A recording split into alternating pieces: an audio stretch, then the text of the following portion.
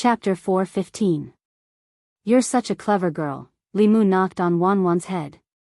Looking at her aggrieved look, he could not help but reach out and rub her head. The Heavenly Fox clan clearly distinguished between kindness and hatred. Kindness was kindness, hatred was hatred. It was impossible for them to forget their kindness and hatred with a bang. Moreover, Li Mu already had a fox at home. He had never thought of having a baby with a wild fox outside.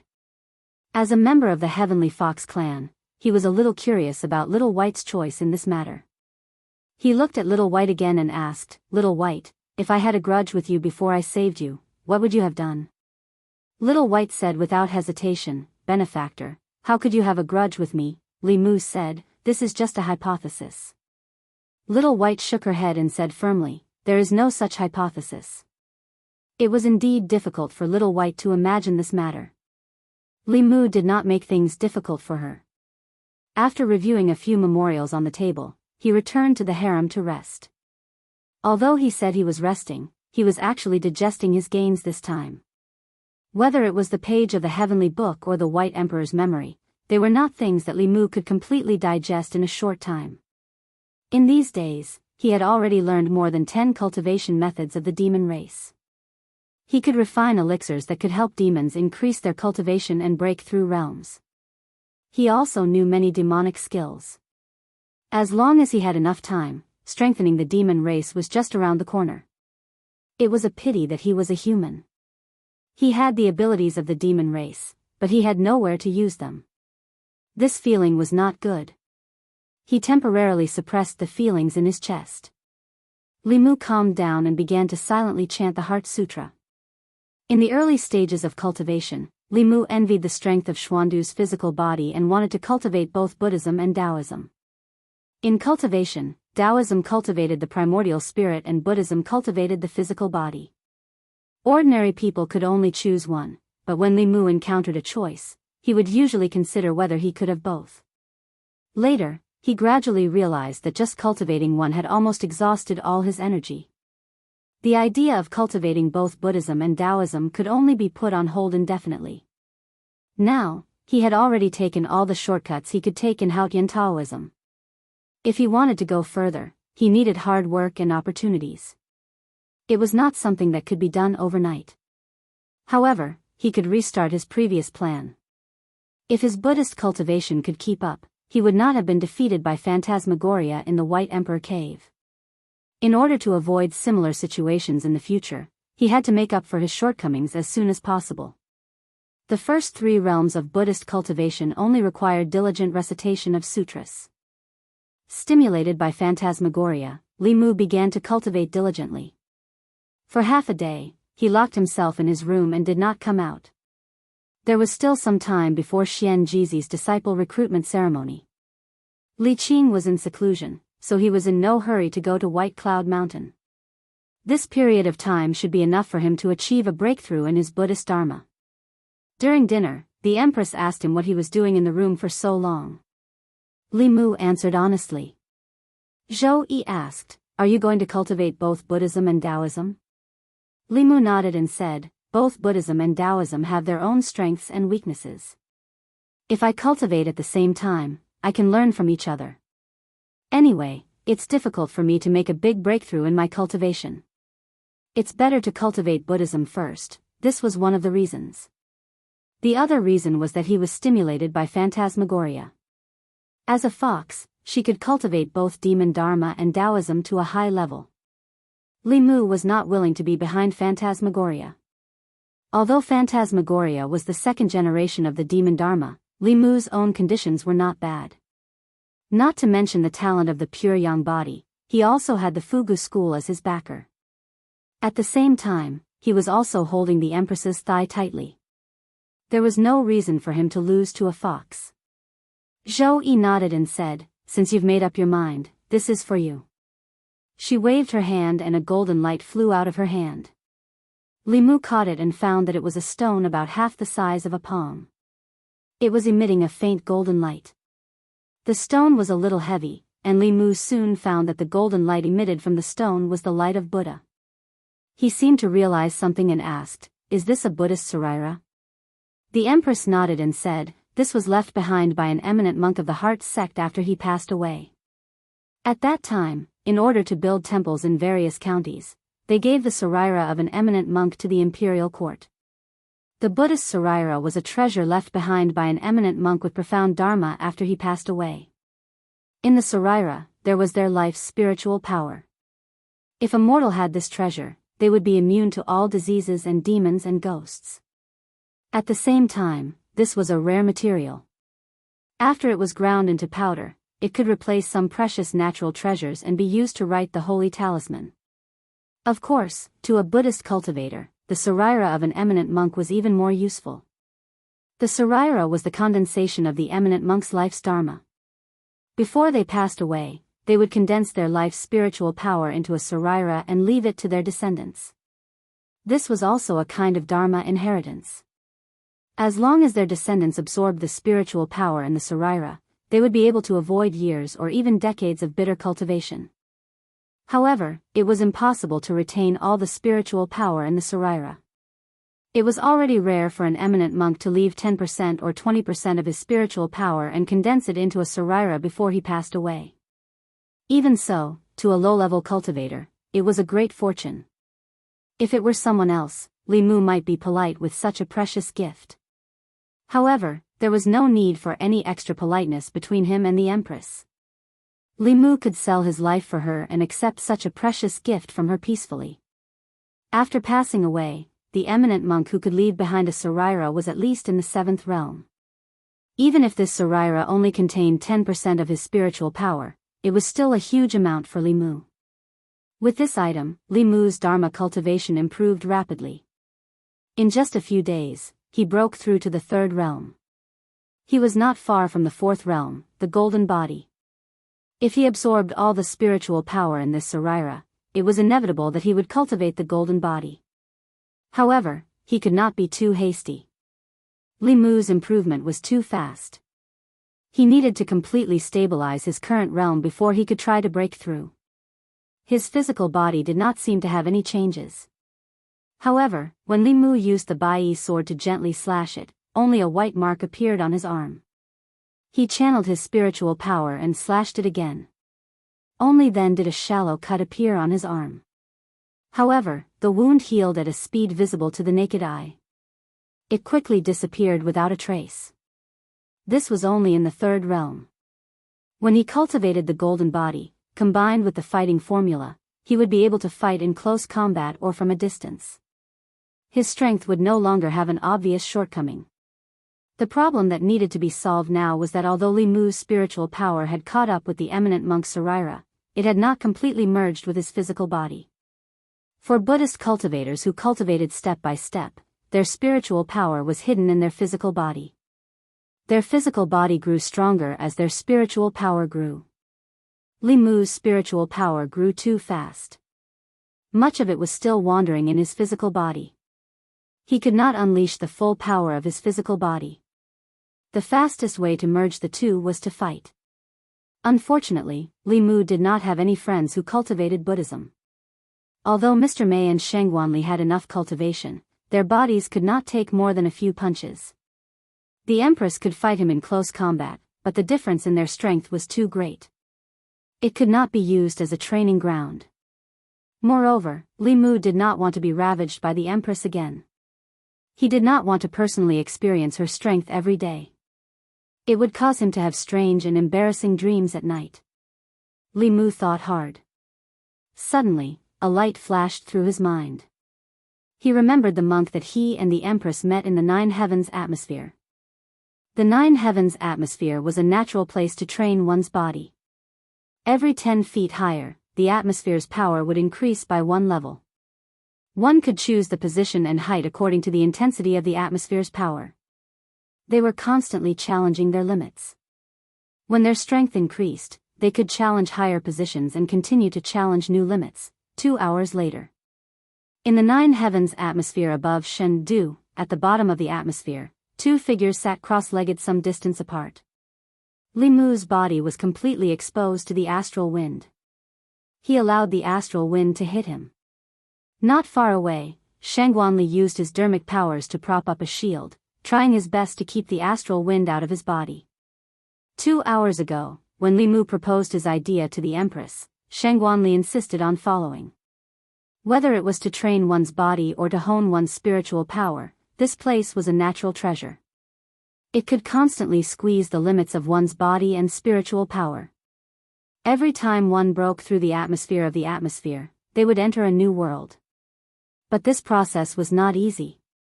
The temperature here was extremely low. When the atmosphere blew on one's body, it was like a knife. One's body was under great pressure. If it were a mortal here, it was equivalent to being dismembered at every moment. Li Mu's body emitted a faint golden light in the cold wind. When the atmosphere blew, the golden light on his body dimmed. Soon, it lit up again. This cycle repeated. Under this extreme pressure, the Buddhist spiritual power in his body began to merge with his body. At a certain moment, he opened his eyes and glanced at Shangguanli. He found that she was also bitterly holding on. Shangguanli and Li Mu were the same. Both of their cultivations had been greatly improved through shortcuts. Whether it was experience or the purity of their spiritual power, they were not as good as a true manifestation realm cultivator. The atmosphere of the 9 heavens was a rare cultivation treasure for them. However, even at the bottom of the atmosphere was not weak. Li Mu and Shangguanli resisted for 15 minutes before they both reached their limits. Zhou Yi waved her sleeves and brought the two of them out of the atmosphere and back to the palace. At this moment, Li Mu and Shangguanli's hair was covered with a layer of white frost. The atmosphere was cold and penetrated to the bone. If one stayed for too long, even a cultivator would be frozen to death. Shangguanli glanced at Li Mu. The two of them had experienced life and death together and had been through the atmosphere together. They could be said to have gone through thick and thin together. The distance between them was quickly pulled closer. She looked at Li Mu and took the initiative to speak, which was rare for her. She said, "The atmosphere is still cold. It will last for a long time. Find a warm place and use your spiritual power to expel the cold." With that, Little White and Wan Wan ran out of the palace. When they saw Li Mu's pale face from the cold, they both showed a pained expression. Wan Wan held Li Mu's hand and blew on it. She placed it on her face and asked, "Young master, is it warmer now?" Little White held Li Mu's other hand and urged, "Benefactor, why is your body so cold? Let's go back to the room and warm your body." Shangguanli watched as Li Mu was escorted away by the two girls. She stood on the spot for a long time, put her palms together, breathed a few times, and then hugged her body tightly. Chapter 4:16. Mr. May looked at Shangguanli from afar and sighed. "Now do you know the benefits of having someone by your side?" Shangguanli's body was still trembling slightly. She said lightly, "That's all there is to it." Mr. May shook his head. "You're already so cold, yet you're still so stubborn. Girl, come, let me hug you and warm you up." Although the astral winds were bone-chilling, with Wan Wan and Xiao Bai's blanket, it was warm to the heart. It was so warm that it was a little depraved. When he thought about how Li Qing was cultivating in seclusion while he was here, enjoying Wan Wan and Xiao Bai warming his bed, Li Mu felt that he was really too depraved. After some self-reflection, he felt that he could not go on like this. He pulled his arms out of Wan Wan and Xiao Bai's embrace, sat cross-legged on the bed, and continued to comprehend the heavenly book. At this time, after many days of fermenting, the news of the demon emperor Baidi's cave abode had finally spread. The 6 Taoist sects, the 4 demonic sects, the demon kings, and even the great Zhou court had all participated in the fight for the demon emperor's cave abode. Although most people did not know the final result, one could imagine that with so many factions and countless experts, there was only one heavenly book and one Baidi's inheritance. No matter who obtained it in the end, there would definitely be an extremely fierce fight. During this period of time, the actions of the various large forces all proved this point. Within the demon nation, the bear tribe, the snake tribe, the wolf tribe, and the leopard tribe suddenly formed an alliance. Before this, there were many conflicts between the various demon kings because of territorial disputes, and there were no signs of an alliance. After the 4 demon kings formed an alliance, some news also spread within their demon nation. It was said that in the fight for the Demon Emperor's cave, the 4 demon kings had suffered heavy losses. The demon generals that they had sent out were almost completely annihilated. In order to avoid being swallowed up by the other demon kings after their strength was greatly damaged, they had no choice but to form an alliance. As for the Demon Dao demon sect in the demon nation, they had always been arrogant and had constantly swallowed up the surrounding small demon tribes to expand their own forces. However, in recent days, they had suddenly become much more well-behaved. Not only had their forces shrunk, but the demons that used to rely on the demon sect as their backing had also become terrified. This also confirmed some of the rumors that had spread from the territories of the Bear King and the Snake King. It was said that the demon sect had sent 5 5th-level demon generals into the White Emperor cave, but none of them had returned. The demon sect head elder had lost half of his capable subordinates. It was no wonder that the demon sect had suddenly become obedient. At the same time, in the faraway Yudu Ghost region, Soul Sect. The 2 soul shadows stood in Soul Palace and looked at each other. 2 years ago, the Soul Sect had a 6th-level Great Elder, and below him were the 10 Kings of Hell. Each of their cultivations were above the 5th level.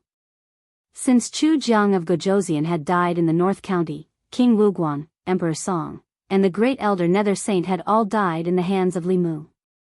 The Soul Sect's strength had been greatly damaged. In this fight for the Demon Emperor's cave, King Qingguang had sent out 5 Kings of Hell. In the end, not a single one of the 5 Kings of Hell had returned. The once glorious Soul Sect had countless experts.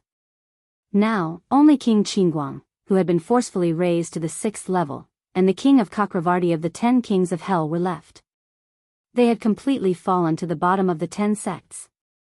If other forces in the Ghost region had encountered such a setback, the surrounding Ghost Kings who were eyeing them covetously would have been unable to sit still. The only outcome for them was to be swallowed up and divided up. However, no matter how weak the Soul Sect was, it was still one of the 10 sects of the Demon Dao.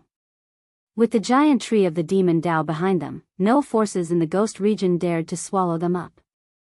The main reason was that they themselves could not accept the decline of the Soul Sect. King Qingguang said in a deep voice, "We must recruit some experts as soon as possible. Otherwise, the Soul Sect will only exist in name." The King of Chakravarti shook his head. The 5th-level spirits of the Ghost region have already been absorbed by various forces. We can't snatch them from them. The major forces in the Ghost region did not dare to touch the Soul Sect because they were afraid of the Demon Dao. However, if the Soul Sect came knocking on their door, they would not be polite. With the Soul Sect's current strength, they could not afford to offend anyone. King Qingguang said, "Not all the spirits have joined the major forces. I heard that there is a female spirit in the West Mountain who has just become a spirit. A year ago, the east of the May Mountain was also occupied by a 5th-level soul cultivator." The King of Chakravarti thought for a while and said, "Great Elder said that Madame Lin of the West Mountain and the powerful existence of the May Mountain." King Qingguang said, "It's them." The King of Chakravarti shook his head. Half a year ago, King Taishan was ordered by the saint to invite Madame Lin, but she rejected him. The one in the May Mountain is extremely powerful. King Pingdang and I went to invite her, but we did not even get to see her face. King Pingdang was almost killed by her because he spoke rudely.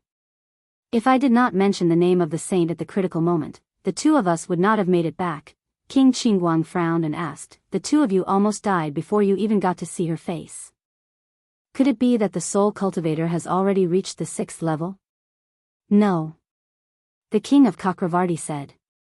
"Her cultivation is not much stronger than ours, but her remarkable ability is really terrifying." "It is simply unheard of," King Qingguang asked. "What kind of remarkable ability?"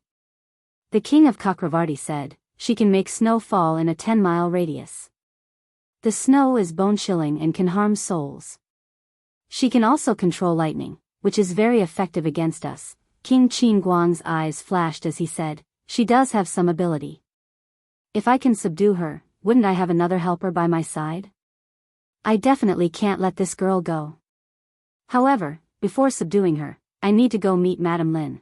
As soon as he finished speaking, his body turned into a cloud of gray mist and left the Hall of Souls, flying towards the west.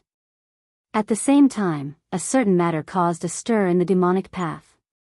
The reward for the second arrest of Li Mu by the Lord of Illusions was even more generous than the first. Anyone who could capture this person alive would become the personal disciple of the Lord of Illusions and wield the heavenly tomes for a year. After all, the previous reward for Li Mu was only to guide his cultivation and help him comprehend the heavenly tomes once. To become the personal disciple of the Lord of Illusions and be given a year to comprehend the heavenly tomes. This was not a recruitment of a disciple, but a recruitment of a son-in-law. This benefit did not seem like it was for an outsider. Everyone knew that the Lord of Illusions had a beautiful and talented daughter. If one could become the personal disciple of the Lord of Illusions, there was a high chance, no, a 90% chance, that one could marry the Lord of Illusions and become a family with the Lord of Illusions. As soon as this news spread, it caused a heated discussion in the demonic path. What did that Li Mu do to make the Lord of Illusions put a bounty on him? This is the second time he has put a bounty on him. Did he sleep with the Lord of Illusions' daughter? The Lord of Illusions loves Princess Illusions very much. I think it's possible. No, I must kill Li Mu. It's not to become the personal disciple of the Lord of Illusions or to comprehend the heavenly tomes. The main thing is that I can't tolerate him sullying Princess Illusions. Forget it. The Lord of Illusions said that he only wants him alive. Why is it so much harder to capture him alive than dead? The Lord of Illusions' bounty for Li Mu was not only limited to the demonic path.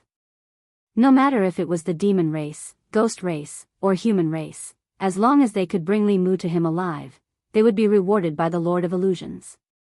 As for why the Lord of Illusions only wanted him alive, everyone speculated.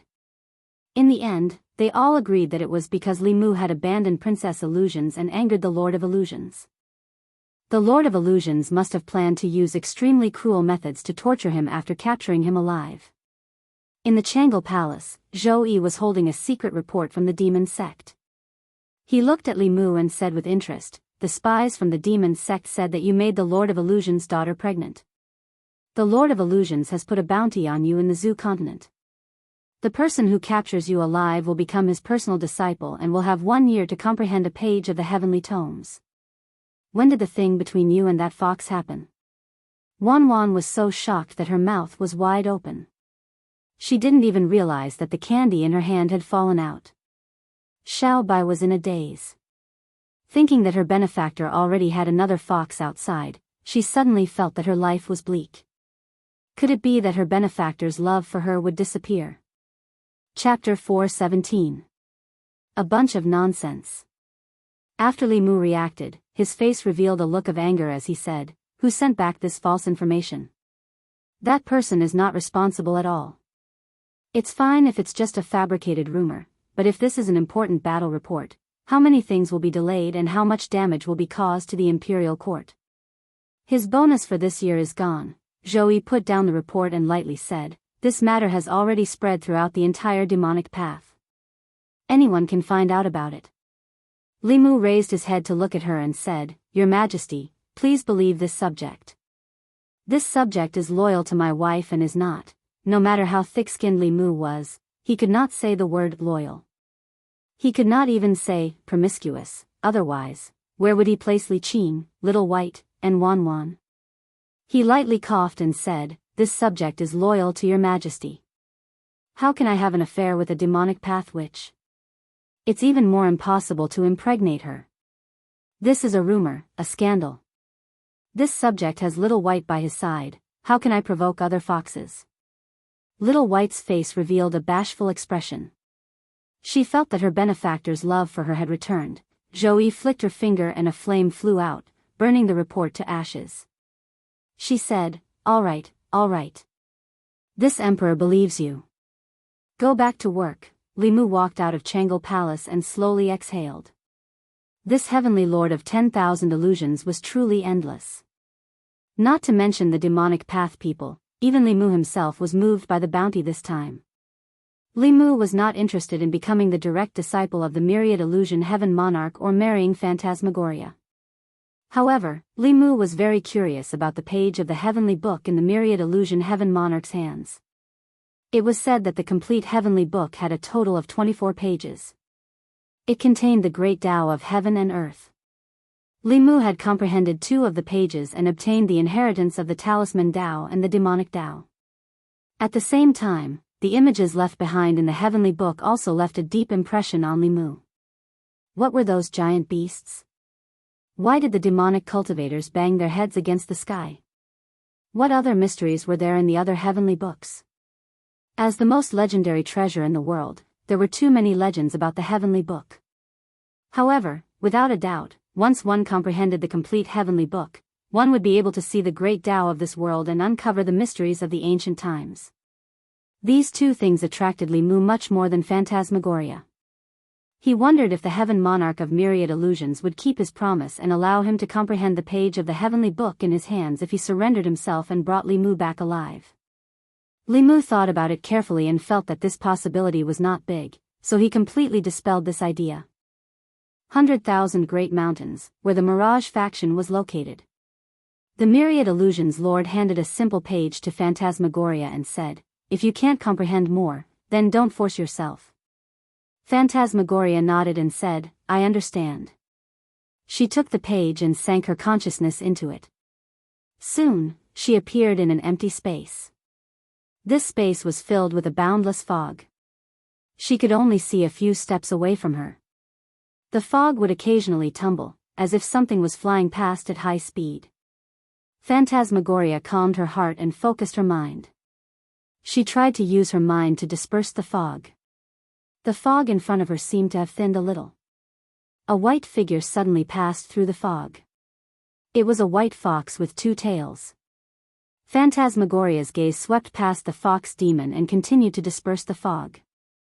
This page of the heavenly book contained the inheritance of the Fox clan. Although the Fox clan was also demonic, their cultivation was different from that of the demonic cultivators. The ancestors of the Fox clan had opened up a completely different cultivation path for them. The weak Fox clan, when cultivated to the peak, could become the king of the demonic cultivators. They had heaven demons as subordinates and heaven dragons as mounts. However, as the heaven foxes fell one after another, no new heaven foxes were born. The Fox clan gradually declined, the fog in front of her gradually thinned. More and more fox shadows flew past Phantasmagoria's eyes. These foxes were 2-tailed, 3-tailed, 4-tailed, and one of them was 5-tailed. Phantasmagoria's face still did not reveal a satisfied expression. 3 years ago, she was able to obtain the inheritance of the 5-tailed fox demon from the heavenly book. Until now, she had not met a 6-tailed fox. Back then, her father had obtained the inheritance of the 7-tailed fox by chance.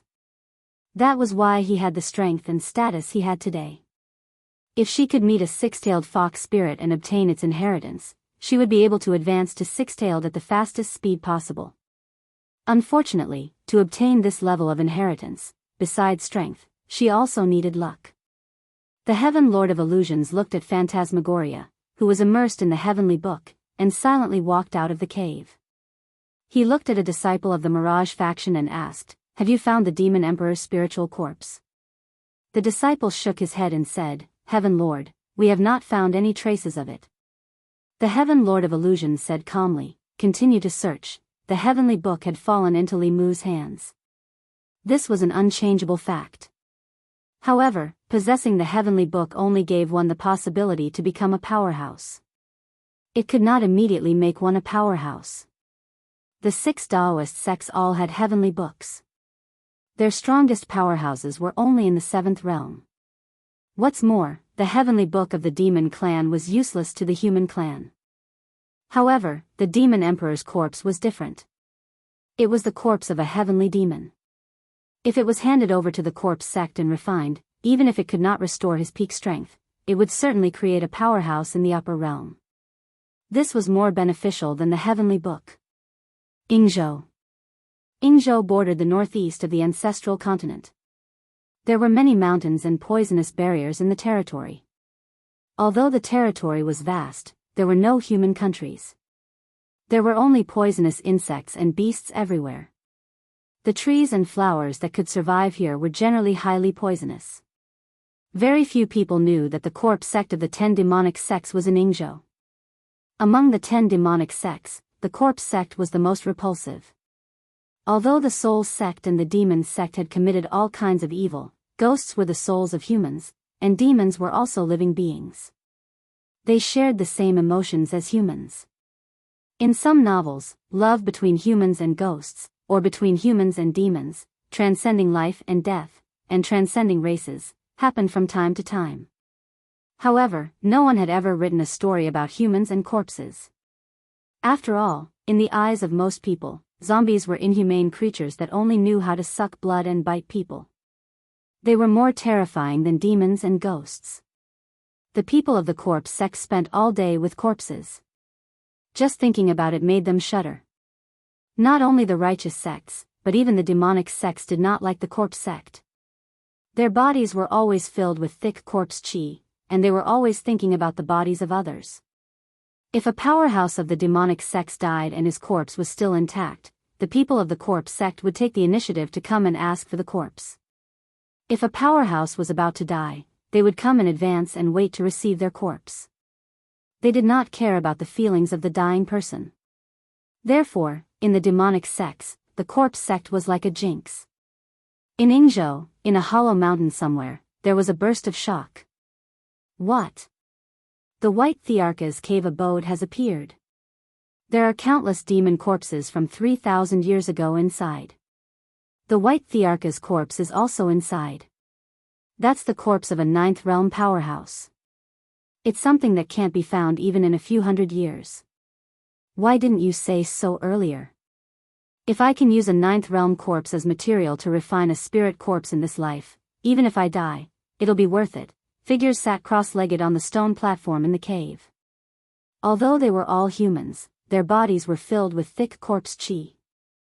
This was not because they were about to die, but because they spent all day with corpses. Below the stone platform was an extremely wide platform. On the platform, hundreds of corpses stood neatly. The entire cave was filled with corpse chi. The figures on the stone platform were all filled with regret. Refining a 9th realm demon corpse was something they did not even dare to dream of. Every corpse sect disciple saw this as their life's ultimate goal. Everyone sighed and lamented that they missed the chance to obtain a 9th realm demon corpse. I heard that many people died in the Demon Emperor's cave abode. It's a pity that they're corpses. When are those old fellows from the various sects going to die? Wouldn't it be great if we could have a 7th realm corpse to practice on? I wonder if the Great Elder is really dead. It's a pity that his corpse was not left behind. Even if it's not a 7th realm corpse, a peak 6th realm corpse would suffice. With the Great Elder's sinister intelligence, how could he die so easily? It's not like it's the first time he died. His longest death was when he disappeared for 10 years before reappearing. Not even 2 years have passed. Who knows, he might come back on his own one day. Demon Emperor's cave abode. Li Mu looked at the 10 demon corpses in front of him, deep in thought. 3,000 years ago, the spirit chi of heaven and earth was dense, and powerful cultivators were everywhere. As subordinates of the Demon Emperor, even the weakest of the 10 demons was at Xian Jizi's current level of cultivation. If he followed the corpse sect's top-notch corpse refining techniques, he could at least refine 6th realm demon corpses. 2 of them even had hopes of reaching 7th realm. Of course, demon corpses of this level were not easy to refine. The amount of materials needed to refine them was enormous. Li Mu had asked Xian Jizi and the Empress. The materials he needed could not be gathered even if Mount Baiyun and the Imperial Court combined. When he thought of this, Li Mu's gaze involuntarily turned to the northeast. That was the direction of Ingzhou. Very few people knew that the corpse sect's headquarters was in the deserted Ingzhou. When it came to refining corpses, the corpse sect was undoubtedly the most professional. With thousands of years of accumulation, they had all the materials Li Mu needed there. Li Mu thought for a moment, and the aura on his body suddenly changed. The Empress, who was reading a book lazily in her chair, looked up and glanced at him, asking, "What are you doing?" Li Mu waved his hand and said, "Don't worry about me, Your Majesty. I'm going to practice in advance." Chapter 4:18. The question of, who am I, that the White Emperor demon corpse had once struggled with was actually not completely meaningless. At this moment, sitting in Changal Palace was Li Mu, the Thousand Illusions Venerable, and the Demon Emperor White Emperor. He had the memories of the Thousand Illusions Venerable and the White Emperor, knew all their secrets, and knew everyone they knew. With this, he could flawlessly pretend that he had been possessed by the Thousand Illusions Venerable or the White Emperor. If he said he was the Corpse Sex Grand Elder, then he was the Corpse Sex Grand Elder. Compared to the Thousand Illusions Venerable being possessed, most people were more willing to believe that he had possessed someone else. Although the Corpse Sect was also one of the 10 demonic sects, they were not interested in anything other than tomb raiding and refining corpses. Li Mu and the Empress had worked hard to turn the Demon Emperor's cave into a paradise. The mountains were green, the water was green, and the flowers were fragrant. However, there were always 10 corpses that had been dead for 3,000 years. Every time Li Mu thought about it, he felt uncomfortable. Rather than letting them gather dust in the cave, it was better to send them to the corpse sect and let the corpse refiners help refine them. At the same time, it saved Li Mu a lot of manpower and resources. However, the premise of all this was to make them believe that Li Mu was the Thousand Illusions Venerable. It was not difficult to do this, but he did not want to expose his true identity. The art of transformation was a mystical power that only level 6 cultivators were qualified to learn. Even if Li Mu used the false appearance talisman, he could not guarantee that there would be no flaws. He closed his eyes and searched in his mind. When he opened his eyes again, his face changed. Soon, he had become a stranger. This was not a Taoist mystical power, but a demon technique. The false appearance mystical power was an illusory technique that was cast with spells. If it met someone with a high cultivation, they would be seen through at a glance. On the other hand, this demon technique that had been lost with the fall of the White Emperor could change one's appearance without leaving a trace. Of course, demon techniques had their advantages, but Taoist techniques also had their limitations. The Tao sect's divine ability allowed one to transform into any appearance they wished with the help of Dharma spells. Regardless of whether it was a person's face, a rock, a wooden stake, a cow, or a dog, there was nothing it could not do. Demonic arts were not so random. At most, they could change their appearance, but not their figure.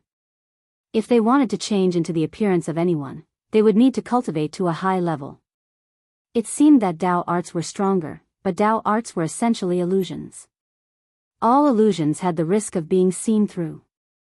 As for this demonic technique, even though there were many limitations when it was executed, it would leave no traces behind after the transformation, making it difficult for others to notice. There was also the invisibility spell. The Taoist invisibility spell could hide one's body, clothes, weapons, magic treasures, all the accessories on one's body, and any external objects that the caster wanted to hide. They were both invisible, but demonic arts were not as magical. It could only hide the caster's body, hair, and skin. It did not include clothes or any other external objects. In other words, if he wanted to become invisible through demonic arts, he would have to strip naked from head to toe. This seemed to be a useless spell, but it was very difficult to completely hide one's aura and spiritual power. Once any spiritual power fluctuations were revealed, even if others couldn't see it with the naked eye, they would be able to perceive their existence. As for the invisibility spell, it was born from a certain lizard's innate divine ability. It didn't consume any spiritual power at all, so naturally, there would be no spiritual power fluctuations. Not only could it make people disappear out of thin air, but it could also integrate with any surrounding environment without any disharmony. Even a powerhouse of the upper realm wouldn't be able to discover it. Li Mu comprehended a lot of demonic arts from Baidi's memory, and he first learned these 2 practical ones. The art of disguise that would not be discovered by others allowed him to act with another identity without exposing himself. As for the invisibility spell, although the casting conditions were a bit awkward, in the face of a life and death crisis, or some incomparably critical moment, who would care about wearing clothes or not? Of course, with Li Mu's caution, he would not joke about his own safety without confirmation. The transformation spell would not be exposed. Li Mu had already confirmed this through the Empress. As for the other one, it was inconvenient for him to take the initiative to look for the Empress. Li Mu thought for a while and returned to his room. A moment later, Wan Wan and Xiao Bai, who were sitting cross-legged on the bed, suddenly found that the door of their room was pushed open. Xiao Bai turned her head and took a look, and said in surprise, "Why is the door open? Is it the wind?" Wan Wan turned her head to look, and quickly turned back, and said, "It should be the wind, it's your turn. Whoever wins this game will sleep inside tonight." Li Mu walked out of Wan Wan and Xiao Bai's room. It seemed that the demonic arts from 3,000 years ago were indeed something. Xiao Bai couldn't see through it, but even Wan Wan, who had a small success in her spiritual pupils, couldn't discover him after he was invisible. On the bed in the room, Xiao Bai finished moving the chess pieces, and inadvertently looked at Wan Wan, and asked in confusion, "What's wrong with you? Why is your color so red?" After coming out of their room, Li Mu's confidence increased a little. He was barefoot, and using the demonic arts that originated from the cat race, he walked silently. He walked to the entrance of Changle Palace, and saw Shangwanli, who was standing guard outside. He reached out and waved his hand in front of her eyes, but Shangwanli didn't react at all. Even she couldn't discover him. Li Mu became bolder, and walked into Changle Palace. The Empress was reading a book. At this moment, there was no one in the palace, and she was lying on the dragon throne in an even more languid posture than usual. The dragon throne was very big, almost half the size of a bed. The Empress's posture revealed her graceful figure even more.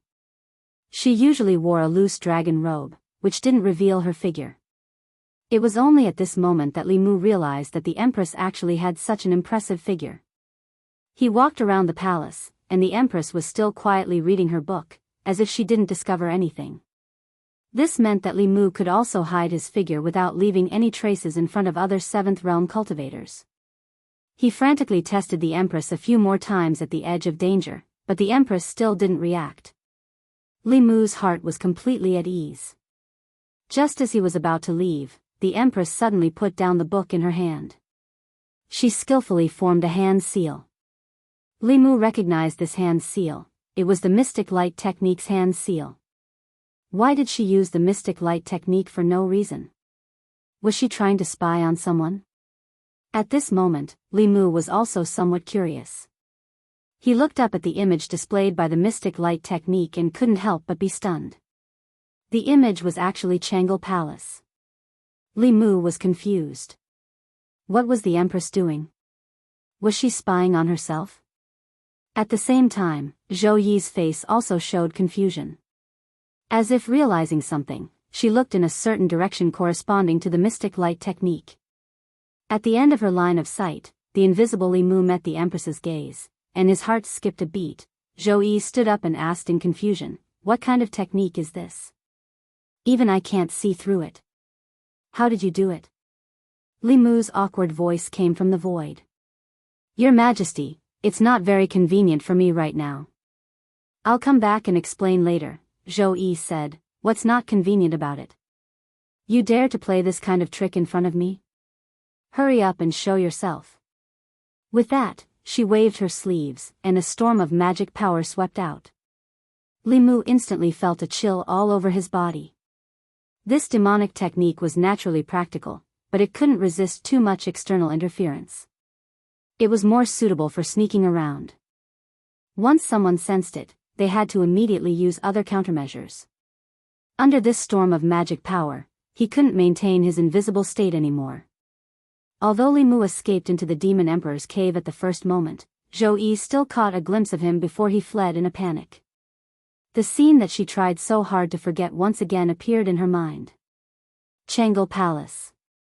Mr. Mei walked in slowly and handed a letter to Zhou Yi. He said, "Your Majesty, this is what Li Mu asked me to give to your Majesty." Zhou Yi still hadn't recovered from the morning's events. Her gaze was a little absent-minded. She said, "Put it on the table." Mr. Mei shook his head and said strangely, "I don't know why he couldn't tell your Majesty face to face." He hurriedly handed this letter to me and left the palace. Zhou Yi suddenly raised her head and said nervously, "What? He left the palace?" She sensed and found that Li Mu's aura was indeed gone from the palace. However, Wan Wan and Xiao Bai were still there. This made her feel at ease. As long as they were still there, Li Mu wasn't running away. She opened the letter. There were only 2 short lines on it. Your Majesty, I need to go to Yingzhou to deal with the 10 demonic corpses. Then I'll go back to Mount Baiyun to attend Senior Xian Jizi's disciple recruitment ceremony. I'll return to the divine capital in a few days. Li Mu. For some reason, Zhou Qiong heaved a sigh of relief after reading the letter. She was still worried. When Li Mu came to Changle Palace later, should she pretend that nothing happened? Or should she pretend to be furious and reprimand him, and then let it go easily? If she pretended that nothing happened, what would he think? Would he think that she was an unreserved woman? If she pretended to be angry and reprimanded him fiercely, she would regret it even more if she hurt his feelings and made him want to leave. Compared to these 2 choices, it was obviously better to separate temporarily. After some time, both of them would forget about this matter and pretend that nothing had happened. At the same time that Zhou Yi breathed a sigh of relief in Changle Palace, Li Mu also breathed a long sigh of relief outside the divine capital. Although running away was shameful, it was useful. Otherwise, he really didn't know how to face the Empress. He didn't even know how to explain it. Although the Empress was already 30 years old, she was still a pure and innocent girl who hadn't seen the world. Li Mu was really worried that he would leave a psychological scar on her. He was even more worried that she would mistakenly think that he had some strange fetish. Suddenly, he didn't have the courage to step into Changle Palace. Rather than stay here and make things awkward for both of them, it was better to separate temporarily and let time wash away everything. He originally planned to find the corpse sect later and deal with the 10 demonic corpses. Now, he had to bring it forward.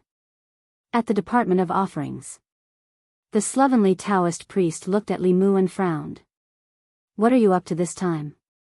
Last time, he followed Li Mu to the demonic emperor's cave. If he didn't come out, his talisman of divine fate would undoubtedly be gone.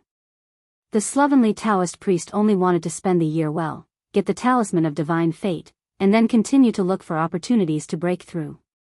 Li Mu, go to Yingzhou. The slovenly Taoist priest shook his head. No. That kind of place where even birds don't shit.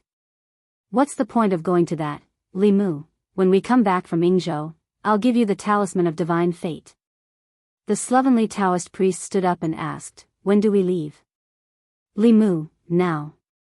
Several days later, in the hinterland of Yingzhou. The sky here was gray, and the air was filled with poisonous miasma. 2 figures stepped through the air and floated above a valley. The location of the corpse sect was very secretive. Even the demonic Dao only knew that they were in Yingzhou, but they didn't know the exact location of the corpse sect. However, to Li Mu, who had the memories of the 1,000 illusions, coming to the corpse sect was like going home. It wasn't just like home, it was home.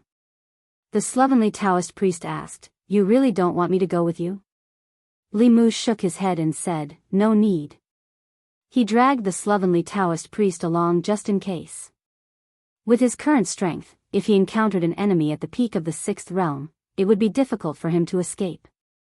With the slovenly Taoist priest around, unless they encountered a 7th realm, there wouldn't be any accidents. After the death of the 1,000 illusions venerable master, there were no more 6th realm cultivators in the corpse sect. Although there were many 5th realm cultivators, with the demonic emperor's cave and the Dao Bell, Li Mu could deal with them no matter how many 5th realm cultivators there were. His face changed, and soon, it was the face of a stranger. This person had a white face and was a young man. Li Mu had changed his appearance based on old Wang's. He left the slovenly Taoist priest and continued to fly forward for 10 miles, arriving in front of a mountain. Li Mu flew forward another 100 feet, and suddenly, a few voices came from the mountain. Scram! This is not a place you can come to. I'll give you 10 breaths. If you don't scram, I'll extract your soul and refine your corpse. Li Mu's body floated in the air, and he said calmly, how dare you? His voice was steady and powerful, and it echoed throughout the mountain. Swoosh! Swoosh! Swoosh! One by one, figures flew out from the mountain.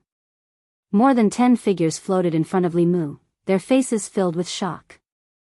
These people were all fifth realm cultivators. Among the 10 demonic sects, the corpse sect's strength was only weaker than the sage sects. If the Grand Elder, the Thousand Illusions Venerable Master, reached the 7th realm, he could suppress the Thousand Illusions Venerable Master and make the corpse sect the number 1 sect below the sage sect. Unfortunately, with the death of the Thousand Illusions Venerable Master, the corpse sect was leaderless and became a demonic sect. A tall and thin man with a pale face, like a corpse, stared at Li Mu and asked, "Who are you? What business do you have in the corpse sect?" Li Mu smiled and said, "Chen Shi, we haven't seen each other for 3 years, and you don't recognize me?" Chen Shi's expression changed greatly. Although the person in front of him had a different appearance and voice, his expression, actions, and even subtle eyes were exactly the same as the god in his heart, the Grand Elder Thousand Illusions. You're the Grand Elder." Chen Shi blurted out and then said flatly, "No, this is impossible. The Grand Elder's soul lamp has been extinguished. He can't be alive." The Thousand Illusions Venerable Master's soul lamp had been extinguished, which meant that his soul had died long ago. It was impossible for him to appear in front of everyone. The soul lamp and life talisman were connected to the soul. Li Mu couldn't deceive the Nether Saint, and now, he couldn't deceive these people.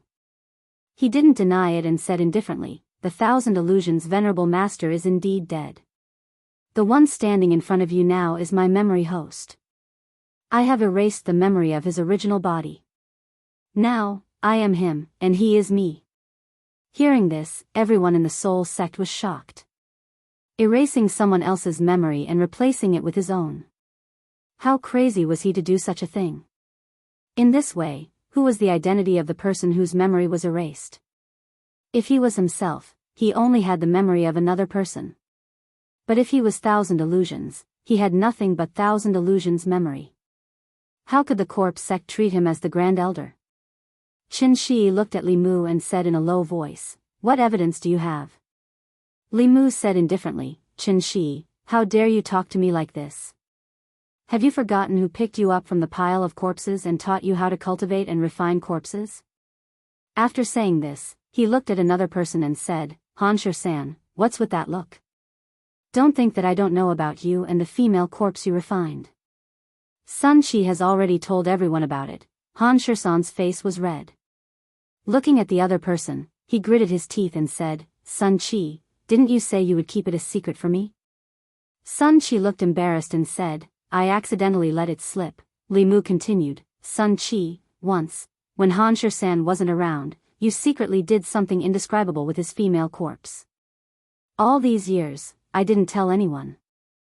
Han-Shur-san was furious. "What? Sun Chi, you bastard.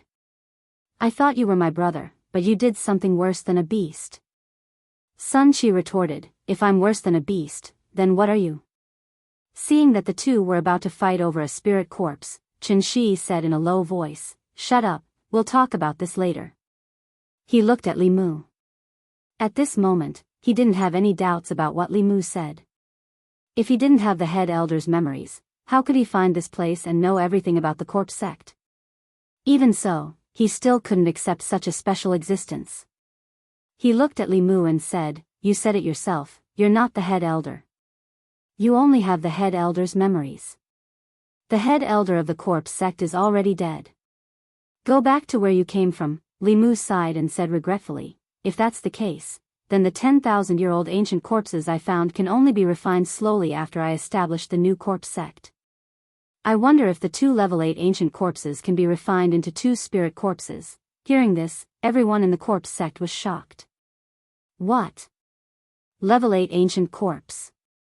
This is a supreme grade material. I wonder if it's a male or a female. If I can refine a spirit corpse in this lifetime, I can die without regrets, Li Mu said indifferently and turned to leave. In the next moment, an urgent voice came from behind him. "Hold on." Chen Shi looked at Li Mu with a burning gaze and asked, "Can you let us see those ancient corpses?" Li Mu waved his hand, and 10 demon corpses were placed neatly in front of everyone. Everyone looked at these demon corpses, and after a short silence, they were completely shocked. Oh my god, the corpse still has such a strong aura after being dead for so long. He must have been a level 8 powerhouse when he was alive. These 2 corpses are both level 8, and the remaining ones are no lower than level 7. Where did you find these supreme grade ancient corpses? My hands are starting to itch. I want one of these 2 level 8 ancient corpses. Bullshit, that's mine. Then let's see if you have the ability. Want to fight? Looking at the corpse sect disciples arguing endlessly, Li Mu waved his hand again, and the 10 demon corpses were recalled by him. He looked at the group of corpse sect disciples and said indifferently, "Have you seen enough?" The crowd's noise came to an abrupt end. Their gazes met, and soon, everyone had a decision in their eyes. In the next moment, with Qin Shi in the lead, everyone cupped their fists and bowed at the same time, saying loudly, "All corpse sect disciples welcome the return of the head elder." Chapter 419. Greetings, Grand Elder. Greetings, Grand Elder. Dozens of corpse sect disciples stood on the mountain peak and bowed to Li Mu. Li Mu's gaze was indifferent as he said indifferently, "Your words have enlightened me. I'm not Qian Huan, I only obtained his memories. The corpse sect has nothing to do with me, and you have nothing to do with me. From today onwards, you are you, and I am me. I have nothing to do with you." Plop. Hearing this, the dozens of corpse sect disciples directly knelt on the ground. "Grand Elder, you can't abandon us. The corpse sect can't do without the Grand Elder. You've obtained the Grand Elder's inheritance, you're our Grand Elder. Please forgive our offense just now, Grand Elder."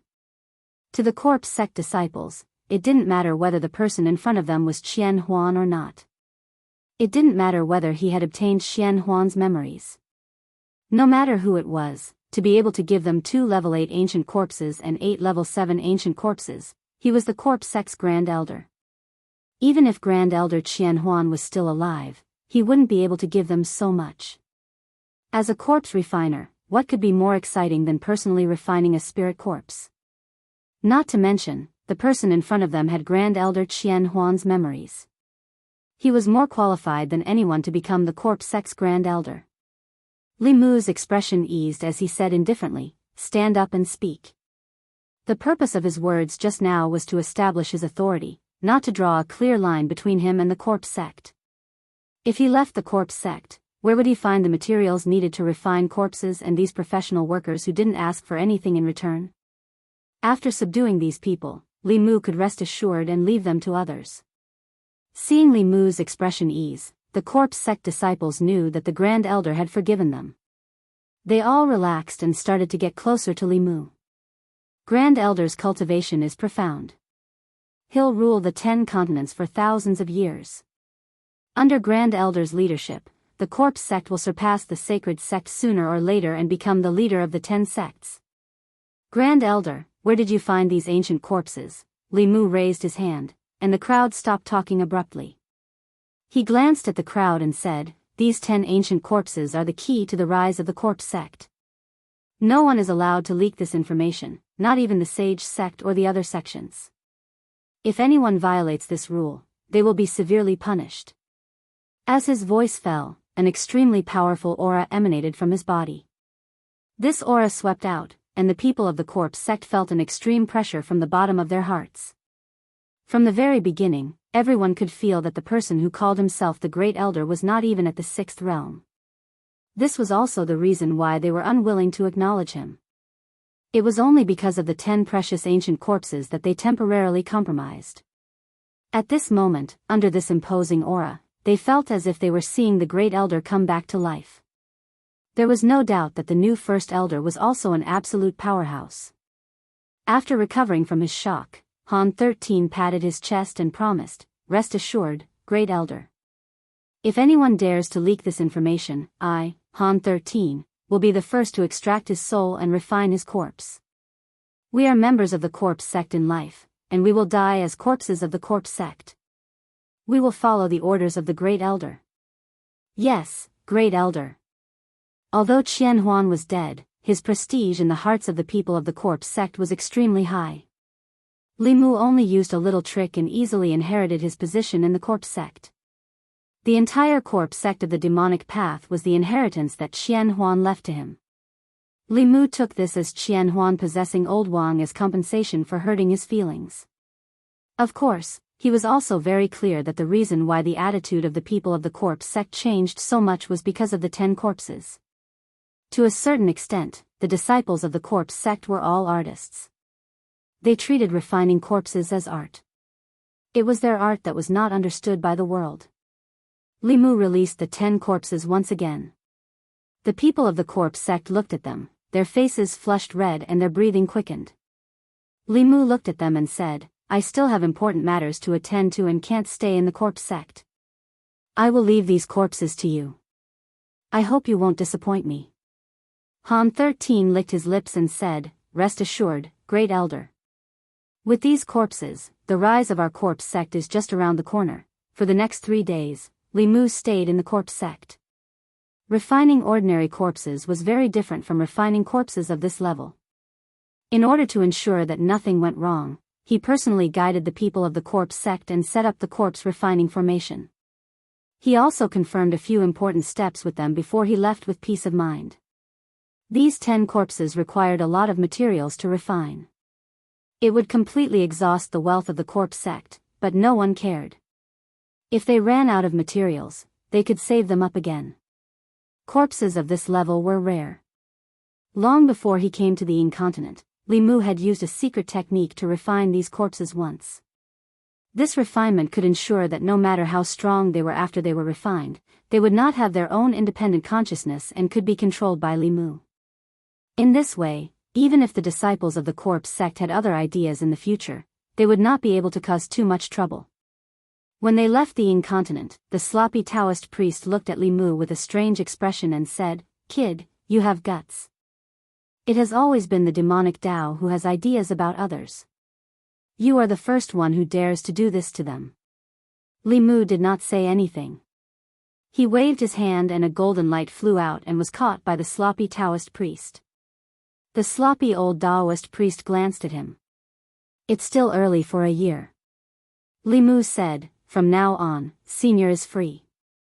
When he had tried to rope in the sloppy Taoist priest, it was only to intimidate the Department of Worship. Now, the Department of Worship no longer needed his intimidation. Li Mu also did not need to force him to stay. The lifelong pursuit of an expert of this level was to find that glimmer of hope to transcend. If he stayed in the Department of Worship and became a pawn of the imperial court, it would be very difficult for him to find his own Tao. Back then, he had enlightened Li Mu and it was not something that could be repaid with a mere 800 coins. Take this heavenly secret talisman as a token of gratitude for his guidance. The sloppy Taoist priest held the heavenly secret talisman with a look of admiration and said, If Talisman Daozi did not beat me to it, I would really want to take you as my disciple. Li Mu smiled and cupped his hands. I wish Senior to step into the Transcendence Great Tao as soon as possible. The sloppy Taoist priest waved his hand and said, I also wish you to enter the bridal chamber as soon as possible and become the mother of the world. He took a last look at Li Mu before his body turned into a stream of light and disappeared into the horizon. Li Mu floated in the void alone and sighed in his heart. He had already taken all the shortcuts in his cultivation. How could it be so easy to step into the Dongxian? As for dominating the world, it was even more impossible. The 10 continents and 3 islands were vast and boundless. Although everyone knew that the 7th realm was the peak, no one knew if there were 8th and 9th realms in some secret places. Li Mu breathed a sigh of relief and stopped thinking about these things. He had to take one step at a time. Thinking about these things too early was not good for his cultivation. He identified the direction and flew towards the northwest. A few days later, on Mount Baiyun.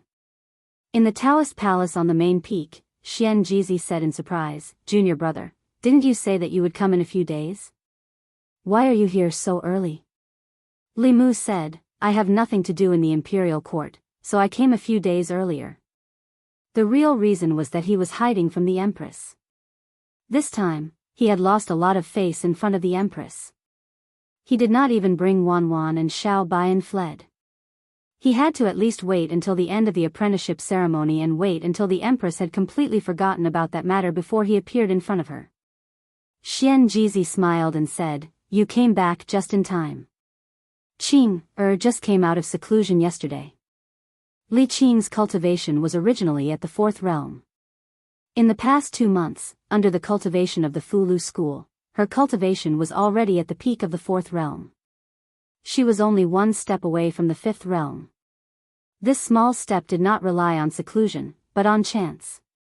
Lu Hanyan and Yuzhen Zi were traveling outside. Li Mu held Li Qing's hand and strolled around Mount Baiyun. The two of them met up with Han Zhe and talked about the days when they were constables in Yangqiu County. Seeing Li Qing reminiscing, Li Mu suggested that the two of them go back to the county yamen to have a look. At Qingxian Peak, Han Zhe looked at the two of them leaving and sighed. He said, "Junior sister Li still benefited that guy in the end. So what if he's good-looking? Just because he's good-looking, he can marry too." Junior sister Qin stood beside him and snorted softly. She said, "Are you still not giving up on senior sister Li?" Han Zhe shook his head and said, "How can that be? As early as 2 years ago, when she rejected me, I gave up on her. Besides, she and Li Mu are both my friends. How can I still have such feelings for her?" Junior sister Qin raised her eyebrows. "Really? Really?" Han Zhe let out a long sigh and said, "Junior sister Li is like a flower in the mirror, the moon in the water.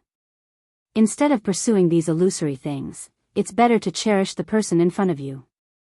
Li Si told me this a long time ago. I actually only understood it now." Junior sister Qin pursed her lips and combed the hair in front of her forehead.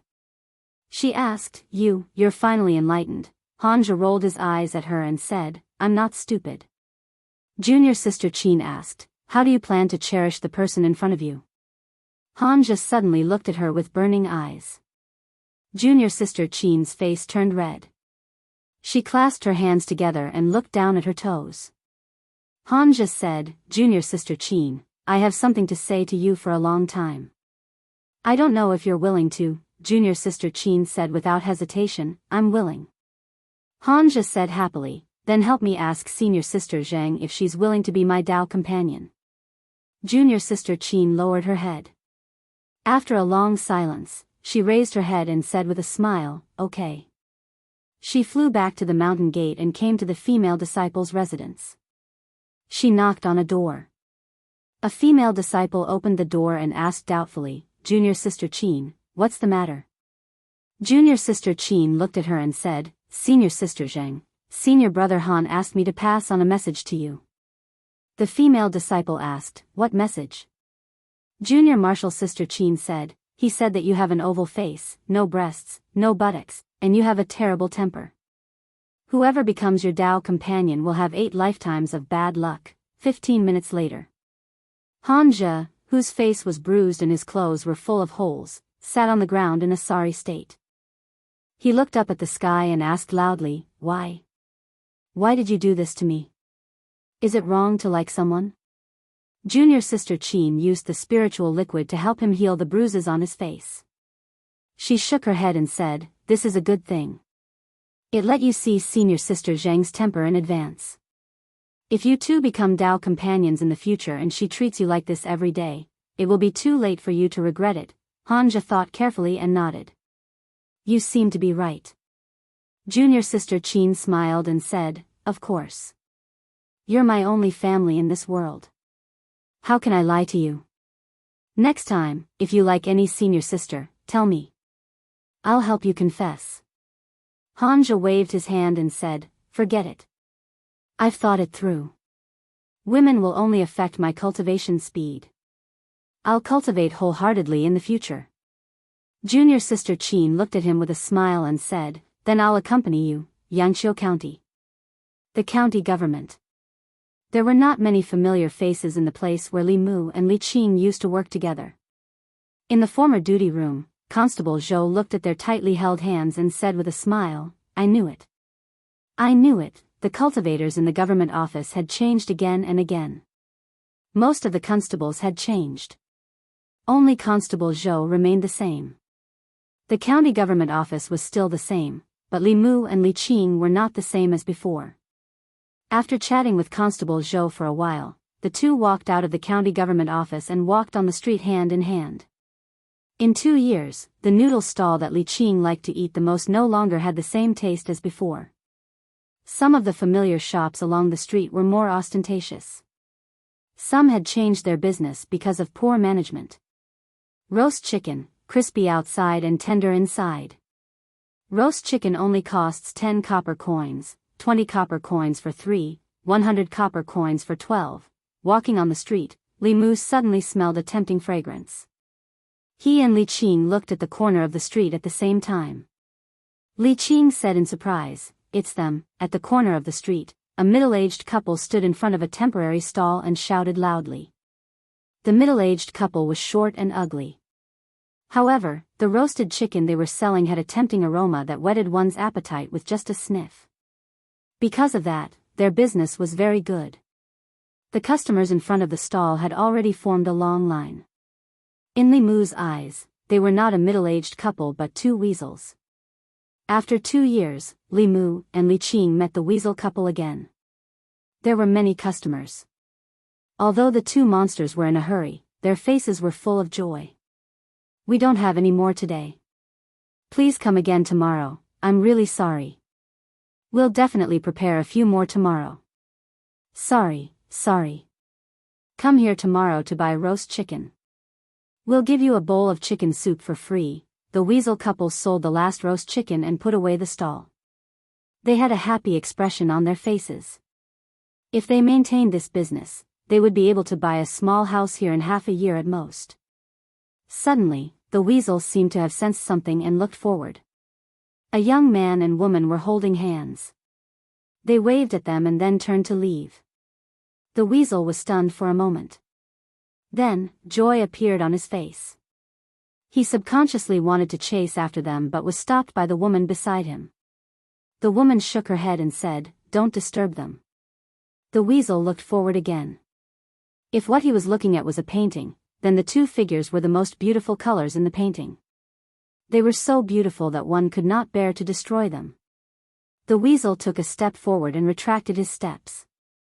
If it were not for them, the couple would have been destroyed in body and soul. The weasel couple knelt down and kowtowed a few times in the direction where the two figures disappeared, ignoring the surprised eyes of the passers-by on the street. Seeing the weasel couple's current appearance, Li Mu was very gratified. They had helped each other in difficult times and grew old together. These two demons had lived the life that Li Mu wanted. What he longed for was not status or power. It was enough for him to be able to do what he loved with the person he loved. He held Li Qing's hand tightly and took her into the flask space. The two stood by the lake. Li Mu looked at Li Qing, who was shocked by the scenery in front of her, and said softly, "This is where we will live in the future." Li Qing came back to her senses after a long time. Li Mu took her to the row of lakeside houses and said, "You can live in whichever one you like in the future." Li Qing thought for a moment and pointed to an exquisite small building with a flower garden in front of the courtyard. She said, "I like this one. P.S. You can follow my WX public account, not Rong Xiaorong. I made a map of the world of Great Zhou myself. It is not easy to find the Easter egg after it is posted. I will post it on the public account at the same time. The public account will also update the character designs and so on. It will be easier to find it in the future." Chapter 420. Li Mu looked at the exquisite building with a flower bed and was speechless for a moment. This building was built by the Empress for herself. Every beam, every piece of wood, and every blade of grass in the flower bed were all made by the Empress.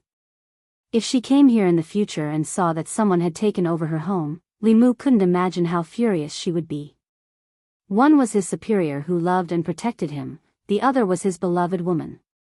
Li Mu's heart was in a dilemma as to which side to lean towards. Angering the Empress wouldn't end well. No one knew this better than Li Mu. But Li Mu didn't want his beloved woman to be sad.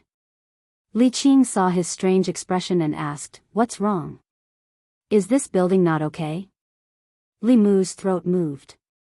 He shook his head and said, it's not that it's not okay. It's just that I suddenly want to build a house with you. A house that we built with our own hands, a house that belongs to us. Every structure of the house will be designed by us. We can also open a small garden in front of the house and plant the flowers we like in the garden. Li Qing imagined the scene that Li Mu described. Her beautiful face showed that she was moved. Compared to this small building in front of her, being able to build a house of love with the person she loved was obviously more meaningful. She nodded her head and said, "Okay." Li Mu wiped away the cold sweat on his forehead and said, "Let's go. Let's go prepare the materials to build the house." 3 days later, Mount Baiyun. There was still some time before the disciple recruitment ceremony. Li Qing once again entered seclusion. Xian Jizi had exchanged a top-grade medicinal pill from the Pill Cauldron sect, which could help her completely cross the last barrier between the divine ability and the creation realm. Li Mu also took advantage of his free time to cultivate in seclusion on Mount Baiyun. It was very difficult for his cultivation of Tao to improve in a short period of time. His cultivation of Buddhism had also reached a bottleneck. Li Mu put most of his energy into learning demonic arts. Every path of cultivation had its own strengths and weaknesses. The more one dabbled in, the more one would have their own strengths and fewer weaknesses. The various demonic techniques recorded in the demon race's heavenly book were extremely useful to Li Mu, and he began to think about the other heavenly books. Each of the 6 Taoist sects had a Tao page. It was very likely that the Buddhists had one as well. The demon race's heavenly book was in Li Mu's hands. The fox race's heavenly book was in the hands of the 10,000 Illusions Lord. The ghost Tao's heavenly book was nowhere to be found. The other heavenly books were also rarely found. Among the heavenly books, Li Mu came into contact with the other 5 sects of the Tao sect the easiest. However, even though the 6 sects were all part of the Tao sects, it was impossible for them to lend their sect's treasures to others to comprehend.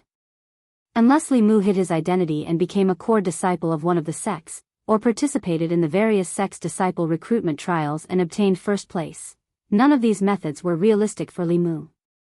Li Mu stopped thinking about these and continued to comprehend the demonic techniques. At a certain moment, a Fulu flew in from outside and landed in the courtyard. The Fulu flashed and Li Mu heard Xian Jizi's voice. "Junior brother, please make a trip to the main peak's Tao Palace." Xian Jizi must have called him for something. Li Mu left the small hut and quickly flew to the main peak. In the main peak's Tao Palace, other than Xian Jizi, there was also a woman. She looked to be in her 30s and her skin was delicate and tight. She was like a charming young married woman, but her cultivation was already at the 6th realm. Li Mu naturally wouldn't think that she was only in her 30s or 40s. This woman had the fragrance of elixirs. The people of the Danding sect had always paid attention to maintaining their appearance, and they didn't lack elixirs to retain their looks. This woman was also a first seed of the Danding sect, and her age wouldn't be much younger than Yuzhen.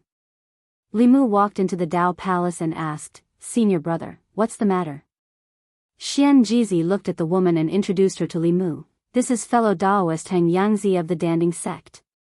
Li Mu cupped his hands and said, "Greetings, fellow Daoist Heng Yangzi." Heng Yangzi returned the greeting and said, "Greetings, fellow Daoist Ling Jizi." Xian Jizi said slowly, "To be honest, the only person in our sect who can refine the Tianji talisman is junior brother Ling Jizi. This matter requires his approval." Although a trace of shock flashed through the depths of Heng Yangzi's eyes, he didn't doubt Xian Jizi's words. He cupped his hands again and said to Li Mu, "Please, fellow Daoist Ling Jizi."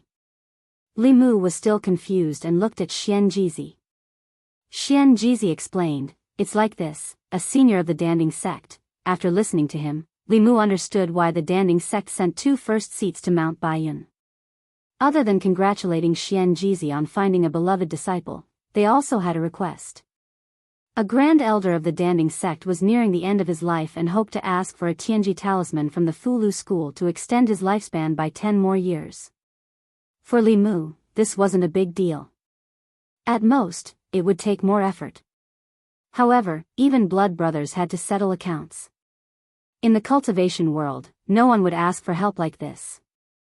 Li Mu looked at Xian Jizi and asked, the materials for the Tianji talisman. Han Yangzi took the initiative and said, the Danding sect will bear all the materials for the talisman.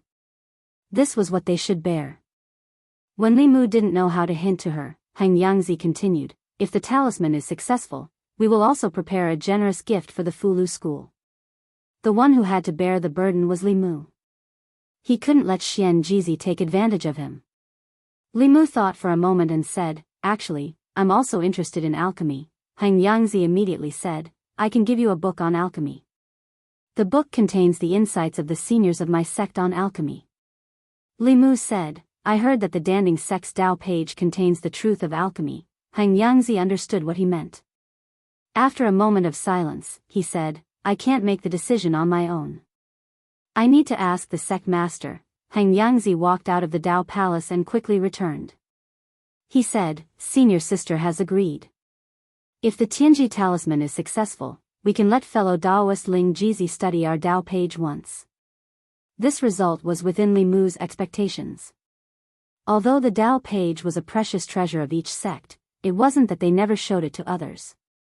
The Fulu school would let the first place in the talisman Tao trial to study the Tao page once. After they studied it, they could choose to join the sect or not.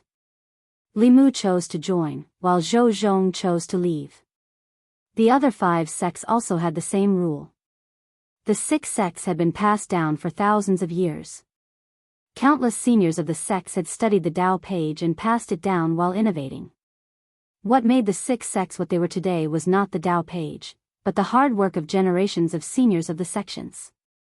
Therefore, borrowing the Danding sect's Tao page to study was not a matter of principle for the Danding sect. After receiving the Danding sect's promise, Li Mu cracked his knuckles and stretched his muscles. He said to Xian Jizi, senior brother, we can begin. Several days later. Dark clouds gathered in the sky above White Cloud Mountain again, accompanied by a strong heavenly might. After experiencing it once, the elders and disciples of White Cloud Mountain were used to it. They already knew that the appearance of this kind of heavenly phenomenon on White Cloud Mountain meant the birth of a saint-level Fulu. Wasn't it normal for a saint-level Fulu to be born in the ancestral court of Fulu school? Soon, the first seats flew towards the thunderclouds. Not long after, the thunderclouds dissipated and the sky returned to normal. In the Daoist palace on the main peak, Hyun Jinko handed the divine secret talisman to Han Yangzi. Han Yangzi carefully accepted it and cupped his hands. Thank you, Daoist Xian Jizi, Daoist Ling Jizi. Then, she stretched out her hand and a blank page appeared in her palm. Li Mu's cultivation was no longer the same as before. In addition, before he wrote the talisman, the Pill Cauldron sect had given him a lot of elixirs to recover his magic power and mind. At this moment, he was in a good state. Li Mu took the page and sat down cross-legged. When his mind touched the page, it immediately sank into another space. What entered his eyes was a familiar fog. Li Mu did not delay. He closed his eyes and began to recite the clear heart mantra over and over again. He did not know how many times he recited it. When he opened his eyes, the fog in front of him had disappeared. In a desolate and broken world, there was scorched earth everywhere. Countless giant beasts were wreaking havoc on the ground. In the distance, countless figures stood in the air. Countless streams of light flew out from their hands. The streams of light streaked past Li Mu's eyes. He could vaguely see that there were round pills in the light. A pill flew into the middle of a few giant beasts and exploded. A black hole appeared at the spot where the pill exploded. The giant beasts were instantly sucked into the black hole and disappeared. A pill flew into the mouth of a giant beast. The giant beast roared and fell to the ground powerlessly. Soon, it turned into stone. Some pills exploded, turning into flames that could not be extinguished. Some pills touched the giant beast and turned into blue ice. Li Mu had seen a similar scene in the Fulu school's Tao page. The difference was that those people could draw talismans in the air, but these humans used pills as weapons to attack these giant beasts. They would also throw some pills into their mouths. They seemed to be used to recover their spiritual power.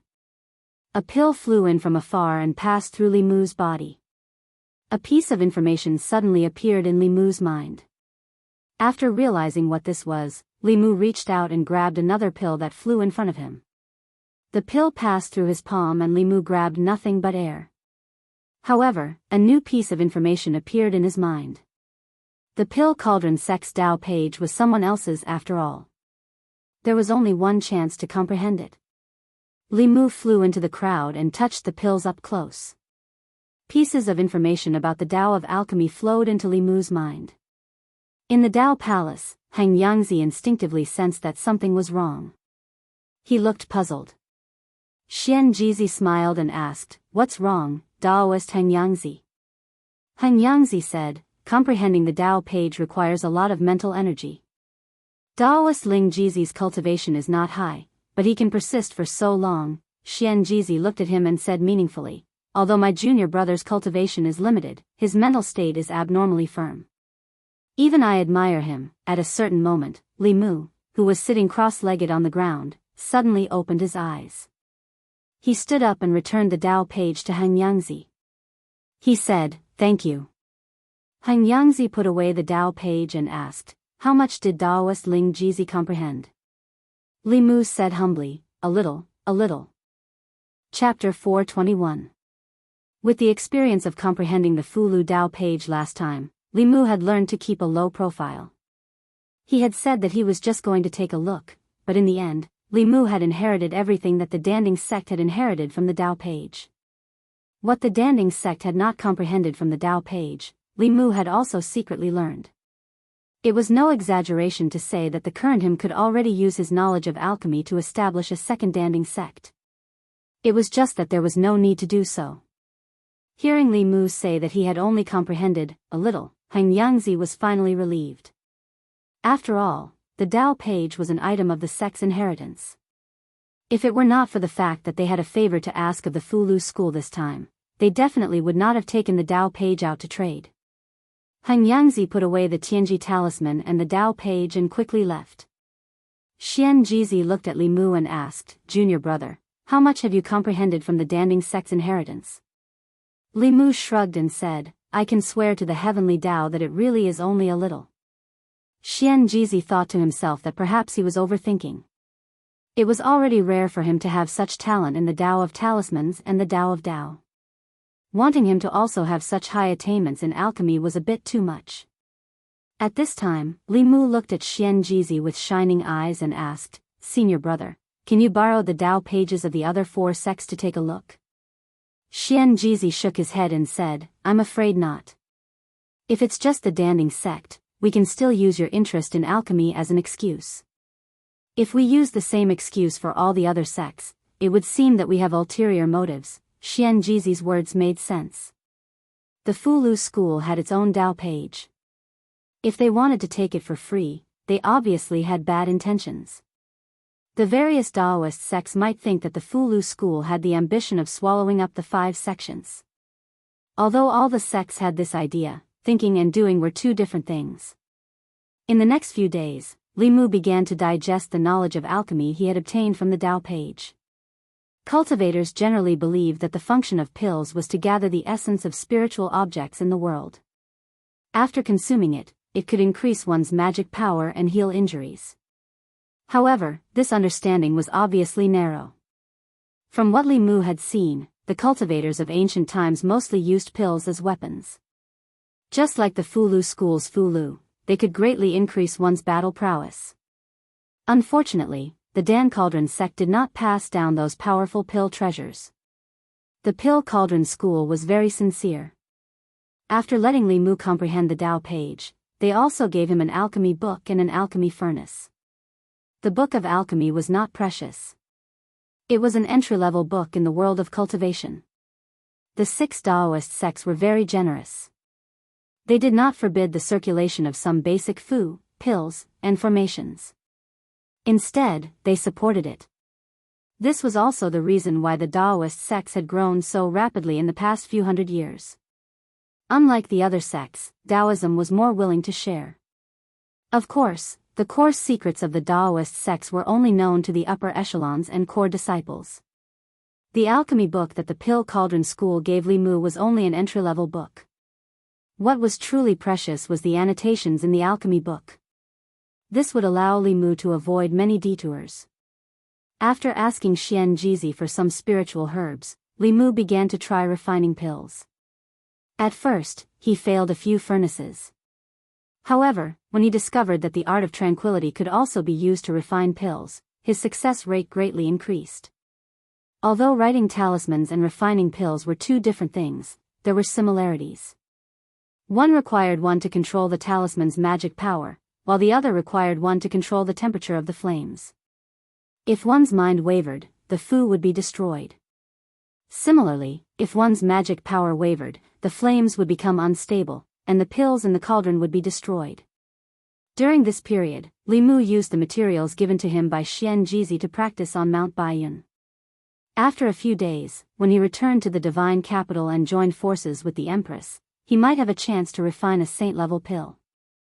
Half a month later, the Fu Lu School's headmaster Xian Jizi and Elder Yuzenzi's apprenticeship ceremony was held as scheduled.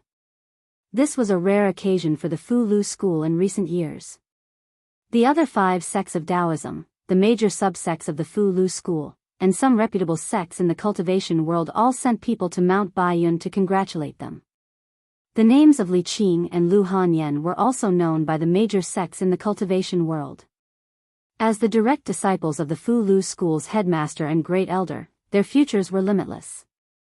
It could even be said that the future of the Fu Lu School rested on their shoulders.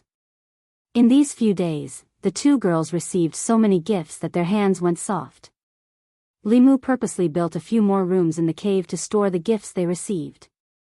Inside the cave, Lu Hanyan stood by the lake and sighed. "What a beautiful place," Li Mu said, "this will be our home from now on." Lu Hanyan looked at Li Mu and asked, "I heard little sister Qing say that the two of you personally built a small building here?" Li Mu immediately said, "At that time, you were outside. I originally planned to build one here when you came back." Lu Hanyan waved her hand and said, "I'm too lazy to build one. The small buildings here are all good. I'll just pick one." As soon as she finished speaking, Li Mu's heart skipped a beat. He pretended not to care at all and said, "Then you can choose whatever you want." Lu Hanyan walked around the lake and sized up the small buildings. Li Mu walked to her side and suggested, "What do you think of this one? It's facing south and has the best feng shui." Lu Hanyan shook her head and said, "I don't like this one." Li Mu continued, "What about this one? The terrace outside is so good. You can usually play the zither on it."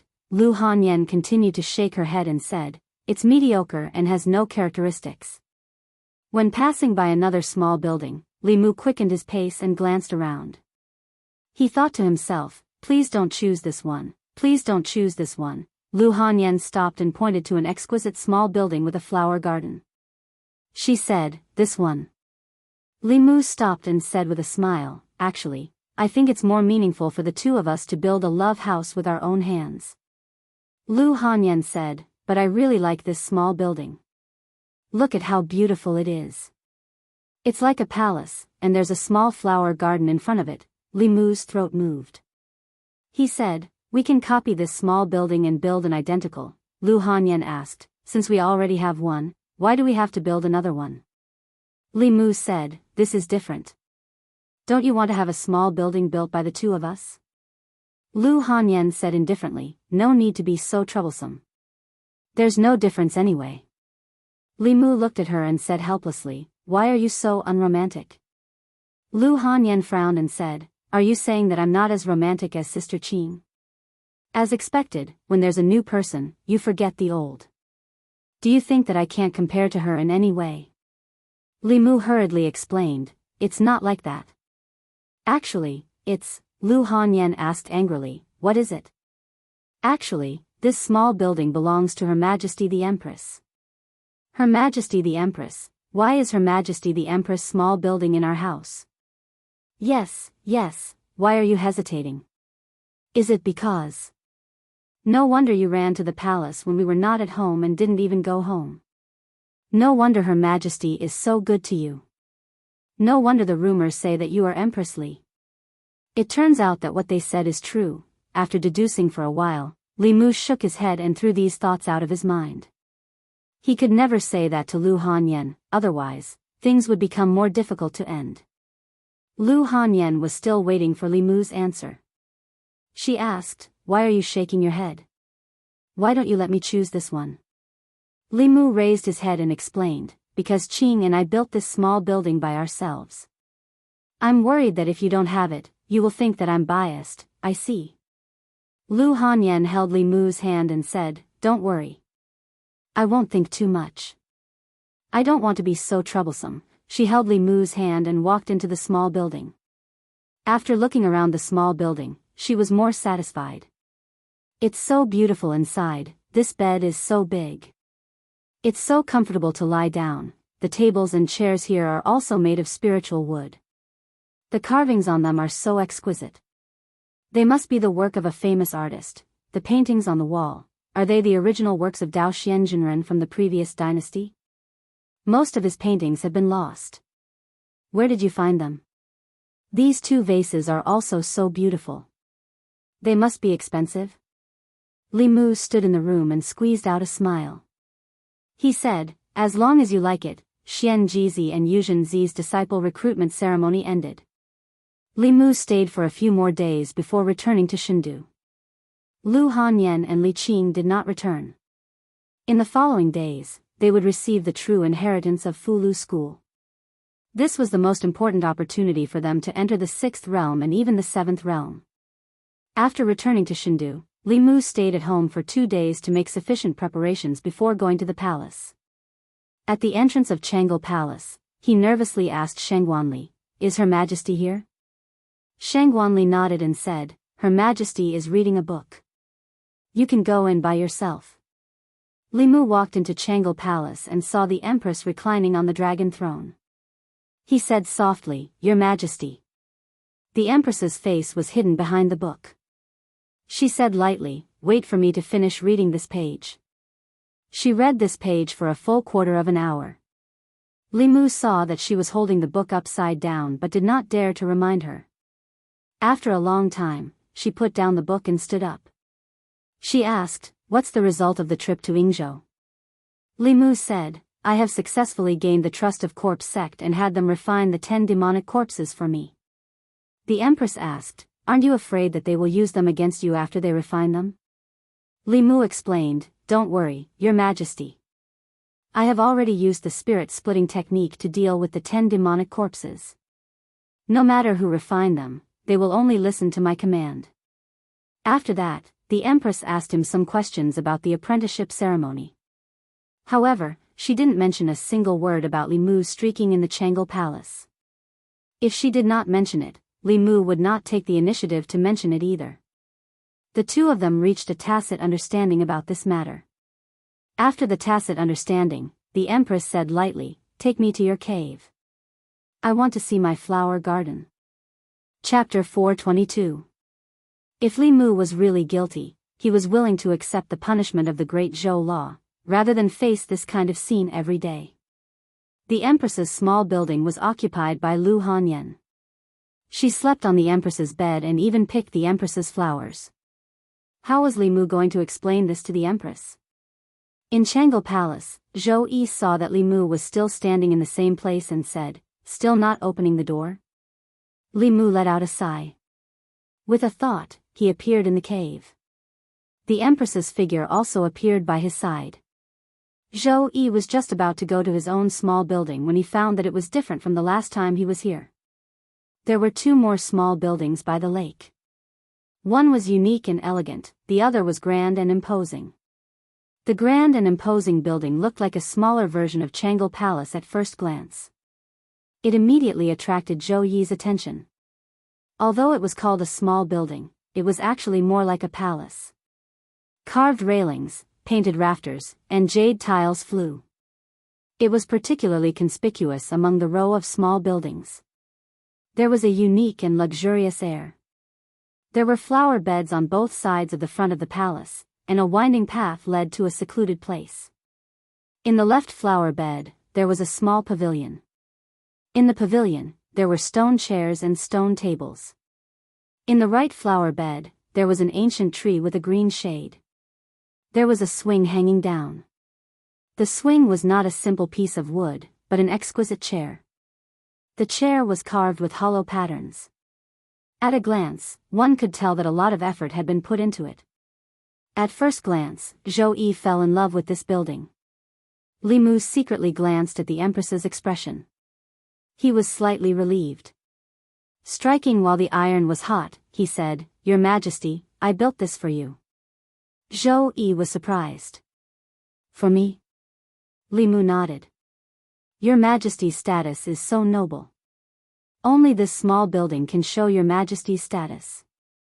Your Majesty, please go inside and take a look."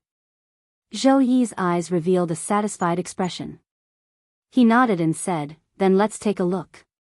The two of them walked along the small path in the middle of the flower bed, and entered this 3-story building. Li Mu introduced everything to the Empress one by one. "This room is His Majesty's bedchamber. The bedchamber doesn't need to be too big, otherwise, His Majesty won't be able to sleep well.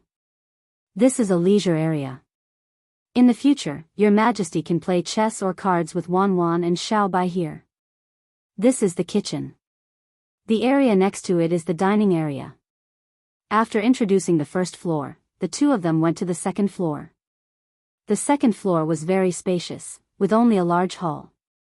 Li Mu continued, "Your Majesty can use this as a place for seclusion. There are soundproof talismans on all 4 walls, as well as the upper and lower walls. If you cultivate here, you definitely won't be disturbed." Then, the two of them went up to the 3rd floor. On the 3rd floor, Li Mu had built a swimming pool. At the front of the pool was a balcony that led outside the room. Li Mu said, "This is a place to take a bath. Before Your Majesty goes to bed at night, you can take a bath here. It will help you sleep. The balcony outside overlooks the lake.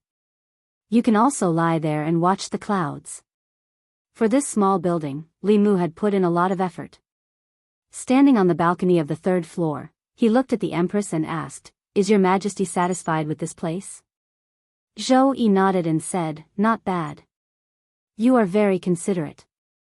Li Mu breathed a sigh of relief and said, "As long as Your Majesty likes it." Zhou Yi continued, "Okay, now let's go to my small building and have a look." Li Mu's expression froze, and he asked, That small building, does Your Majesty still want it?" Zhou Yi said, "That was built by me. Of course, I want it."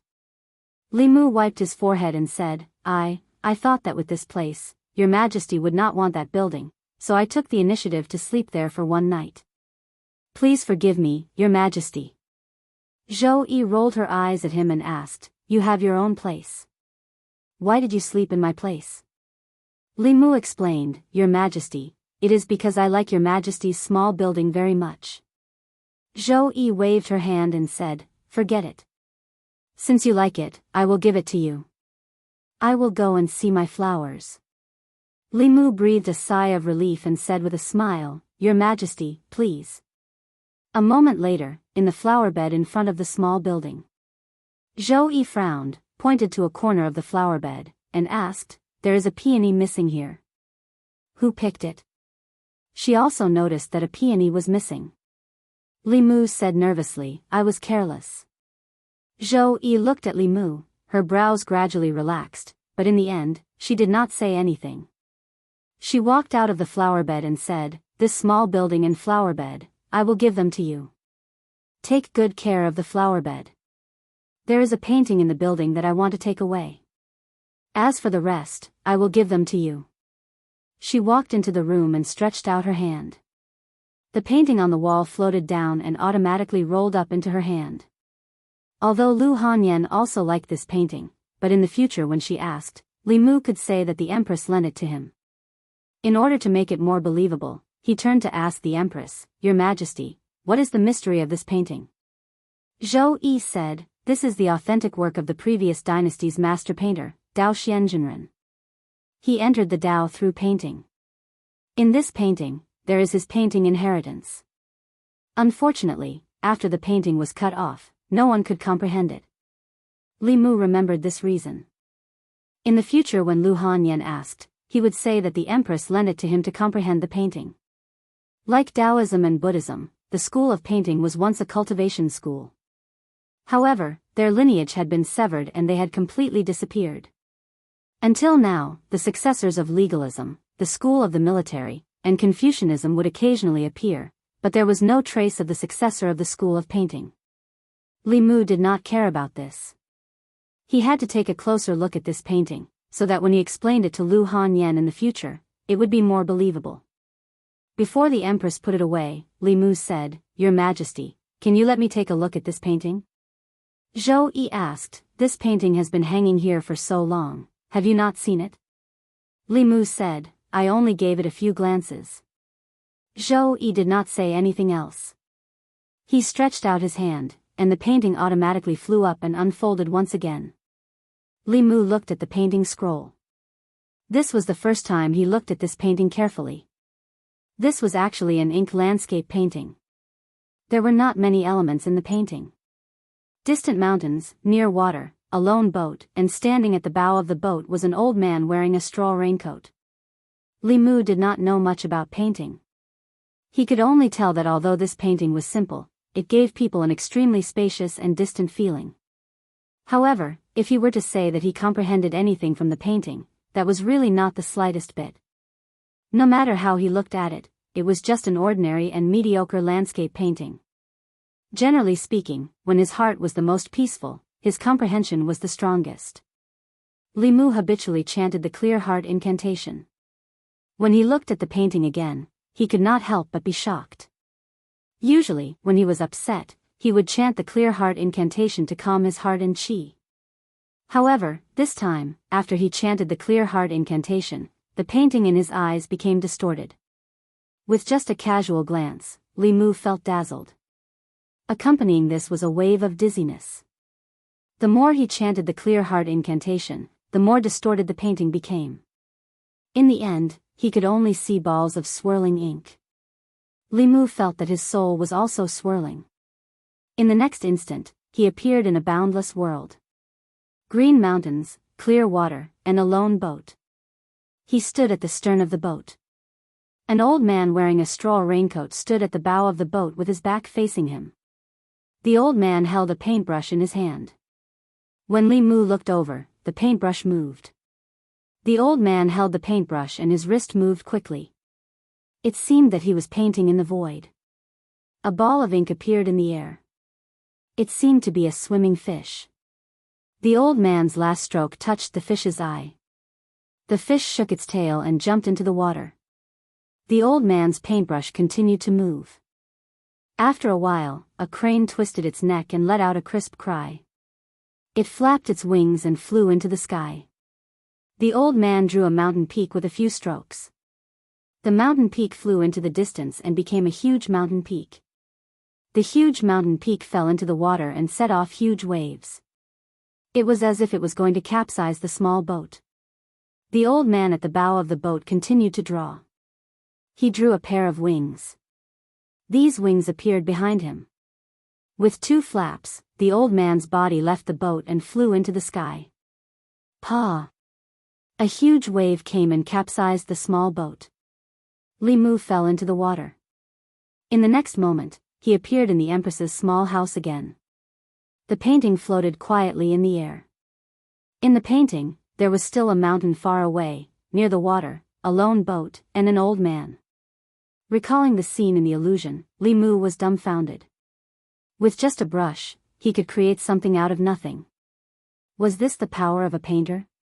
While Li Mu was shocked, Zhou Yi had already walked to the bedside. She turned around and asked Li Mu, "Have you slept here before?"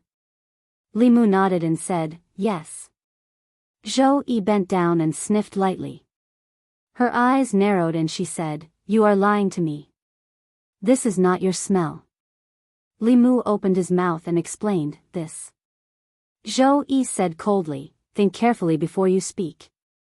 You should know what the punishment is for the crime of deceiving the Empress." Li Mu said helplessly, "In addition to me, my wife has also slept here." Zhou Yi sniffed again and indeed smelled the scents of two people. One was Lu Hanyan's, and the other was Li Mu's. The two scents were mixed together. In other words, the two of them had occupied her house and slept in her bed.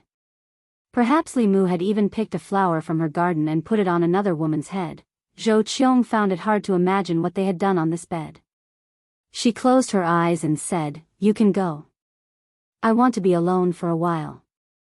Li Mu sighed. What should come, finally came. He wanted to explain, but he did not know what to say. In the end, he could only cup his hands and say, "I will take my leave." As his voice fell, his figure disappeared in an instant. Zhou Yi walked out of the small building, walked to the lakeside, and sat down with her hands on her knees. By the lakeside, a few fish swam around carefreely. When two of the fish swam in front of her, they suddenly stopped and then began to peck each other. Zhou Yi was inexplicably angry. She picked up a stone and threw it into the water. Splash! The stone fell into the water and splashed. The two fish were startled and separated, swimming in different directions. Zhou Yi coldly snorted, "Who asked you to kiss again?" Chapter 423. When Li Mu left the cave, he realized that it was his place. But the Empress took it, so be it. She was the Empress, and he was the one who didn't care about morality. It was only right for him to take a step back.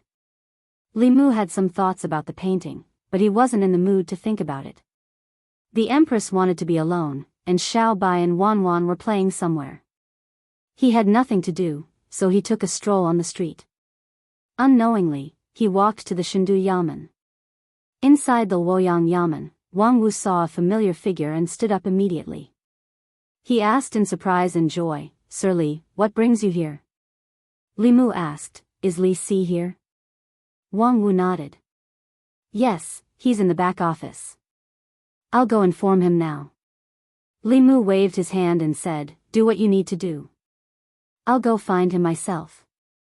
The Shendu Yamen was Li Si's territory now. Li Si was at the peak of his life. His career and family were both successful. No one would have thought that a small constable in Yangqiu County would have such a position in just 2 years. It was lunch time. Li Mu picked a restaurant and drank a few cups with Li Si. After 3 rounds of wine, Li Si asked casually, "Where's the boss and Miss Han Yan?"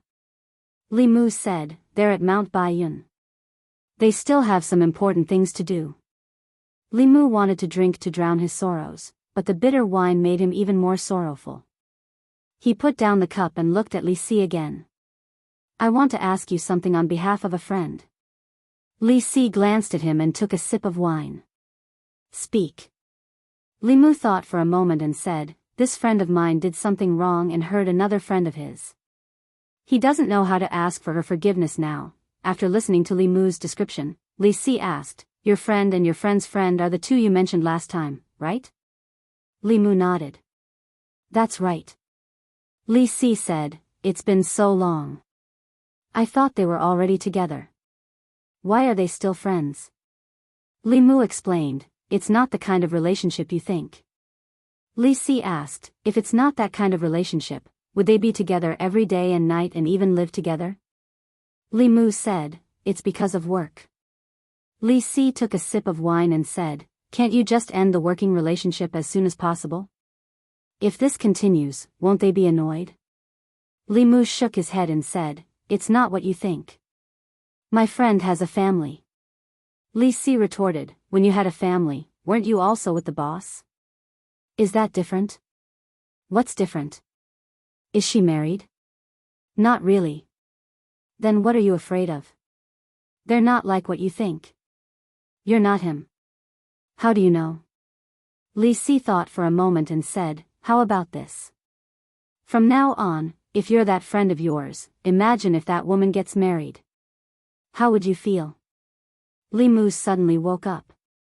Imagine if the Empress had an Empress and concubines. How would he feel? Damn it, if he didn't think about it, he wouldn't know.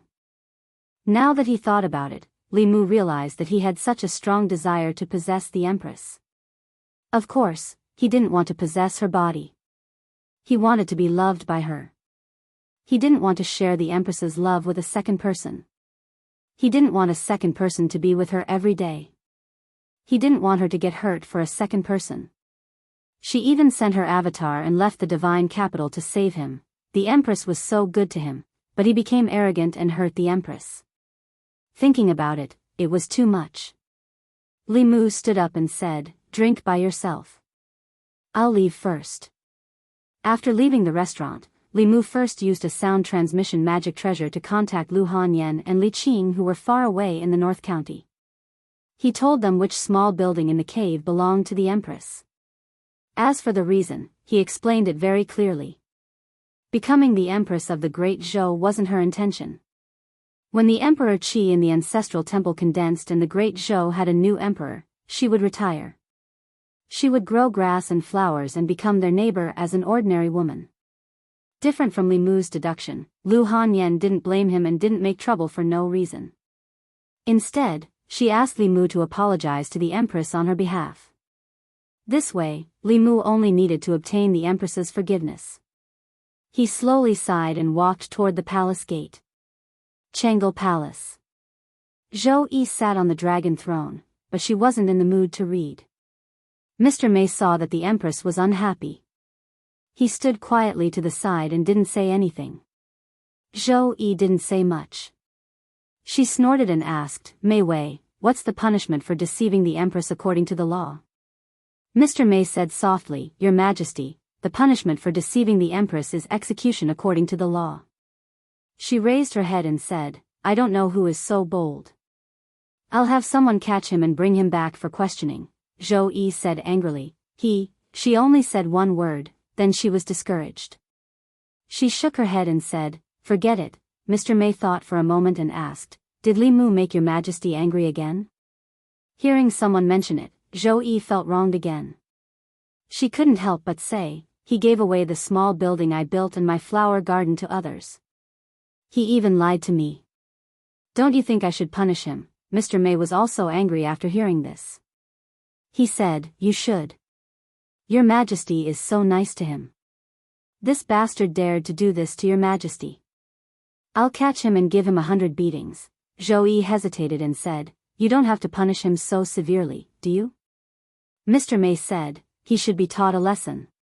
Zhou Yi sighed and said, "Forget it. I'm not related to him. It's normal for him to be nice to his wife." Mr. Mei was even more indignant.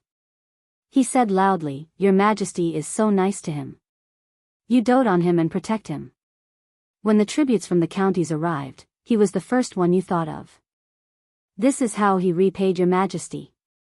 No, I can't take this lying down.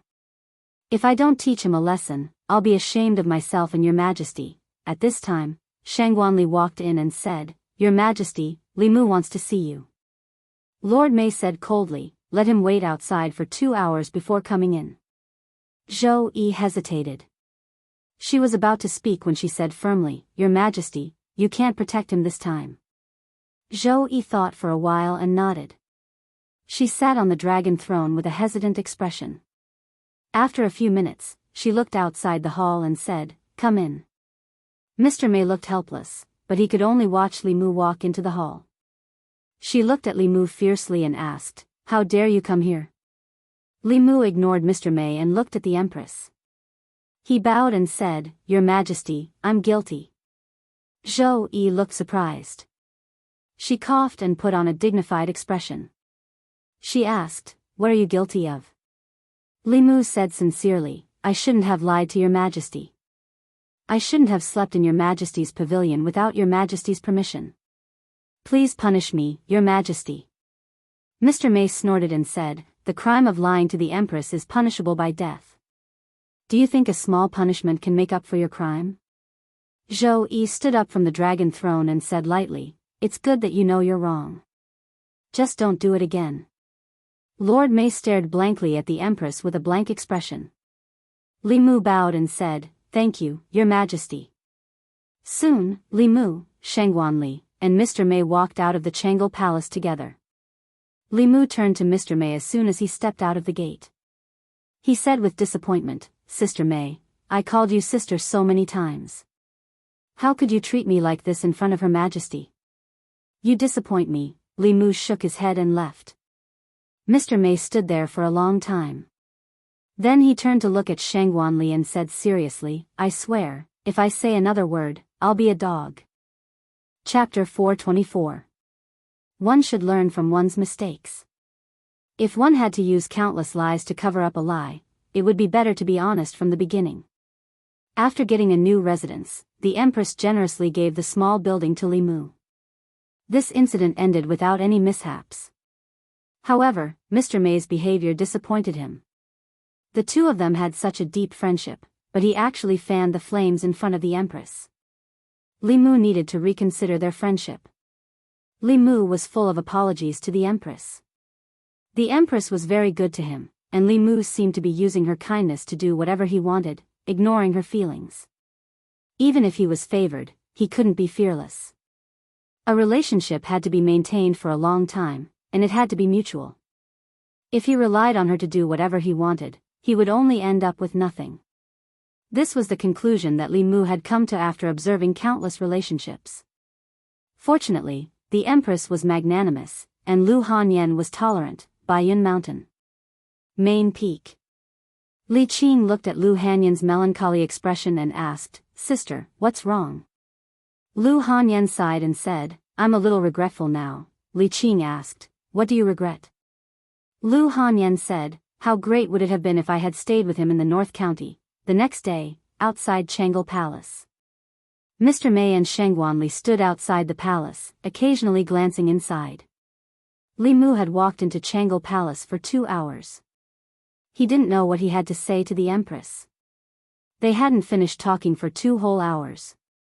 Yesterday, he wanted nothing more than to behead him. Today, he was being lovey-dovey again. May Darren sighed. She had watched His Majesty grow up. She thought she understood His Majesty very well. However, she didn't know when it started, but she couldn't guess His Majesty's thoughts. In Changle Palace, Li Mu was actually playing aeroplane chess with the Empress. This was a game that Wan Wan and Xiao Bai often played. They often used this game to decide who would sleep in Li Mu at night. The Empress was with them every day, and she had also learned this new form of entertainment. Li Mu took the initiative to admit his mistake, and the Empress also forgave him. The relationship between monarch and subject returned to how it was before. At this time, Li Mu finally had the mood to talk to her about the painting. Zhou Yi threw the dice and asked, have you comprehended the mystery of that painting? Li Mu nodded and described the scene he saw in the painting. Zhou Yi was silent for a moment, and said slowly, Reverend Dao Xian indeed hid the art of painting in that painting. Thousands of years ago, when the 100 schools of thought were contending, the art of painting used the art of creating something from nothing, and it was also one of the best in the 100 schools of thought. However, after the death of Reverend Dao Xian, the art of painting lost its inheritance. This is the only painting left behind by Reverend Dao Xian. Later generations only guessed that perhaps the mystery of painting was hidden in this painting, but I didn't expect it to be true. Li Mu thought of those scenes, and said with some shock, with such a mysterious art of creating something from nothing, weren't the art cultivators back then invincible? Zhou Yi shook her head and said, in the path of cultivation, who dares to say that they are invincible? Legalism cultivators can say that they are the law, but they are not invincible in the world. Every path has its strengths and weaknesses, and there is no true invincibility. Although each path of cultivation has its strengths and weaknesses, but if one cultivates all paths, one can learn from the strong points to make up for the weak points, and might not be invincible. At this moment, Zhou Yi stretched out her hand, a white light flashed, and the painting appeared in her hand again. She handed the painting to Li Mu and said, since you can comprehend the inheritance of Reverend Dao Xian, this painting is for you, and you can slowly comprehend it. Li Mu took the painting and said, thank you, Your Majesty. An hour later, Li Mu walked out of the Changle Palace with the painting in his hand. Stop. He had only taken 2 steps when Mr. May's voice came from behind him. Li Mu stopped, turned around and asked, what's the matter? Mr. May walked up and knocked on his head, you're all grown up now, and you don't even call me sister anymore. Li Mu glanced at her and asked, is there a sister who would risk her life to kill her brother? Mr. May's face darkened, and he said, don't mention this to me again. Li Mu was just saying, Mr. May watched the Empress grow up, and he must be closer to her than Li Mu. Just based on this, not to mention her, even Li Mu himself felt sorry for the Empress. Mr. May glanced at him, and saw the thing in his hand, and said in shock, "Her Majesty actually gave this painting to you?" Li Mu looked at the painting in his hand, and asked, "Is there a problem?"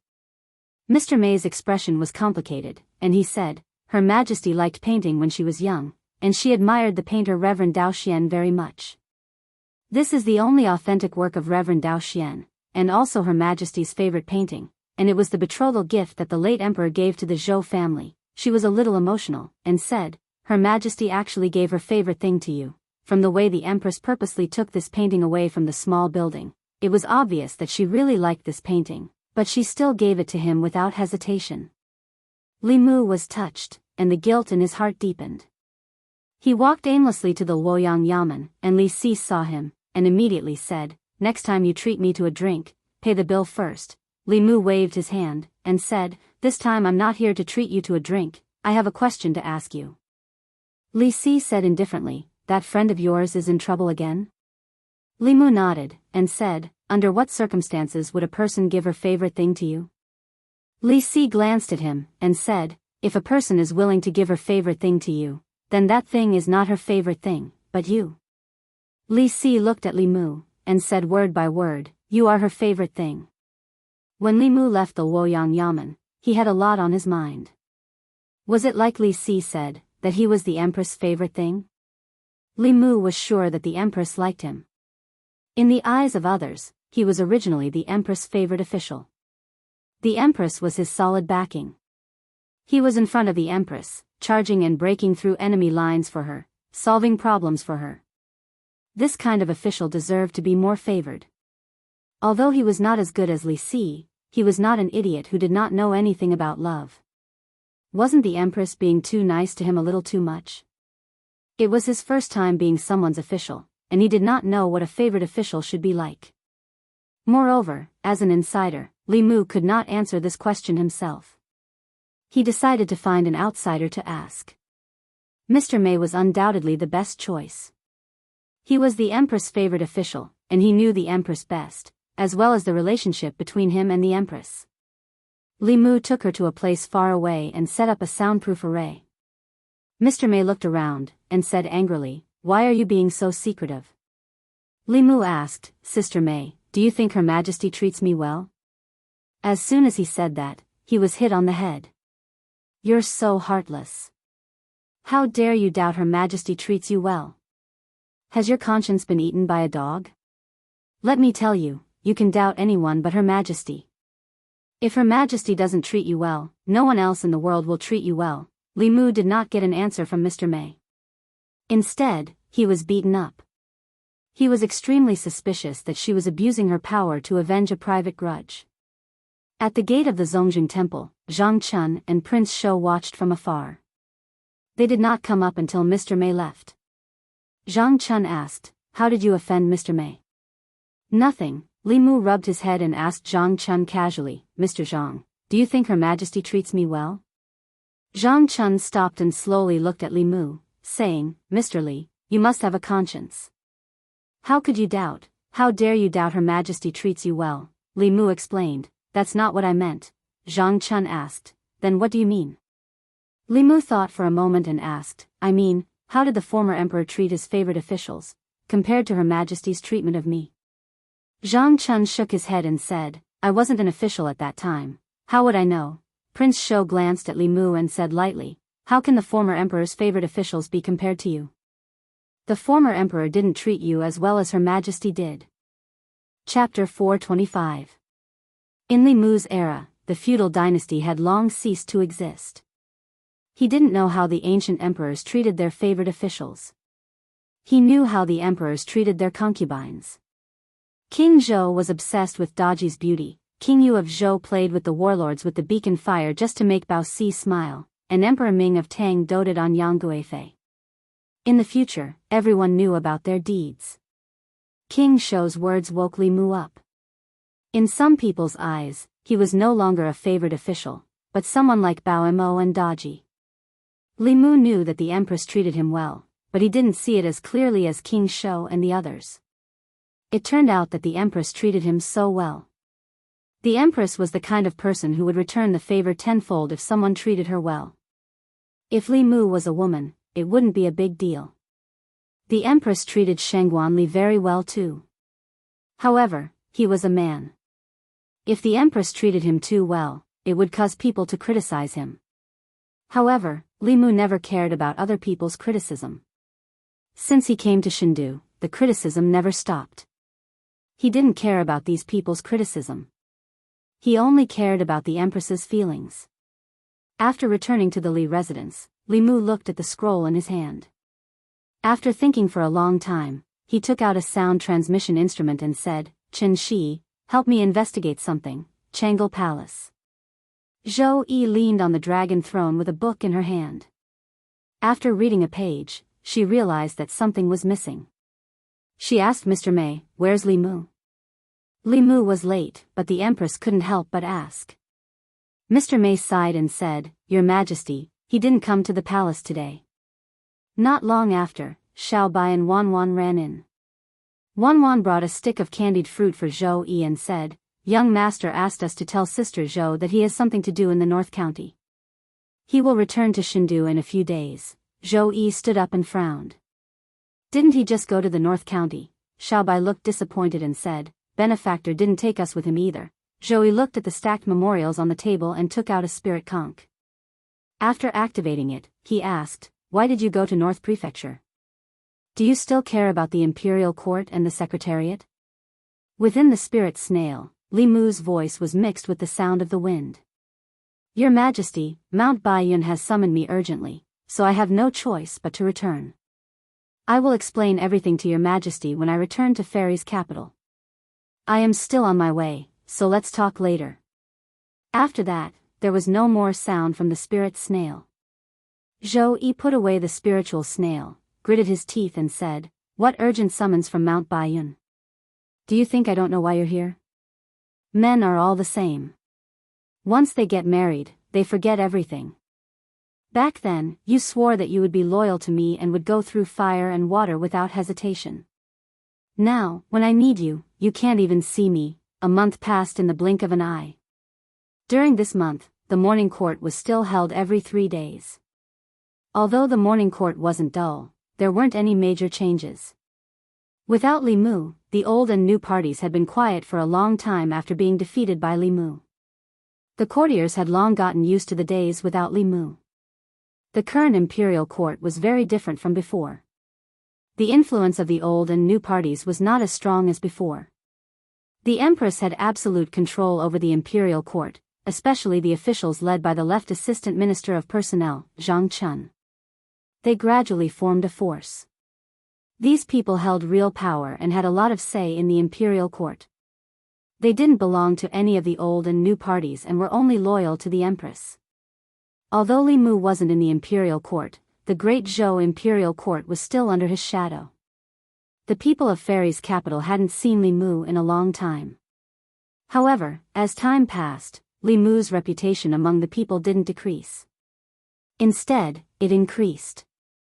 This half a year was the most comfortable half a year for the people of Fairy's capital in the past few decades. Everything the people of Fairy's capital had today was given to them by one person. He gave the people dignity, justice, and hope for their lives. In the past, Fairy's capital was lifeless. Today, Fairy's capital was filled with boundless vitality. For the past few days, the people in the streets of the Fairy's capital, whether it was the main street or the small alleys, would wake up early and clean the streets in front of their houses. After sweeping, they would rinse the streets with clean water, not leaving a speck of dust or a single leaf. Those who littered on the streets didn't need the authorities. Any commoner who saw them would go forward to stop them. The children of the officials of Fairy's capital didn't dare to ride on horses in Fairy's capital.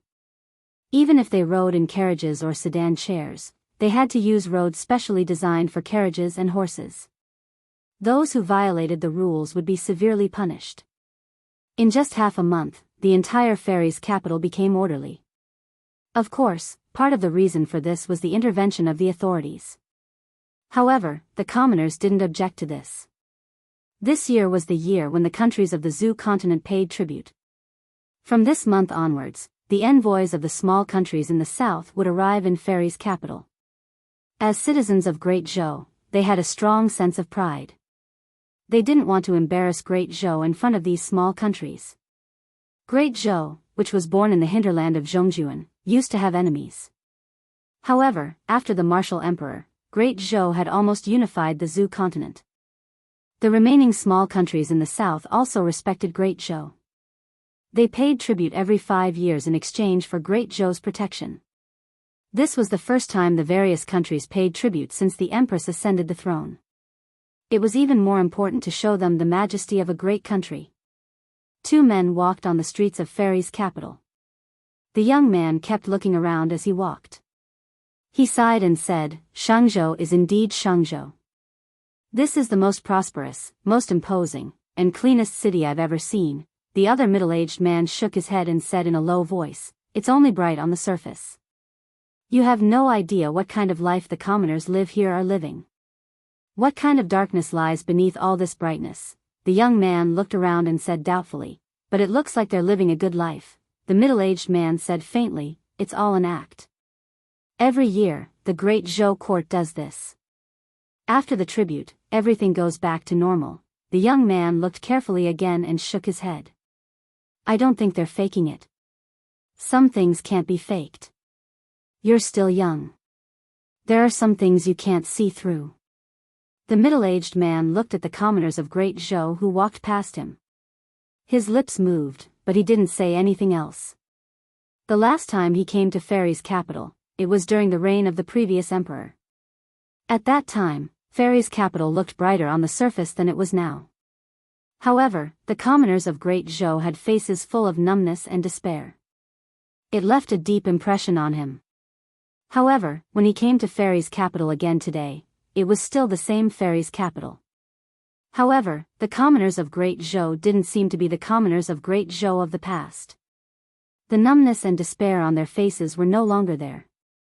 Instead, it was replaced by smiles from the bottom of their hearts.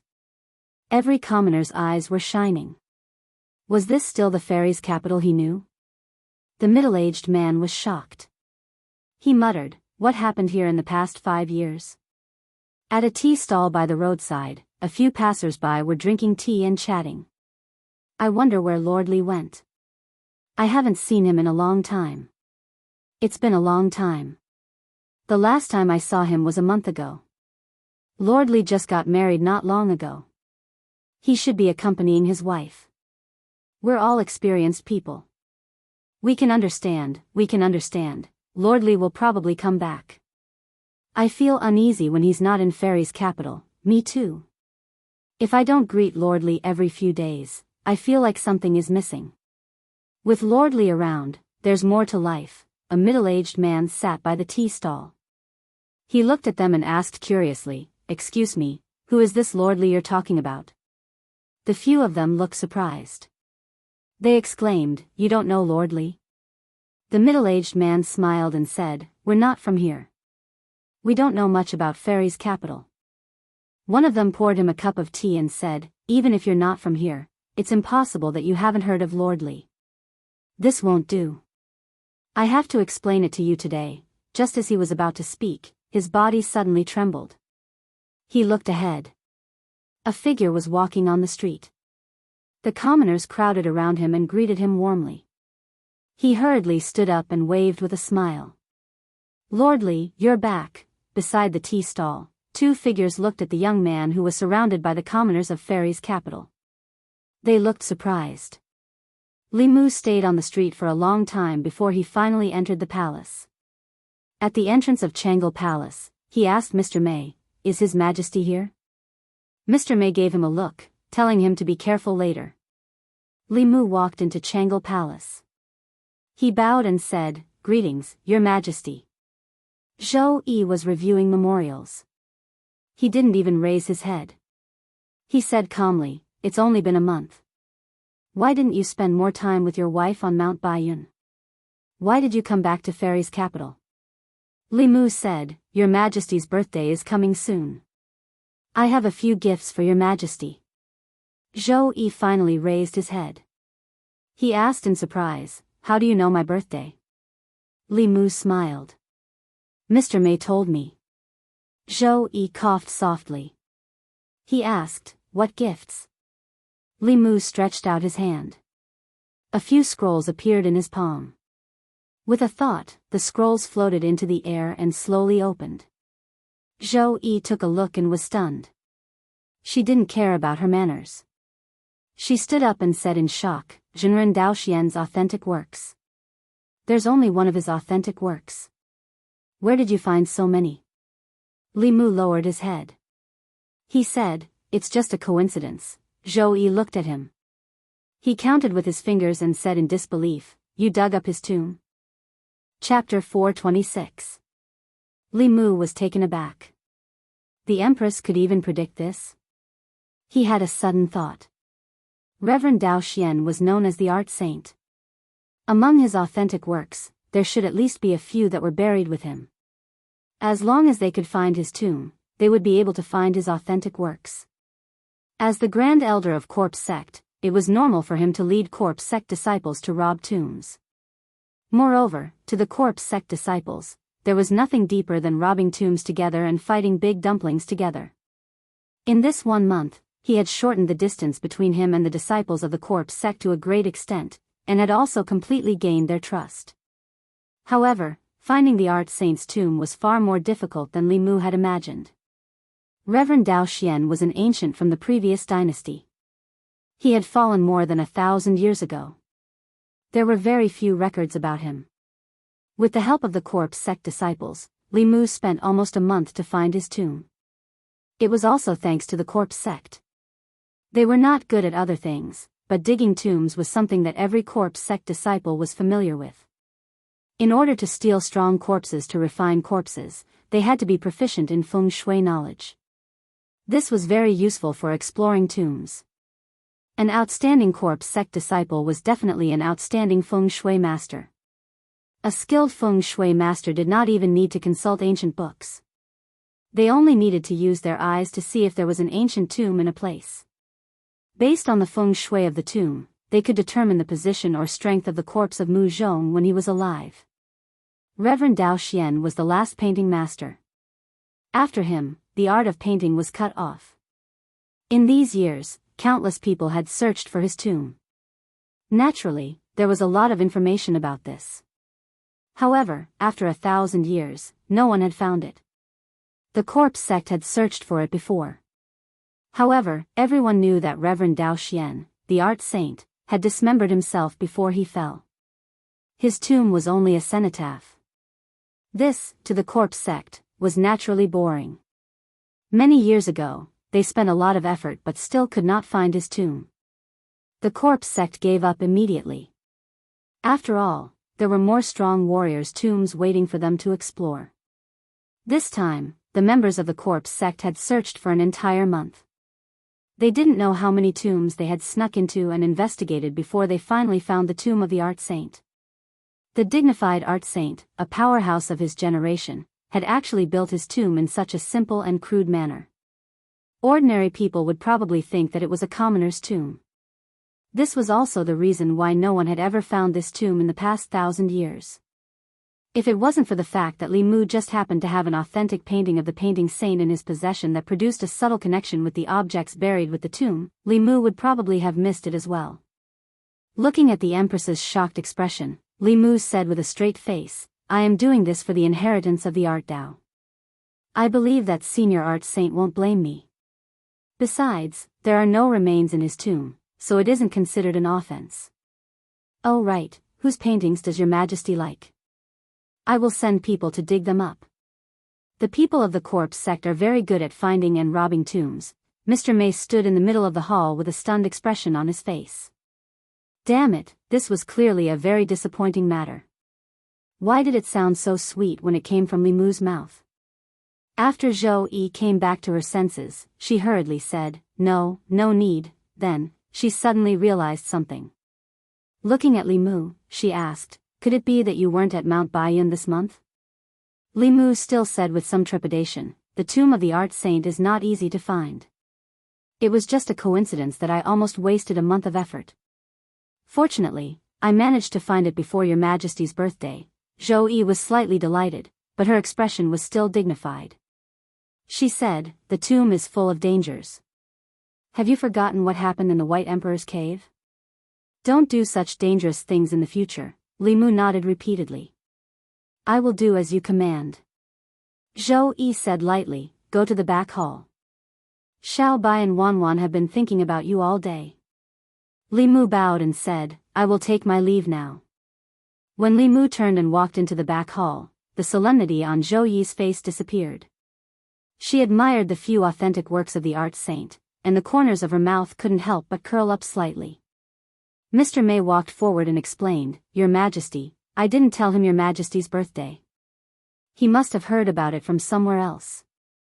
This rascal, he didn't care about court affairs for a month just to flatter Your Majesty. He is becoming more and more immature. No wonder people are talking about him behind his back."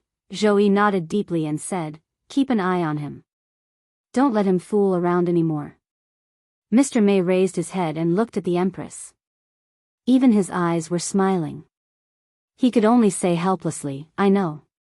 In the back hall of Changle Palace, Li Mu hugged Xiao Bai and spun around. He gave Wanwan the same treatment.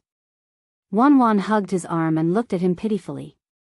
She said, "Sir, next time, wherever you go, can you bring us along?" If Li Mu was going to play, of course, he would bring them along. But this time, he was going to dig up graves. How could he bring two delicate little girls along? But looking at Wanwan's eyes, he couldn't say no. He could only say, "Okay, I promise you. In the future, if I can bring you along, I will try my best. I haven't seen you for a month. Let me check your cultivation first." Wanwan raised her head and said proudly, "I am already at the 4th realm." Although Wanwan's talent was average, she had the Empress's support and had endless cultivation resources. In addition, with the Empress's guidance, her cultivation had already reached the theurgy level at a young age. Because of Lingtong, her strength was far beyond the theurgy level. If ordinary creation realm cultivators didn't pay attention, they would also be bewitched by her. Xiao Bai's talent wasn't low. Before Li Mu left, she had already advanced to the 5-tailed realm. In this month, her cultivation didn't improve at all. Firstly, she was like Li Mu. Her cultivation was forcefully raised. If she didn't accumulate enough, it would be very difficult for her cultivation to improve.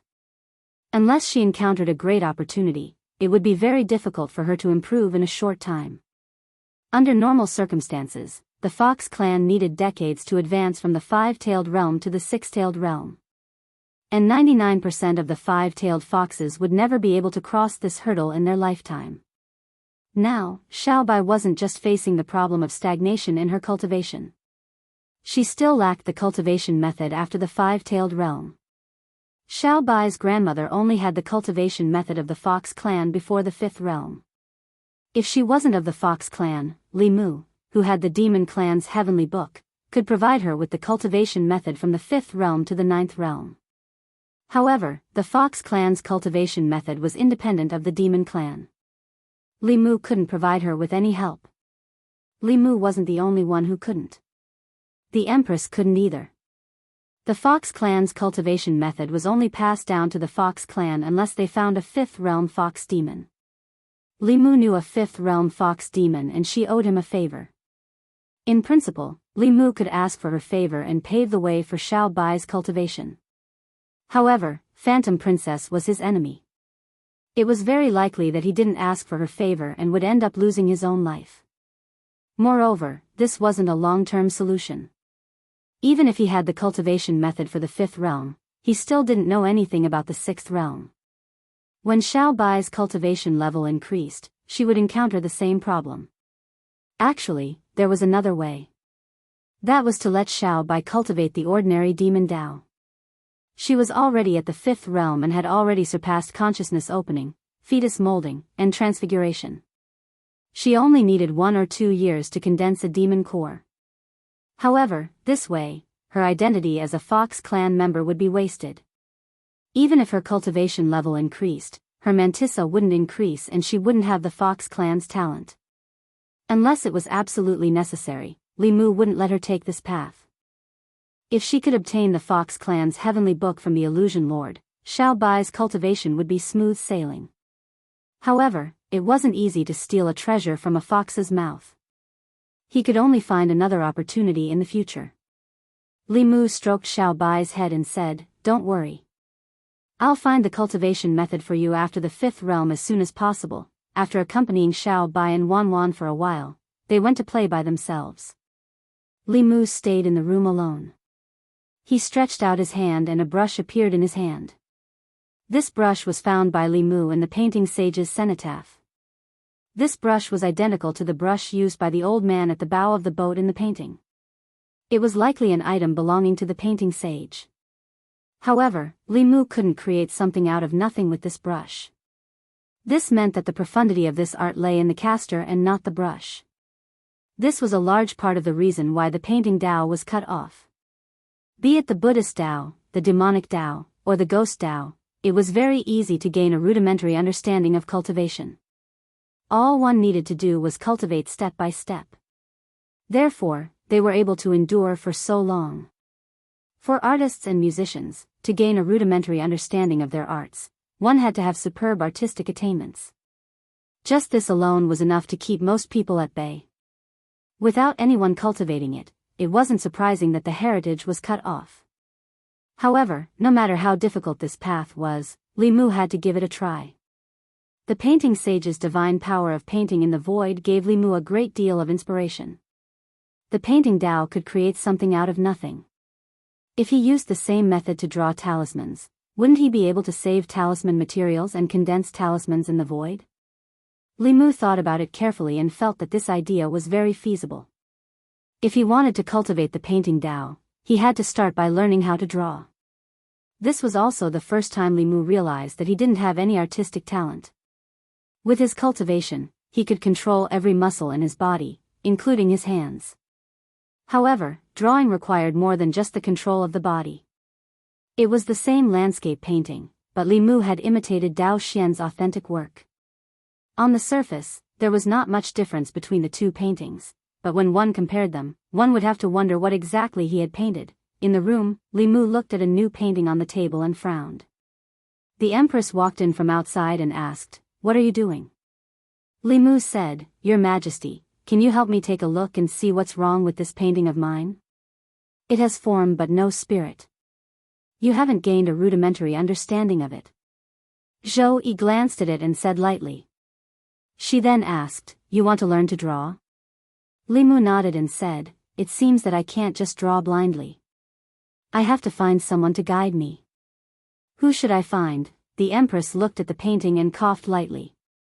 Li Mu suddenly looked at the Empress, and his eyes lit up. He was really stupid. The person who could teach him how to draw was so close and so far away. He looked at the Empress and said, "The painting skills of the painters in the palace are definitely not bad. Can I have them teach me how to draw?" Chapter 427. In the back hall of Changle Palace, Zhou Yi fell silent after hearing Li Mu's words. Li Mu saw that she didn't answer for a long time and couldn't help but ask, "Your Majesty, can't I?" Zhou Yi glanced at him and said lightly, "Yes, but there are many rules for painters in the palace. Even if you want to learn, they may not be willing to teach you. If they don't want to, I can't force them." Li Mu nodded and said, "Of course. If they don't want to, I can only find someone else." Zhou Yi walked to the front hall and glanced at Mr. Mei. She said, "Mei Wei, go to the secretary department and find a painter to teach Li Mu how to paint. Say it's under my orders."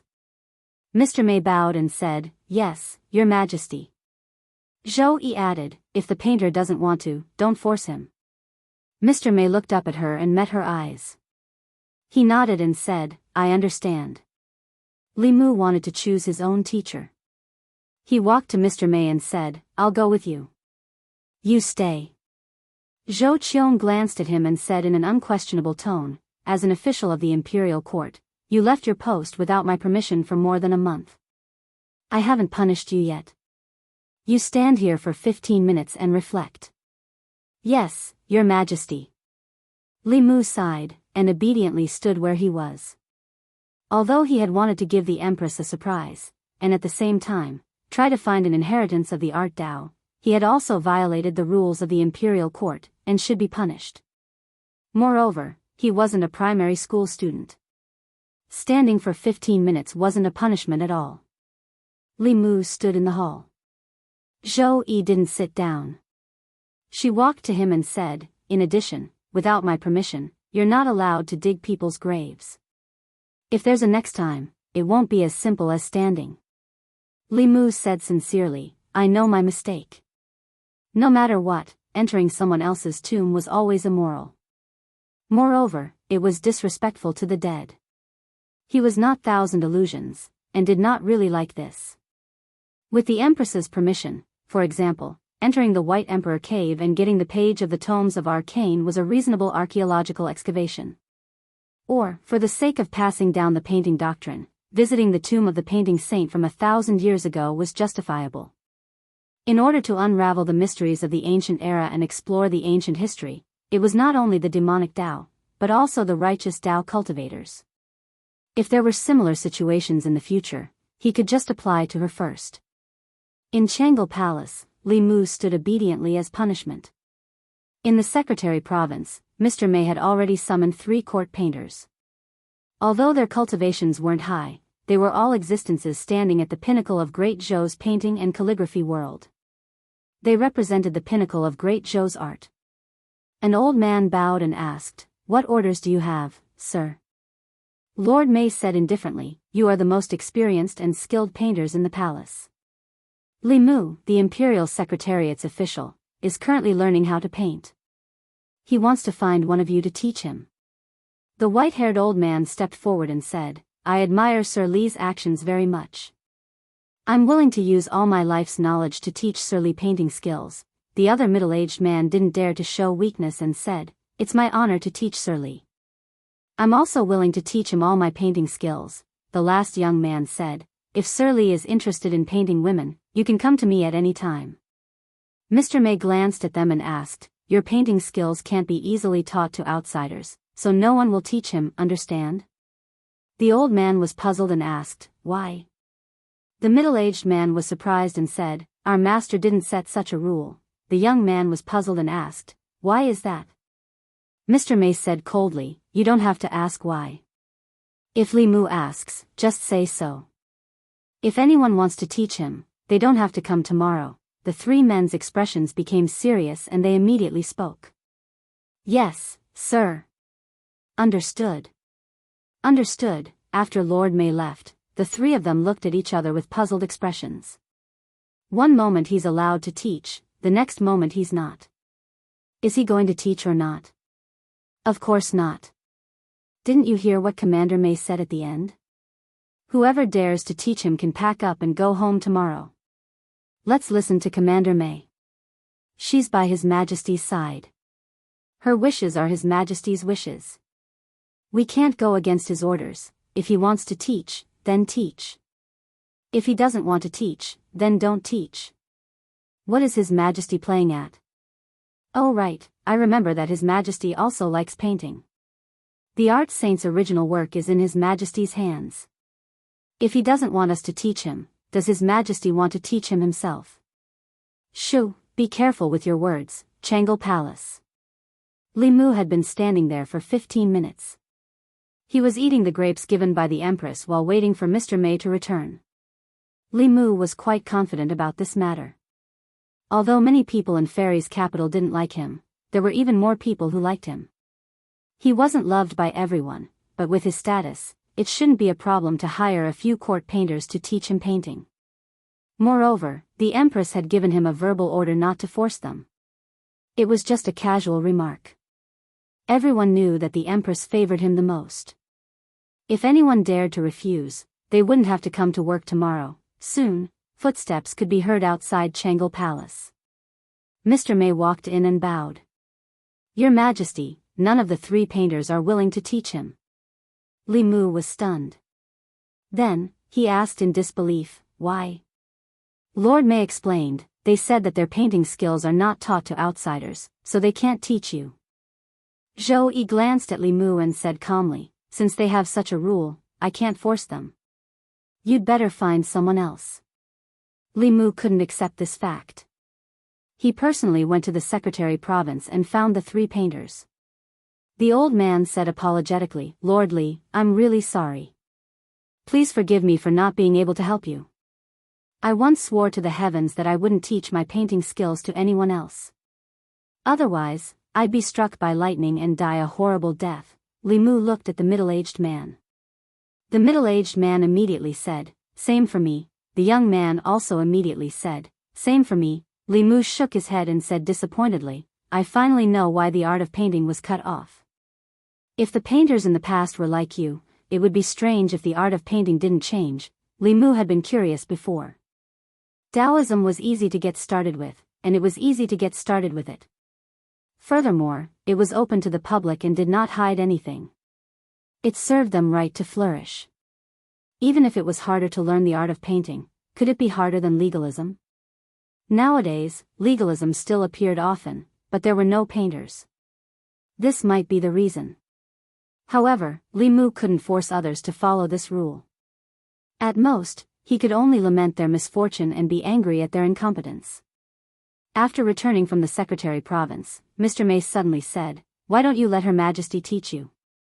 Li Mu was stunned. He asked, "Does Her Majesty know how to paint?" Mr. May rolled his eyes and said, "Why do you think Her Majesty likes to collect the works of the art saint? Her Majesty has liked to paint since she was young. Her painting skills are comparable to the top painters in the palace." Li Mu knew that the Empress liked to play with flowers and plants. He had known her for so long, but he had never seen her paint. However, there was no need for Sir May to lie to him about such things.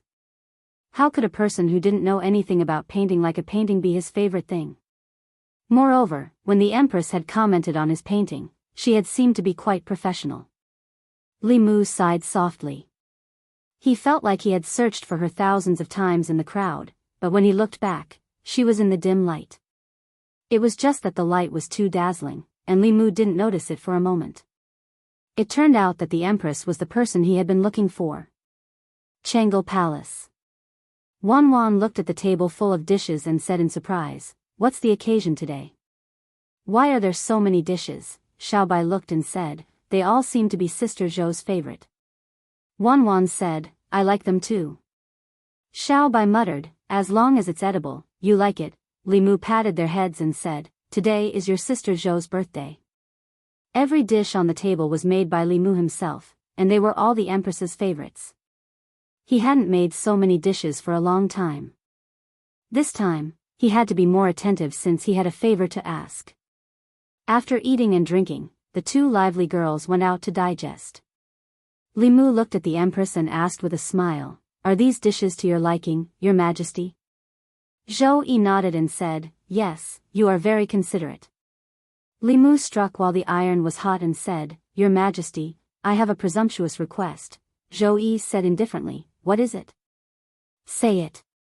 Li Mu raised his head and said, "Mr. May said that Your Majesty's painting skills are unparalleled. I would like to ask Your Majesty to teach me how to paint." Zhou Yi thought for a moment and said, "For the sake of these dishes, I agree. Mei Wei, prepare the brush and ink." Chapter 428. In Changle Palace, Li Mu quietly watched the Empress paint. At this moment, the Empress was the most serious, just like when she was trimming the flowers and plants. She painted the same landscape as Li Mu and used the same brush and ink as Li Mu.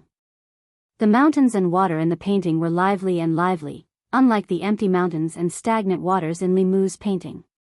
What depressed Li Mu the most was that the 2 paintings looked similar at first glance, but when he felt it carefully, there was a world of difference.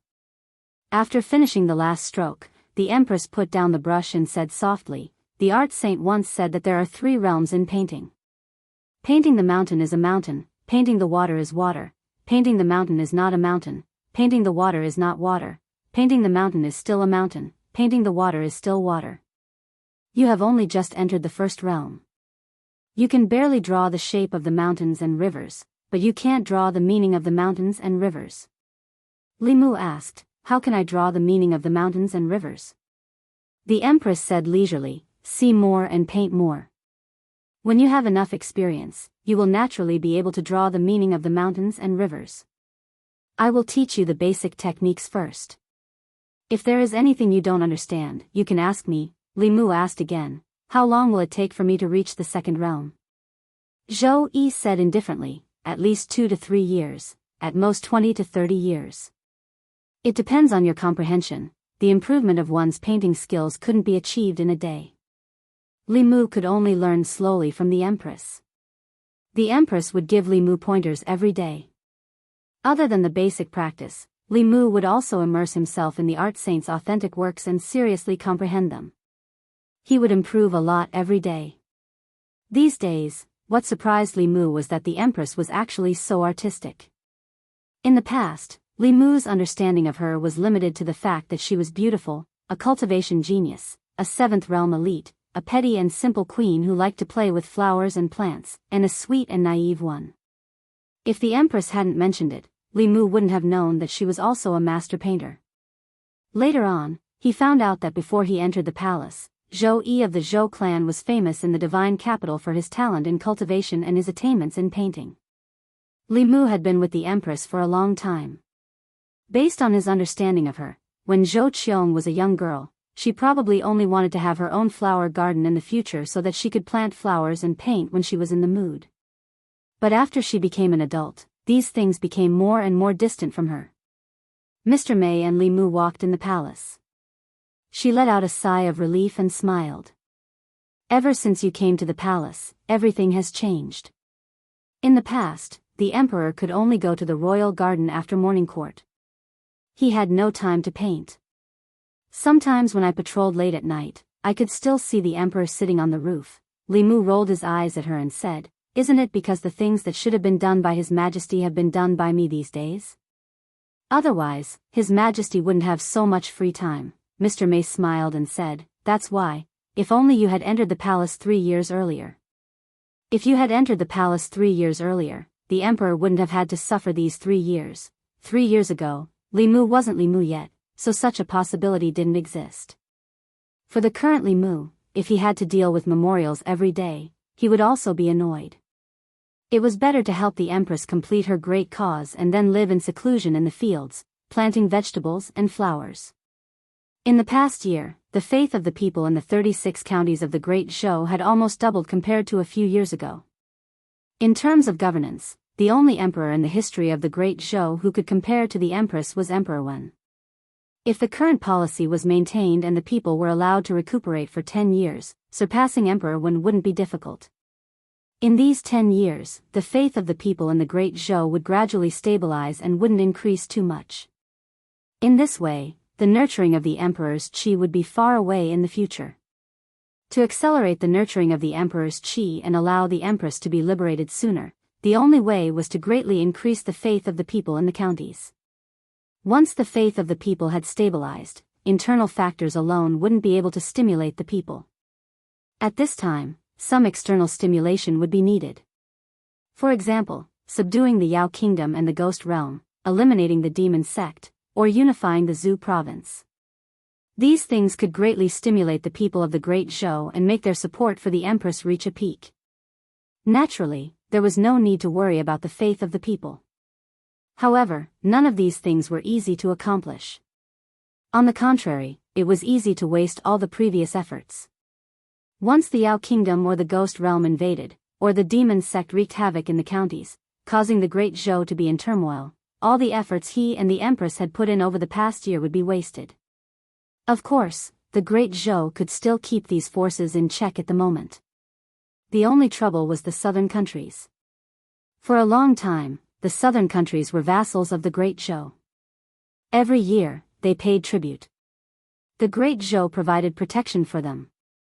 At that time, the Great Zhou was undoubtedly the overlord of the Zhou continent.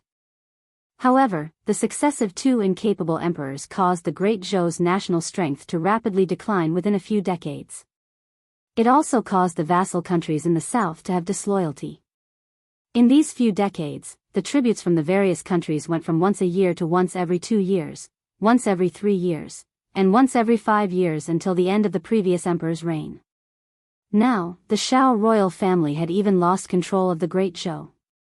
Such a large empire had fallen into the hands of a woman.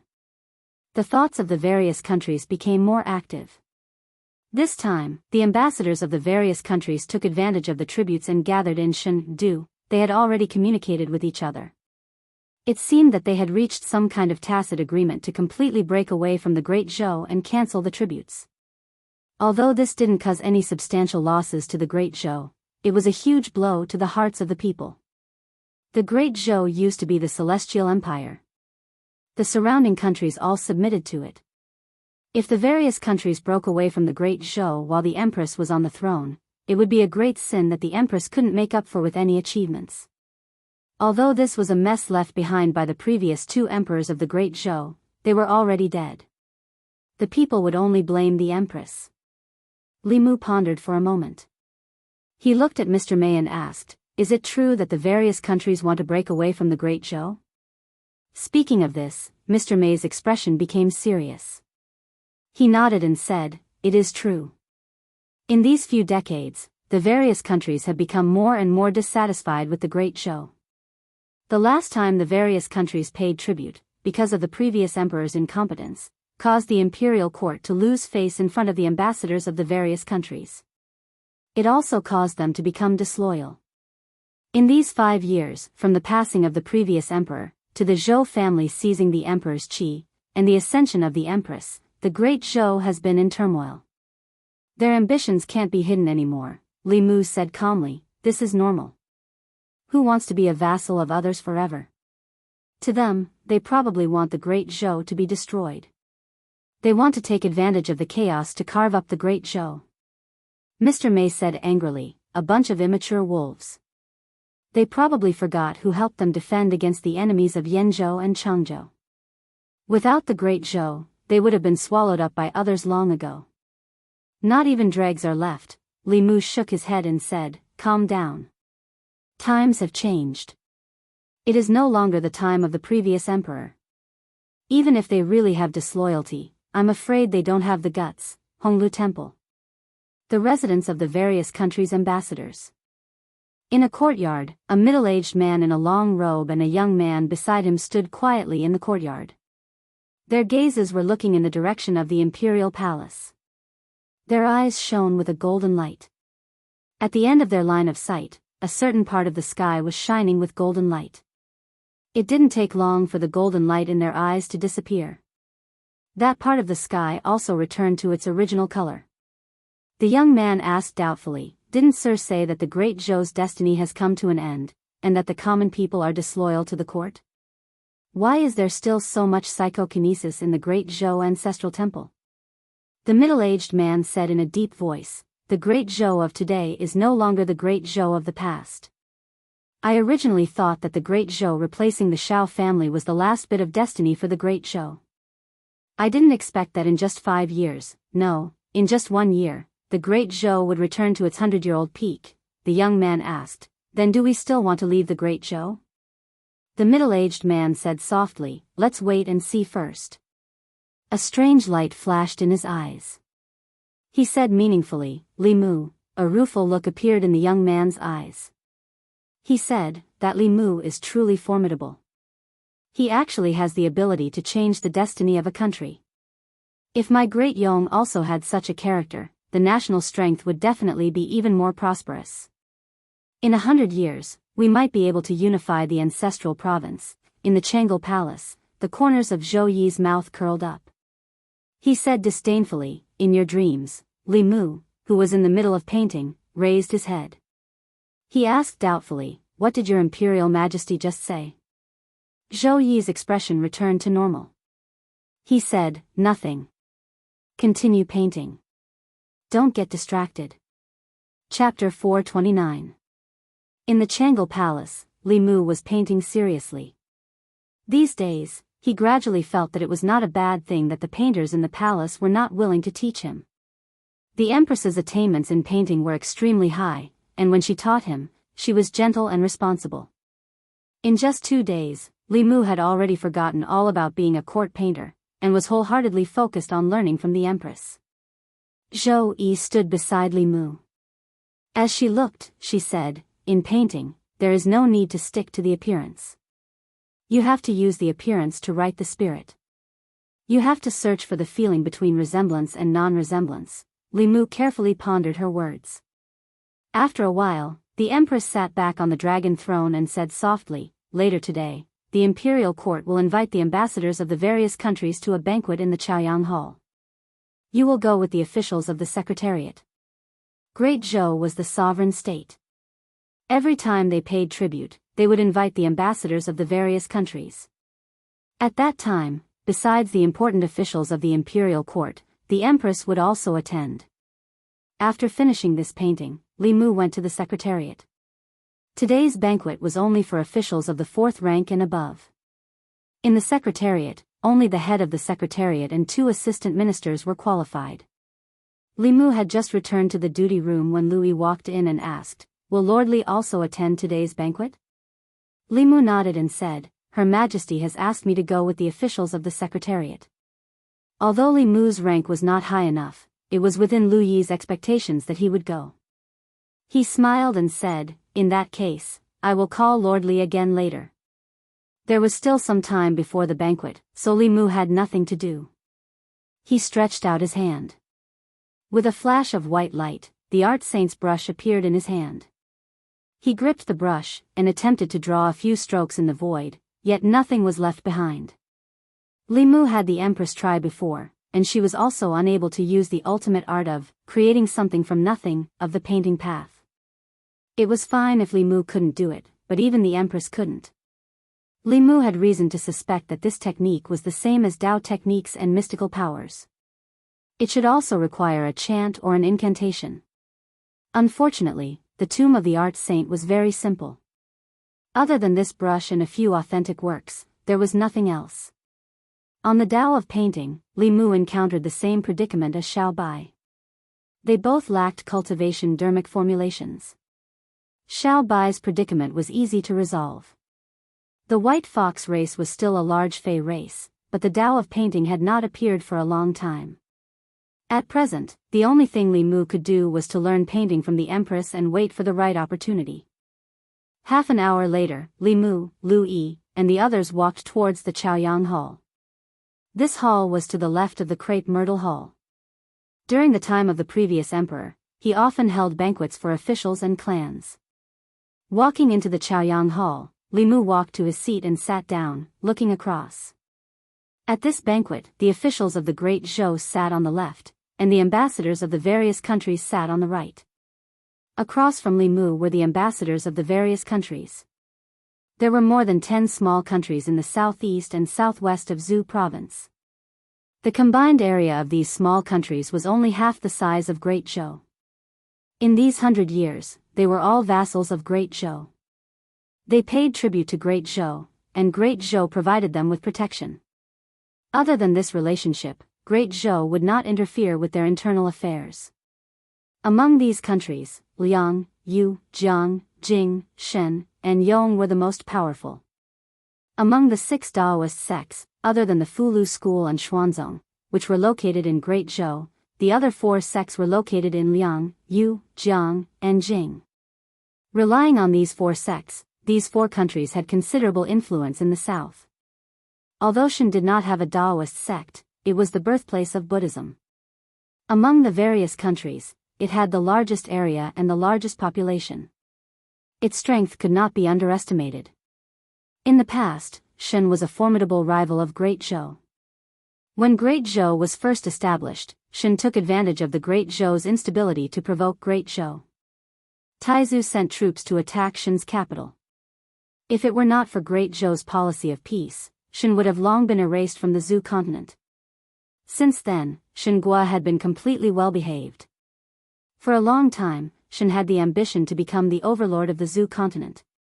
However, due to the existence of Great Zhou, they could only settle for second place. Even so, they never extinguished their desire to dominate. Although Yong did not have any powerful sects, Yong's imperial family was extremely powerful. They had more than one expert of the upper realm, far surpassing the Great Zhou's Shao clan. What was even rarer was that as Great Zhou's emperors grew more and more muddle-headed with each generation, Yong produced 5 generations of wise emperors. They worked hard for 100 years, sweeping away all obstacles within the country and completing the peaceful unification of the country. During these 100 years, Yang's national strength steadily increased. In Zhuzhou, it was the third most powerful country, second only to Great Zhou and Shen. In the beginning, the other countries were very submissive to Great Zhou, practically kneeling and begging. They wanted to use their tributes in exchange for Great Zhou's protection. Without Great Zhou, they would have to face enemies from other continents. However, following the decline of Great Zhou, their thoughts naturally changed. They began to look forward to Great Zhou's destruction and its replacement as the new overlord of the Zhou continent. However, the previous emperor's muddle-headedness had caused Great Zhou to sink into a quagmire. Coincidentally, the Great Zhou had rebelled and seized power, causing Great Zhou to become even more chaotic. The other countries' thoughts were bound to become even more active. This tribute had to intimidate these people enough. Otherwise, Great Zhou would lose its right to speak on the Zhou continent and its prestige as a great country.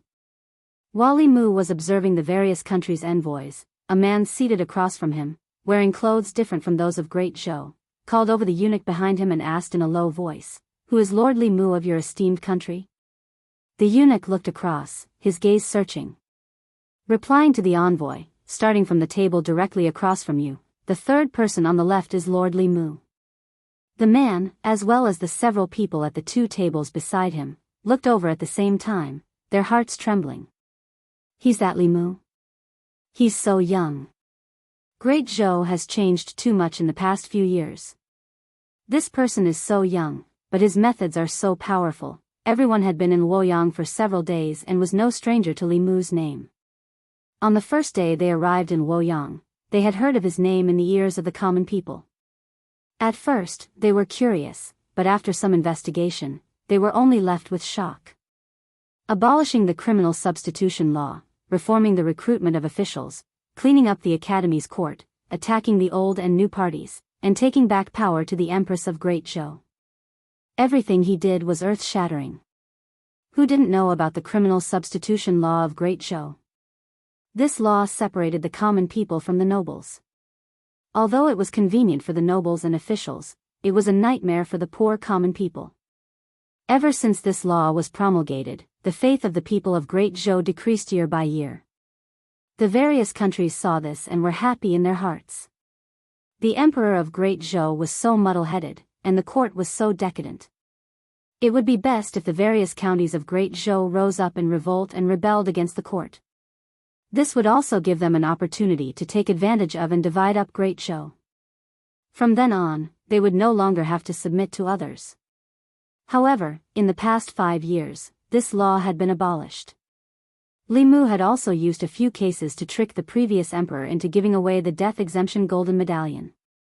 From then on, the nobles who broke the law would be punished the same as the common people. After these things, the people of Great Zhou began to unite again. In addition, Li Mu had also proposed the imperial examination, breaking the Academy's dictatorship. He had recruited talents from the local areas and once again united the people's hearts. This was far from enough. In the past few years, the court of Great Zhou had been firmly controlled by the old and new parties. It had been in a state of internal friction. However, in the past 2 years, it had been attacked by Li Mu at the same time, greatly strengthening the centralization of power of the Empress of Great Zhou. In the past 5 years, earth-shattering things had happened in Great Zhou. Outsiders had seized power, and the country had changed owners. The various countries thought that the opportunity they had been waiting for 100 years had come. They were about to take advantage of this tribute to renegotiate terms with the Great Zhou. However, after arriving at Luoyang, everything here made them dumbfounded. There were no common people living in the abyss of suffering, nor was there an imperial court that was about to collapse. Great Zhou was still the powerful Great Zhou. They cleaned up the Great Zhou internally and reformed the evil laws. They were also extremely strong externally. Even the powerful demon path had suffered a lot at their hands. They were silent for a while, and this completely disrupted their plans. And all of this was because of the man opposite them.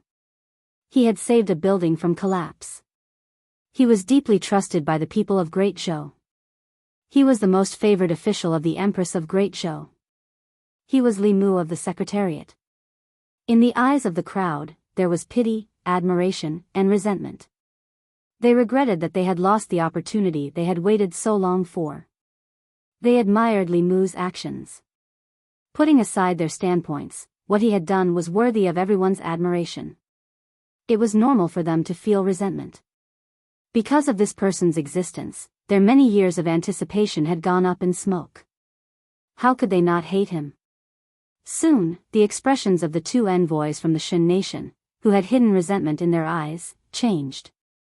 Their emotions and strength were actually being sucked away by someone through the air. The two of them immediately guarded their hearts and minds, and only then did they manage to guard the power of their emotions. In the great hall, several gazes swept over Li Mu. The calm secretary of the Secretariat revealed a meaningful smile on his face. Li Mu tilted his head slightly and asked Lu Yi, who was beside him, Lord Lu, which country are the two people wearing hats opposite us from? Lu Yi looked up and said, they are the envoys from the Shin nation. Li Mu understood and said, as expected, they are from the Shin nation. Among the countries in the Zhou continent, the Shin nation was the one that refused to accept the Great Zhou the most. For a long time, the Shin nation regarded itself as the overlord of the Zhou continent. Their self-confidence was extremely inflated. They wanted to bully the Great Zhou that had just been established, and its foundation was not very stable. Instead, they were attacked by the Great Zhou near their capital and were almost destroyed. Only then did they become well-behaved and pay tribute every year to show their allegiance. In these years, although the Shin nation had not developed much, the Great Zhou had been declining. If one were to say who in the Zhou continent wanted the Great Zhou to collapse and disappear, it would undoubtedly be the Shin nation. Lu Yi's mouth twitched and said, the Shin nation has always wanted to see us make a fool of ourselves. This time, I'm afraid they will be disappointed. The Shin nation's envoy had suffered a hidden loss at the hands of Li Mu, but he did not dare to act up. After glaring angrily at Li Mu, he looked away. As the banquet began, the gazes on Li Mu gradually decreased. However, Li Mu noticed that a gaze diagonally to his left was always on him. Li Mu followed the gaze and saw a young man hurriedly look away. Li Mu casually asked Lu Yi, which country is that young man from? Lu Yi looked and said, he should be from the Yong kingdom. The Yong kingdom was not large, but its strength was not weak. This was especially true for the Yong royal family, which was the most powerful in the Zhou continent. In terms of the number of experts in the upper realm, the Yong kingdom was comparable to the 6 schools and 4 sects. The Yong kingdom had produced 5 wise rulers in succession and could be considered a legend in the Zhou continent. Li Mu's gaze swept past the young man and looked at the middle-aged man beside him. The man's aura was concealed and not a trace was leaked. He looked like a mortal who had never cultivated. However, the Yong kingdom would not send a mortal. Even if his cultivation had not reached the 7th realm, it should be very close. Li Mu's gaze quickly returned to the young man. It was not because he was handsome, but because although he was no longer looking at Li Mu, he had begun to steal glances at the Empress. From time to time, his gaze would glance at the curtains in front of him. When he noticed that Li Mu was looking at him, he immediately lowered his head and focused on the food on the table in front of him. The young man discovered that every time he tried to steal a glance at the legendary figure of the Zhou continent behind the curtains, a gaze would fall on him. After a few times, he no longer dared to steal another glance. The atmosphere at the banquet was exceptionally harmonious. None of the envoys from the various countries proposed to leave the Great Zhou and stop paying tribute. They had already reached an agreement on this matter. However, what they had seen and heard in the Great Zhou over the past few days forced them to be cautious. When the banquet was about to end, Mr. May walked in from outside and hurried behind the curtains. He seemed to have something urgent to attend to. Li Mu noticed that an envoy from the Shin kingdom sitting opposite him seemed to have received some kind of message. His expression slowly darkened. He left his seat and walked to the center of the hall. In a deep voice, he said, Your Majesty, I have just learned that a citizen of my country has been killed in your country. You must give us a satisfactory explanation for this matter. Otherwise, the Shin kingdom will no longer pay tribute to the Great Zhou Empire. When the courtiers in the hall heard this, they were immediately in an uproar. Even if it was an ordinary case of murder, they could not afford to be careless. At a critical juncture when the various countries were paying tribute, a citizen of another country had been killed in the Great Show. The impact would be even worse. If they were not careful, it would incite conflict between countries. This was especially so when the Shin Kingdom was already disloyal. They could use this as an excuse. Mr. May walked out from behind the curtains and said, "Your Majesty, please move to the Ziwei Palace and order the Ministry of Justice to immediately bring the people involved in this case to the palace." Assistant Minister Yang of the Ministry of Justice stood out and said respectfully, "Yes, Your Majesty." After that, he strode out of the hall and quickly walked out of the palace. Ministry of Justice. A group of people gathered outside the Ministry of Justice and discussed animatedly. That citizen of the Shin Kingdom clearly fell on his own and hit the stone steps. He can't blame anyone else, but if that young man didn't chase after him, he wouldn't have fallen. Nonsense. If he didn't steal, would others chase after him? But he's dead in the end, and he's from another country. I'm afraid that young man will have to pay with his life. Within the Ministry of Justice, Assistant Minister Yang looked at Wei Peng and sighed. He said, "The envoy of the Shin Kingdom is using this opportunity to make a statement. If this matter isn't handled well, I'm afraid that something big will happen." "Where's that criminal?" "I have to bring him to the palace." Wei Peng nodded and said, "He's in the prison." "I'll go get him." He walked into the prison of the Ministry of Justice and opened a cell door. He said to a pale-faced young man, "Let's go. I'm afraid this is your only chance to enter the palace in your life." The young man's face was filled with despair. He said in a trembling voice, "Sir, I don't want to die yet." Wei Peng glanced at him and asked, "Why do you want to die?" The young man's body trembled. He said with infinite regret, "If I didn't chase after him, he wouldn't have died." Wei Peng asked in return, "You were just in a hurry. When did you chase after him?" Chapter 430. Outside the prison. The Assistant Minister of the Ministry of Justice, Yang Lin, shook his head at Wei Peng and said, "It's useless. Once we reach the Golden Palace, we just need to search his soul and the truth will be revealed. Have you forgotten what happened 5 years ago?" Wei Peng patted the thick law of the Great Zhou in his arms. He looked at the Assistant Minister of the Ministry of Justice and said meaningfully, "Sir, times have changed." The Assistant Minister of the Ministry of Justice sighed and said, "I don't know if times have changed or not. I only know that during this year of tribute, the Shin Kingdom has always had ulterior motives. They will definitely use this as a pretext to make a fuss. This time, they will definitely not let go of this opportunity." He patted Wei Peng's shoulder and said, "Let's go. You also go to the palace. You know more about this case than I do. When we reach the palace, be careful what you say." The young man looked nervously at Wei Peng and asked, "Sir, I have never been to the palace. What should I do later?" Wei Peng said indifferently, "It's very simple. When we reach the palace, don't say or do anything. Palace, Crepe Myrtle Palace." Today's lunch banquet was already nearing its end. After the emergency of the Shin Kingdom people dying in the Great Zhou Shindu, the important officials of the Great Zhou all moved to the Crepe Myrtle Palace. The envoys of the various countries also followed. At this time, most of the officials still didn't know what had happened. Soon, the Assistant Minister of the Ministry of Justice brought 2 people into the palace.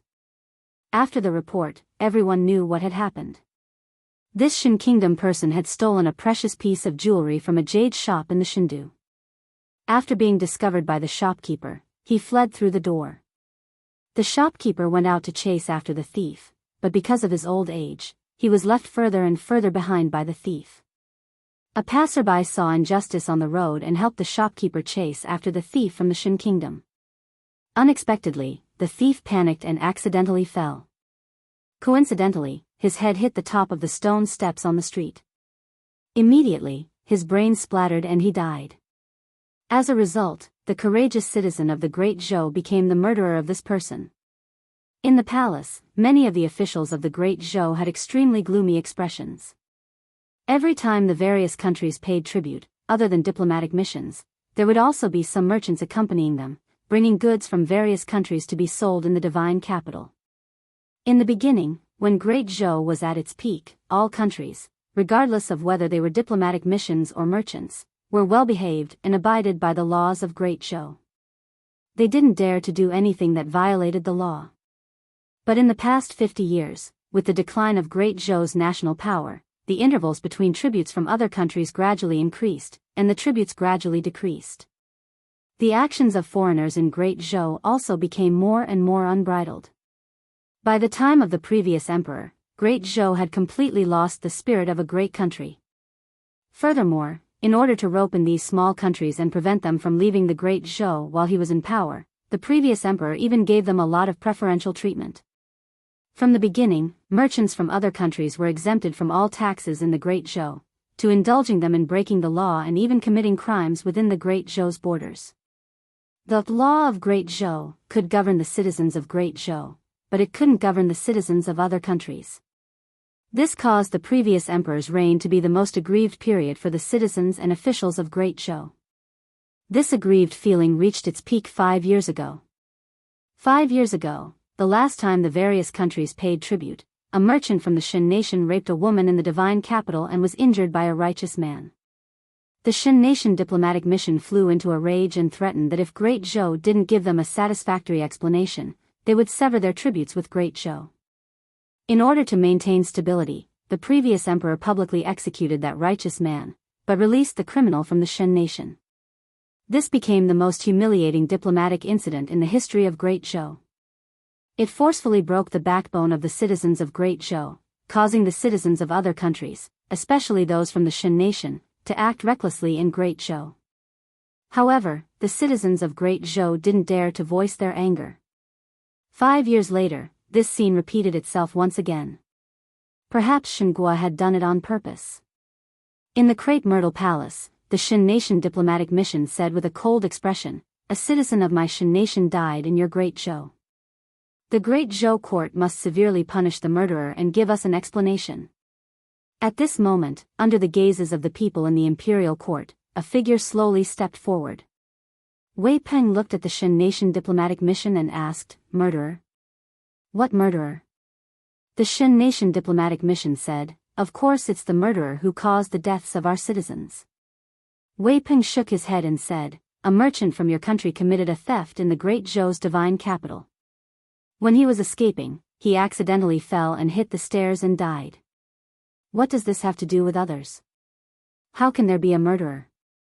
The Shen nation diplomatic mission said coldly, "Who are you? What does this have to do with this case?" Wei Peng said indifferently, "I am the head of the Ministry of Justice, Wei Peng. I have been invited by my client to act as his defense in this case. I will speak on his behalf." The Shen nation diplomatic mission pondered for a while before he understood that this official from the Great Zhou was trying to exonerate this person. His expression became even more unfriendly as he said, "Even if he stole first, according to the laws of your Great Zhou, this crime does not warrant death. If that person did not chase after him, he would not have died. In the end, this person is still the murderer who caused his death." When the Shen nation diplomatic mission said this, the officials in the imperial court could already confirm that the Shen nation had come prepared this time. They actually knew the laws of the Great Zhou so well. If this kind of thing happened to a citizen of the Great Zhou, it would be somewhat unclear. Furthermore, it was a foreigner. This case became somewhat difficult to judge. At this moment, Wei Peng looked calmly at the Shen nation diplomatic mission and asked, "Who said that my client was chasing after him?"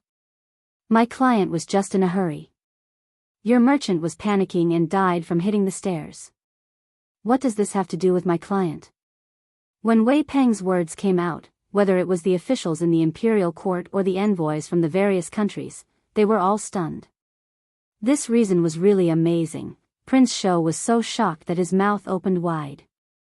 He said in surprise, "This kid is a talent." The Shen nation diplomatic mission quickly reacted and said coldly, "He was running while shouting, 'Stop' and 'Don't run.' Could it be that he was also in a hurry?" Wei Peng said indifferently, "He was in a hurry and was thirsty. He happened to see a vendor carrying tea and wanted to ask for a cup of fermented rice wine to quench his thirst. Is that not allowed?" The Shin nation diplomatic mission glanced at him and said coldly, "You can quibble. As long as you let us search his soul, the truth will naturally be revealed." Impudent. Another figure walked out from the crowd. Zhang Chun's face darkened as he said loudly, "Who do you think you are? A barbarian country. Are you worthy of searching the souls of my Great Zhou's citizens?" After the various countries' envoys arrived in the Great Zhou, they realized that the Great Zhou had changed greatly in the past few years. Naturally, they did a detailed investigation of the Great Zhou court. They all knew the identity of the person who was reprimanding the Shin nation diplomatic mission. Zhang Chun was the left assistant minister of the Ministry of Personnel and the minister of Imperial Ancestral Temple.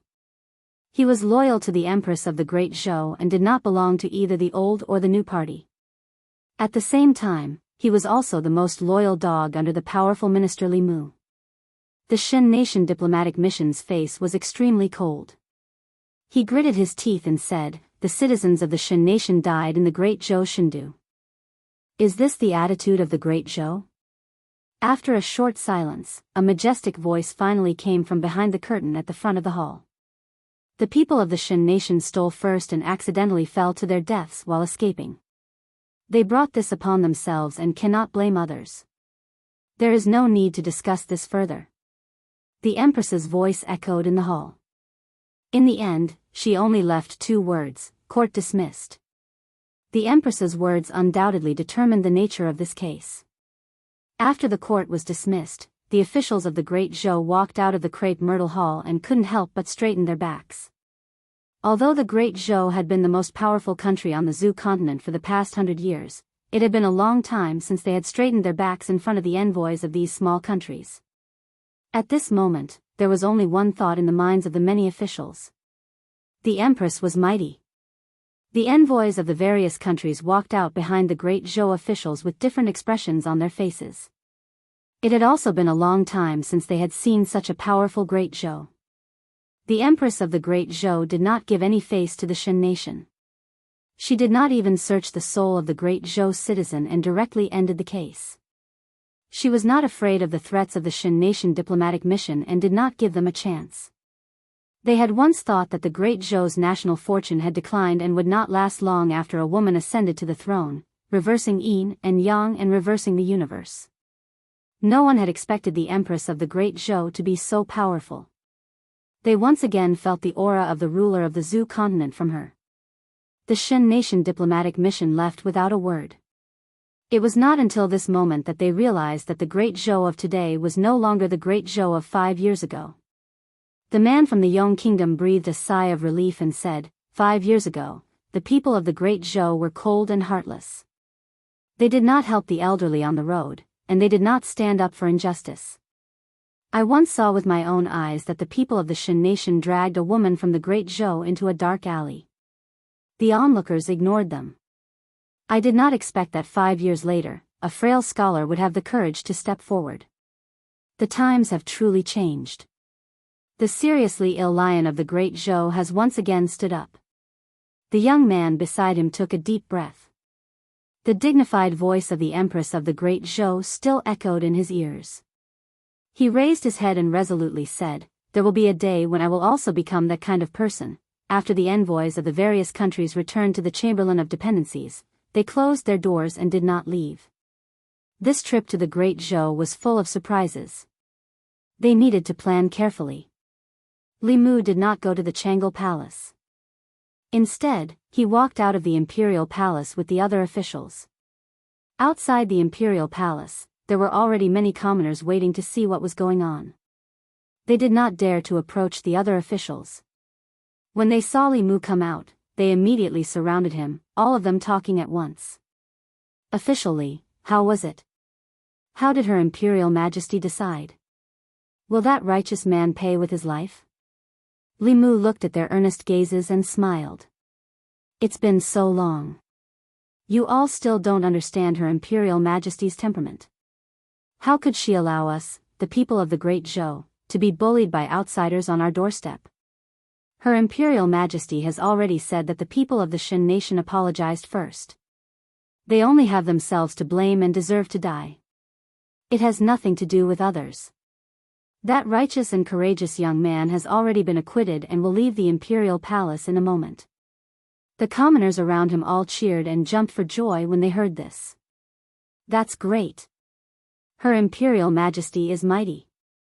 There were also some commoners who thought further and asked Li Mu worriedly, officially, if the people of the Shin nation use this as an excuse to stop paying tribute to the great Zhou, what should we do?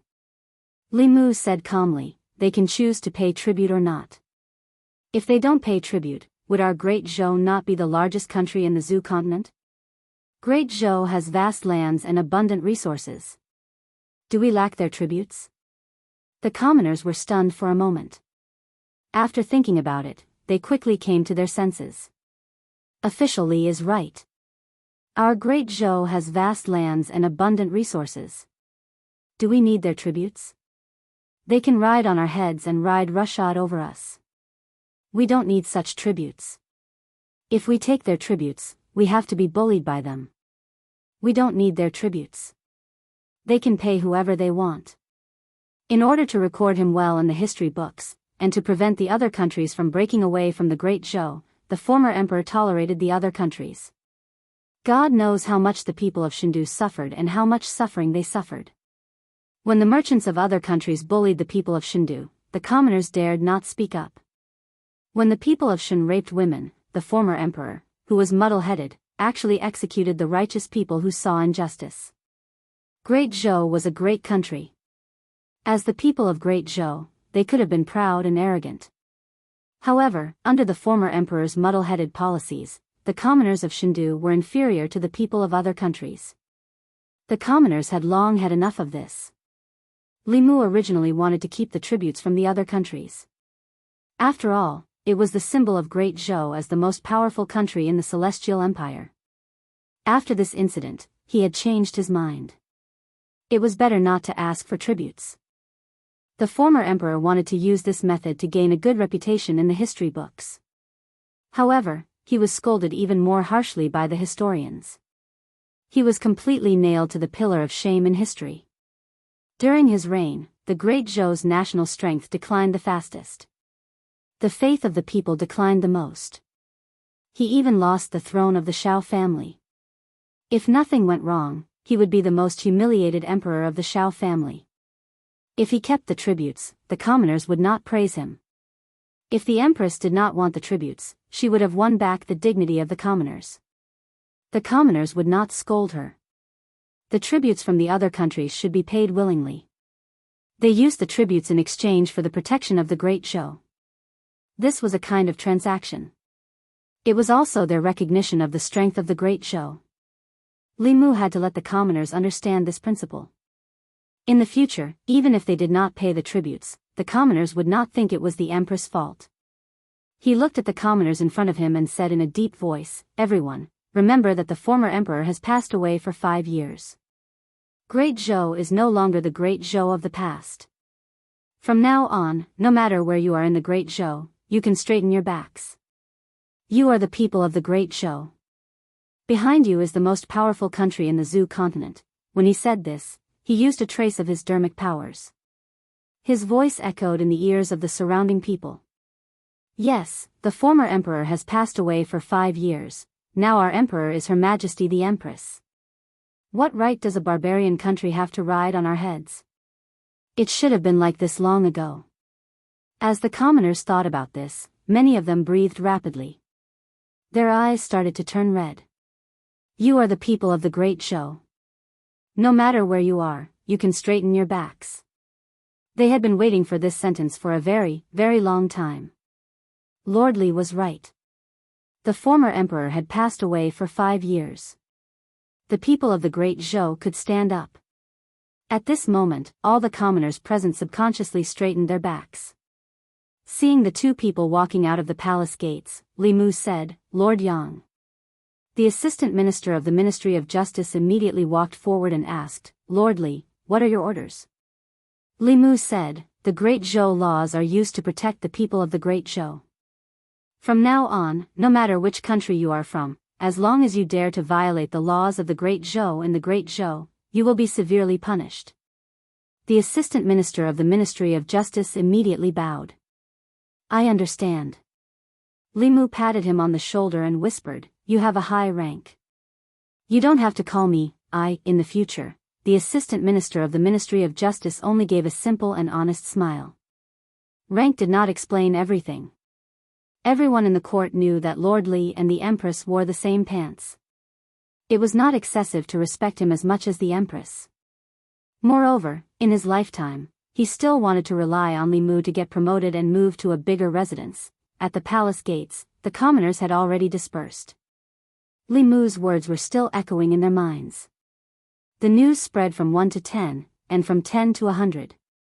It wouldn't be long before everyone in the fairy's capital knew what he had said. Not long after, in a restaurant. It was lunchtime. The restaurant's business was good, and there were no empty seats. At some point, a few dark-skinned men wearing strange clothes walked into the restaurant. They glanced at the customers who were eating in the restaurant. One of them walked up to the counter and said to the manager in bad Great Zhou language, "We are from the Shen dynasty. Ask the rest of the people here to go out and arrange a good private room. We will serve all the dishes you have here." The manager of the restaurant had just heard Lord Li's words at the palace gates. He was overwhelmed with excitement. He glanced at the men and said coldly, "I've only heard of the Great Zhou. I've never heard of the Shen dynasty. Which barbarian country are you from? There is a seat in the corner over there. If you can sit, then sit. If you can't, then leave. Don't disturb our business here." The Shen dynasty merchant was used to running amok in the Great Zhou. This time, he brought his friends with him. He did not expect the lowly commoners of the Great Zhou to be so impudent to him. His face instantly darkened. He said sternly, "How dare you? Do you know who you are talking to?" Bang! "You want to stir up trouble?" The manager slammed the abacus on the table and sneered, "Fellows, report this to the authorities." Inside the Chamberlain of Dependencies. In the courtyard where the young envoy resided, a middle-aged man stood on the roof, overlooking the entire divine capital. A strange light flashed in his eyes. The divine capital of the Great Zhou, which was surging with psychokinesis, shone with a golden light in his eyes. Chapter 431. The ambassadors of the various countries had come with a premeditated plan. They wanted to sever their relationship with the Great Zhou to further attack the people of the Great Zhou.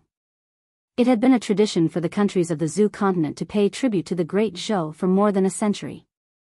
If the various countries declared independence, the Great Zhou would only exist in name as the strongest country on the Zhou continent. This would cause the people of the Great Zhou to continue to lose their support. If the people's support was lost, it would be difficult to gather the emperor's qi, and the royal family would be unable to produce new experts. It wouldn't be long before the Great Zhou went from decline to decline. This was something that the various countries were happy to see. However, when they walked out of the Honglu temple, they found that there were only a few figures on the streets that had been abnormally crowded yesterday. After some investigation, they found that the people of the divine capital had spontaneously gone to the ancestral temple to pay tribute. Because the people were paying tribute, the streets were empty. How united was the people of the divine capital?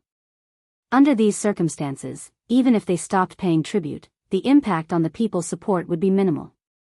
Even if they stopped paying tribute, it would instead cause the people of the Great Zhou to be more united.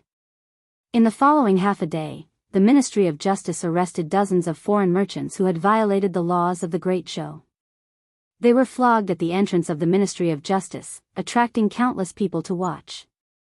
Their cheers could be heard from several streets away. There were also a few who had seriously violated the law and were likely to face several years of imprisonment.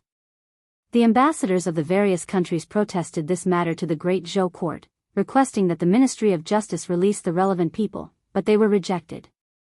One of the ambassadors of the Shen nation asked around and returned to the Honglu temple. He said to his companion, "I've asked around." When the memorial was delivered to the Great Zhou's secretariat, it was shot down. It was done by that Li Mu. This person is unmoved by force or persuasion. He's not afraid of anything, another ambassador of the Shen nation thought for a moment, then said, "There's no other way. Let's just directly protest to the Empress of the Great Zhou." I don't believe that she's not afraid of us cutting off our tribute to the great Zhou. If that happens, she'll become a sinner for all eternity. In the Chang'e Palace, Li Mu handed a memorial to the Empress, who was reading a book, and asked, Your Majesty, the Shen nation's envoy threatened the imperial court. If we don't release them, they will cut off their tribute to the great Zhou. How should I respond to them? Zhou Yi flipped to a page and said indifferently, Write a decree. From today onwards, the great Zhou and the Shen nation will sever their tributes. Didn't they refuse to pay tribute?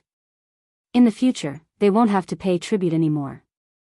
Li Mu nodded and said, As you wish. Not long after, Mr. Mei walked into the Honglu temple. His voice resounded in all directions, Envoy of Shen country, receive the imperial edict. Two figures walked out of a courtyard and stood quietly in front of Mr. Mei. They sneered in their hearts. As expected, it was better to hand the memorial directly to the Empress of the Great Zhou. There was a result so quickly. That Li Mu didn't know the immensity of heaven and earth, but how could the Empress of the Great Zhou not know the importance of the big picture? Mr. Mei looked at them indifferently and said, Her Majesty has decreed that the Shen nation's merchants are of inferior character and have violated many laws within the Great Zhou. The Shen nation's envoy did not restrain his people and instead made unreasonable demands of the Great Zhou court. From today onwards, the Great Zhou and the Shen nation will sever their tributes. Mr. Mei had already finished speaking, but the Shen nation's envoy was still frozen in place. Their most important mission this time was to sever their tributes to the Great Zhou. Now that they had achieved their goal, they didn't feel any sense of accomplishment. 5 years ago, the Great Zhou Emperor gave them too many benefits and begged them to continue their tributes. 5 years later, the Empress of the Great Zhou took the initiative to sever the relationship between the two nations. After Mr. Mei finished reading the imperial edict, he floated away, leaving the envoys in the Honglu temple looking at each other. Although the imperial edict only mentioned the Shen nation, it also sent a message to all of them. The Empress of the Great Zhou didn't care about the tributes of the other nations. If they used this as a threat, they would probably end up like the Shen nation. From now on, everyone here would have to reconsider their relationship with the Great Zhou. Chang'e Palace. After learning that the Shen nation envoy had left the Honglu temple in anger, Li Mu's mouth twitched in disdain. The Empress wasn't so easily threatened. She had always been amenable to coaxing and not coercion. The Shen nation people had clearly miscalculated if they wanted to use the method of threatening the previous emperor to threaten her. She didn't even want to be the Empress of the Great Zhou, much less the overlord of Zhou province.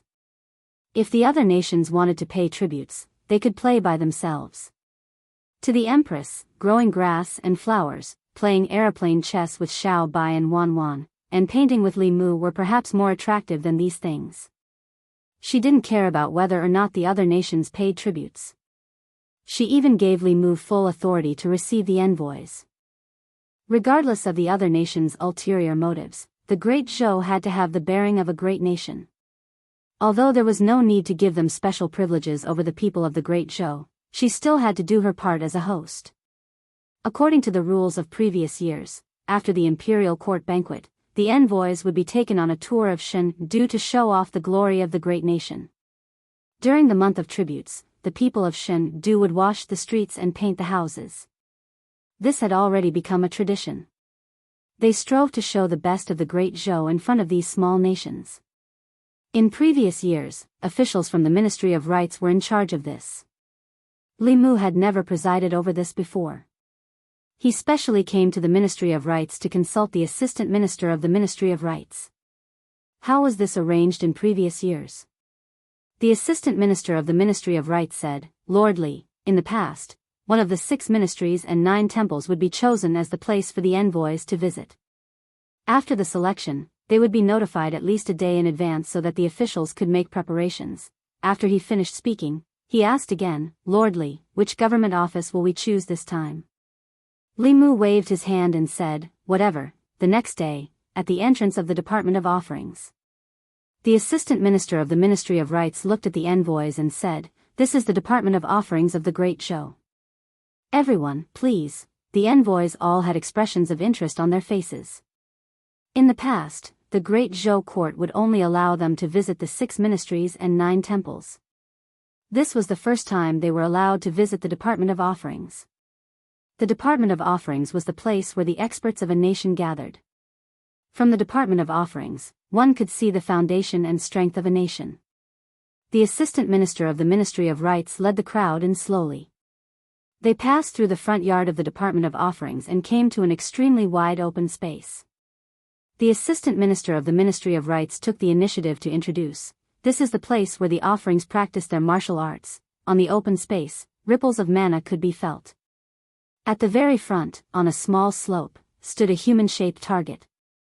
One of the worshippers who exuded the aura of the fifth tier waved his hand, and a dozen or so talismans flew out from his sleeves, creating a violent wave of spiritual energy that knocked down the human-shaped target and also raised the slope to the ground. This scene made the envoys' throats dry up. Every single one of those Fulu was above the earth rank. These Fulu talismans were hard to come by in their countries. Anyone who owned one would have to keep it as a life-saving trump card. The Great Zhou's offering was actually so extravagant as to use more than 10 earth-rank Fulu talismans for target practice. This was too wasteful. Just from that attack just now, even a 6th level cultivator would have to deal with it. Those below the 6th level would probably not even be able to escape with their primordial spirits. Another consecrator flicked his finger lightly, and a black pill-shaped object flew towards another human-shaped target. The two objects collided. After a strong spatial ripple, that human-shaped target was swallowed by a black hole in the void. Many people swallowed their saliva secretly. If this object landed on them, they probably would not be able to avoid the fate of being swallowed. This strange method of attack was simply unheard of. With his hands behind his back, Li Mu turned around and saw the shocked expressions of the crowd. He smiled and said, "Everyone, don't be nervous. The offering is just practicing against the enemy. It's all routine." In the next 2 hours, Li Mu brought the envoys to witness the routine of countless Great Zhou's offering. This included various powerful Fulu talismans, pills, and formations made by many offering that could trap a 6th level cultivator to death. In the past, it would take 10 talisman liquids to draw one Fulu. Now that they could draw 10, the offering naturally did not have to be thrifty. They just needed to blow it up. If they did not have enough, they could ask for more. The imperial court was not lacking in Fulu now. In addition to spending thousands of Fulu talismans for the Empress, Li Mu and the Empress also refined some of the ancient pills that they had comprehended from the pages of Tao. They gave them to the offering so that they could familiarize themselves with using them in advance so that they could be more proficient against the enemy in the future. 2 hours later, the envoys walked out of the offering department. Their faces were somewhat pale. The scene that they saw in the offering department had left a deep impression on them. Was this the strength of the Zhou continent's overlord? Li Mu looked at them and said, "By the way, His Majesty has decreed that all countries no longer need to pay tribute to Great Zhou in the future. Great Zhou is still facing internal and external troubles. We really have no time to take care of the other countries. You may all return." The envoys from the small countries looked at each other, swallowed their saliva, and immediately spoke. "We have to pay tribute, we have to pay tribute. We can't break the century-old rule. The state of Wei is loyal and devoted to Great Zhou. We will never be disloyal. We pledge our lives to follow Great Zhou." Chapter 432. It wasn't that the envoys from the small countries were spineless, but that they were truly frightened.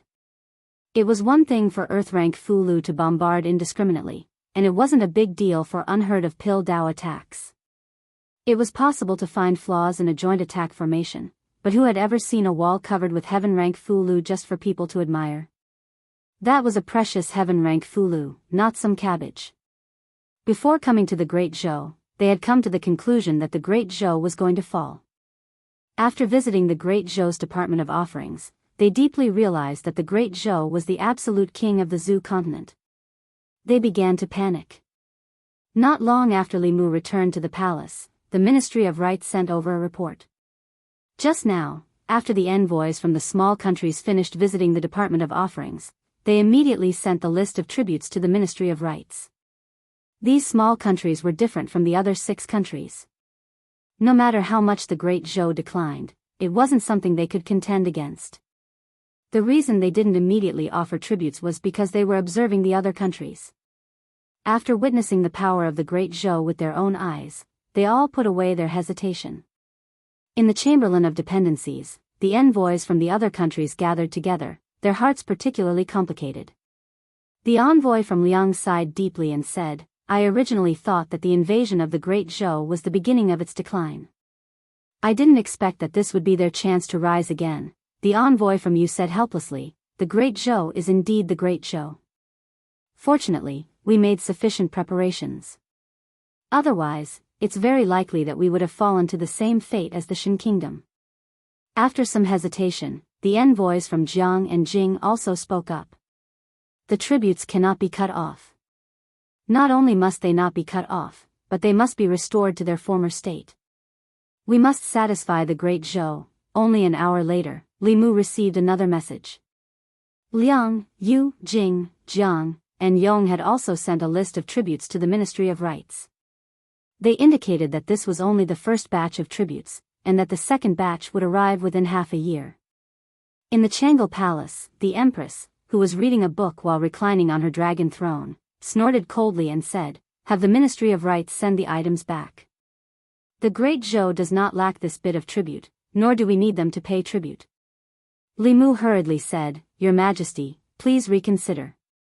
Please reconsider. Do you still want to grow flowers and plants as soon as possible? Although Zhou Yi disdained to pay attention to the capricious people of the other countries, what Li Mu said was what she cared about the most.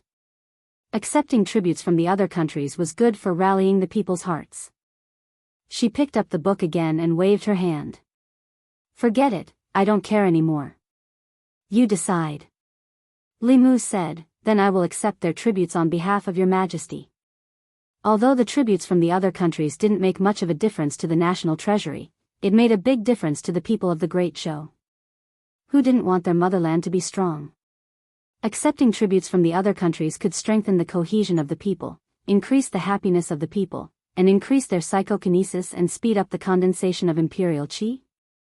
If the Empress wanted to retire from her position as Empress soon and spend her old age with Li Mu, it was best not to be willful.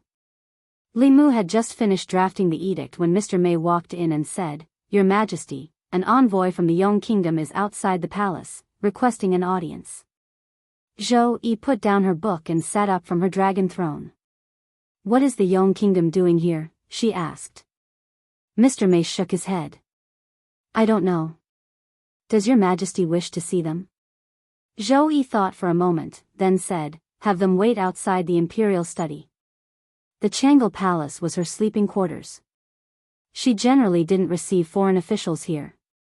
Zhou Yi stood up, glanced at Li Mu, and said, come with us. Among the 6 countries, the Yong Kingdom wasn't the strongest, but it had the most prospects. The 4 countries of Liang, Yu, Jiang, and Jing relied on the support of the 4 Daoist sections. Without the 4 Daoist sects, the Yong Kingdom would immediately be reduced to a low-tier country. The Shin Kingdom was the birthplace of Buddhism. It wasn't small and had a large population. However, there were too many internal problems, and the quality of the people was generally low. The great Zhou had once thought the Shin Kingdom to be very powerful, but after fighting it once, they discovered that the Shin Kingdom was only strong on the outside but weak on the inside. Only the Yong Kingdom's strength was truly powerful. Disregarding everything else, a country with less than a tenth of the Great Zhou's population had condensed 3 strands of Emperor's qi within 50 years, creating 3 transcending mortality experts for the Yong Kingdom. The Great Zhou had 10 times the population of the Yong Kingdom and was known as the strongest country on the Zhou continent. Yet, in the same amount of time, it had barely managed to condense 1 strand of Emperor's qi. Just based on this, the Great Zhou's previous emperor and the previous emperor would be ashamed even if they were lying in their coffins. It wasn't hard to guess how condensed the Yong Kingdom's people's qi was. A single country had produced 5 generations of wise emperors. If he hadn't transmigrated, it wasn't impossible for the Yong Kingdom to defeat the Great Zhou and unify the Zhou continent several decades later. The Imperial Study. This was the place where the Empress received foreign officials outside of the morning court session. The layout was very similar to the Ziwei Palace. The Empress stood behind a curtain, while Li Mu stood in the middle of the hall. Before long, Mr. May led two people into the study. One was a middle-aged man, and the other was a young man. They were the envoys sent by the Yong Kingdom. The middle-aged man cupped his hands and bowed to the Empress, saying, "Greetings, Your Imperial Majesty, the Empress of the Great Zhou." The Empress asked from behind the curtain, "Envoys from the Yong Kingdom, what business do you have with us?" The middle-aged man replied, "Before this subject came to the Great Zhou, I was ordered by the Emperor to request a mutual waiver of tariffs between the Great Zhou and the Yong Kingdom in order to promote friendly trade between the two countries." The Empress's voice quickly reached Li Mu's ears. "What do you think?" Mutual waiver of tariffs between the two countries had both advantages and disadvantages. If they retained their advantages and curbed their disadvantages, it would be a good thing for the people of both countries. The Yong Kingdom's monarch clearly had foresight that others didn't possess. Li Mu stepped forward and said, "This matter still needs to be discussed in detail. I will give you an answer in a few days." The middle-aged man cupped his hands and said, "This is a matter that will benefit the people of both countries. I hope Your Imperial Majesty will be able to judge this matter clearly. We will quietly await the good news." Not long after, the two men withdrew from the imperial study. The Empress walked out from behind the curtain and said, "This matter," Li Mu replied, "Leave this matter to this subject." The Empress looked at Li Mu with satisfaction before finding Xiao Bai, Wan Wan, and the others to play mahjong. Li Mu remained in the imperial study, pondering over the matter that the Yong Kingdom's envoy had just spoken of. At the very least, the removal of trade barriers between the two countries was beneficial to the common people. They could use cheaper prices to purchase goods from the other country. However, if they didn't control it well, it would be a devastating blow to the merchants of their own country. Which goods should have their tariffs reduced? Which goods should have their tariffs reduced? How to reduce them? How to reduce them? How to reduce them? Li Mu first went to the Ministry of Revenue. After spending a few days doing his homework, he already had some ideas. He arrived at the Chamberlain of Dependencies and knocked on a courtyard door. The one who opened the door was the young man from the Yong Kingdom's envoy. When he saw Li Mu, his expression froze, appearing somewhat flustered. Li Mu strolled into the courtyard. Glancing around, he saw an easel propped up in the courtyard. On the canvas, a painting was nearly completed. It depicted an extremely handsome man, about as handsome as Li Mu. When he looked again, wasn't the man in the painting himself? After staring blankly for a moment, Li Mu seemed to have thought of something. Turning around, he stared at the young man and asked in an unfriendly tone, "Why did you draw this official's portrait? Are you planning to find an assassin to assassinate this official after returning to your country?" If not for Li Mu, the other countries would have been able to laugh at the ridiculousness of the Great Zhou, especially Great Yong. In the future, Great Yong would have the possibility of unifying the Zhou continent. If one had to say who they hated the most, it would naturally be him. The Yong Kingdom's envoy had drawn his portrait for no apparent reason. Li Mu had enough reason to suspect that this person harbored evil intentions. Hearing his words, the young man became even more flustered. Promptly shaking his head, he said, No, I drew it casually drew it." Li Mu glanced at the painting again. The painting had both form and spirit, and it was extremely lifelike. In particular, the expression in the eyes was no different from that of a real person. It gave one the impression that the person in the painting would walk out of the painting at any moment. If this was called a casual drawing, then what were Li Mu's recent paintings called? At this moment, Li Mu felt that he had been insulted. Chapter 433. Casually drawn? Li Mu shot him a disdainful glance and said, "Why don't you casually draw another one for me to see?" To draw such a likeness of him and use such a careless reason, it was hard for Li Mu not to suspect that he had some other motive. Could it be that he really wanted to assassinate him? The young man walked to the drawing board, took off the canvas, and covered it with a new piece. He held a brush in his hand, and after he landed it on the canvas, he quickly drew something. It was so fast that Li Mu could only see the afterimage. After a moment, the youth put down the brush in his hand, and another Li Mu appeared on the canvas. Compared to the previous Li Mu, the likeness was even more vivid and lifelike. Li Mu was dumbstruck, as if he was looking at another him. He even had the misconception that the person in the painting had taken a step forward. Li Mu quickly discovered that this was not a misconception. One of the legs of the man in the painting really stepped out, and a man who looked exactly like Li Mu appeared in front of him. Although this was only a paper person that quickly faded away, Li Mu sensed a trace of the painting Dao from it. The painting had become real. This was the ultimate technique of the painting Dao, creating something from nothing.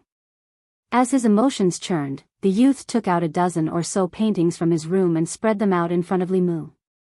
He said, "I casually drew these. I had no intention of harming you. I was only practicing."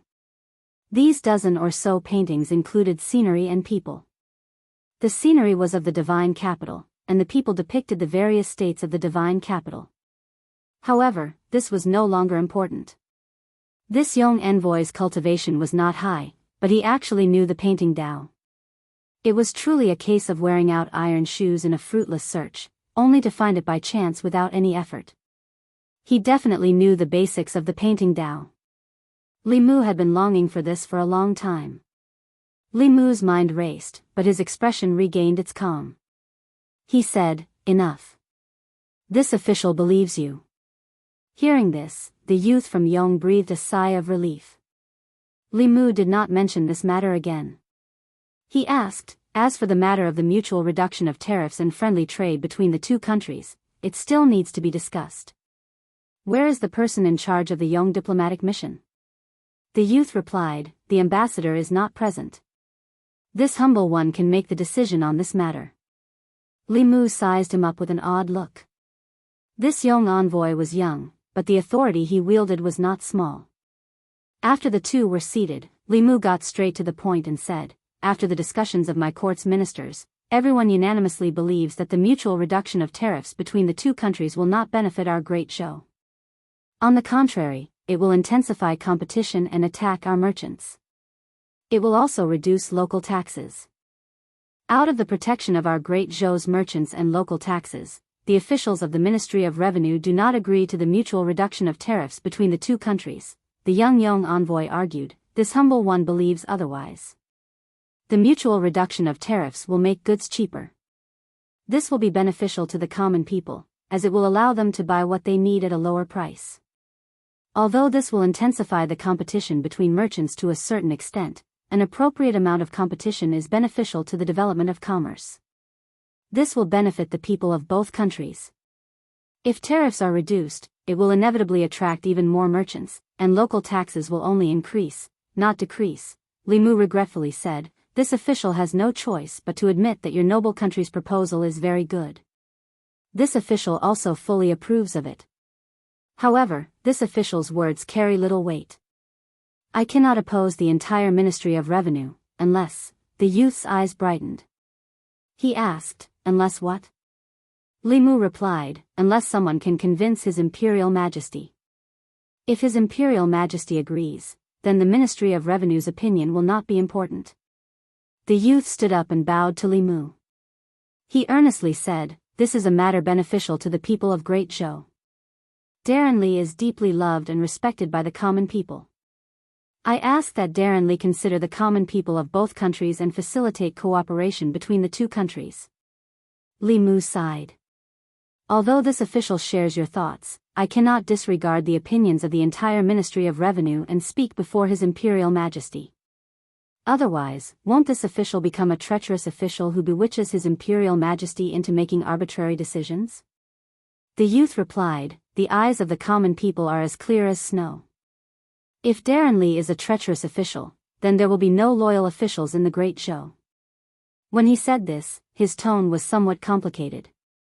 They had actually made two preparations for their trip to the Great Zhou. If the Great Zhou was an arrow at the end of its flight, they would break off the tributes and wait for the day when the Great Zhou collapsed. Then, Great Yong would find an opportunity to dominate the Zhou continent. If the Great Zhou was still powerful, they would abandon the first plan and strengthen trade and cooperation with the Great Zhou, vigorously develop the domestic economy, and raise the standard of living of the common people. Li Mu sighed. This official truly wishes to help, but is powerless to do so.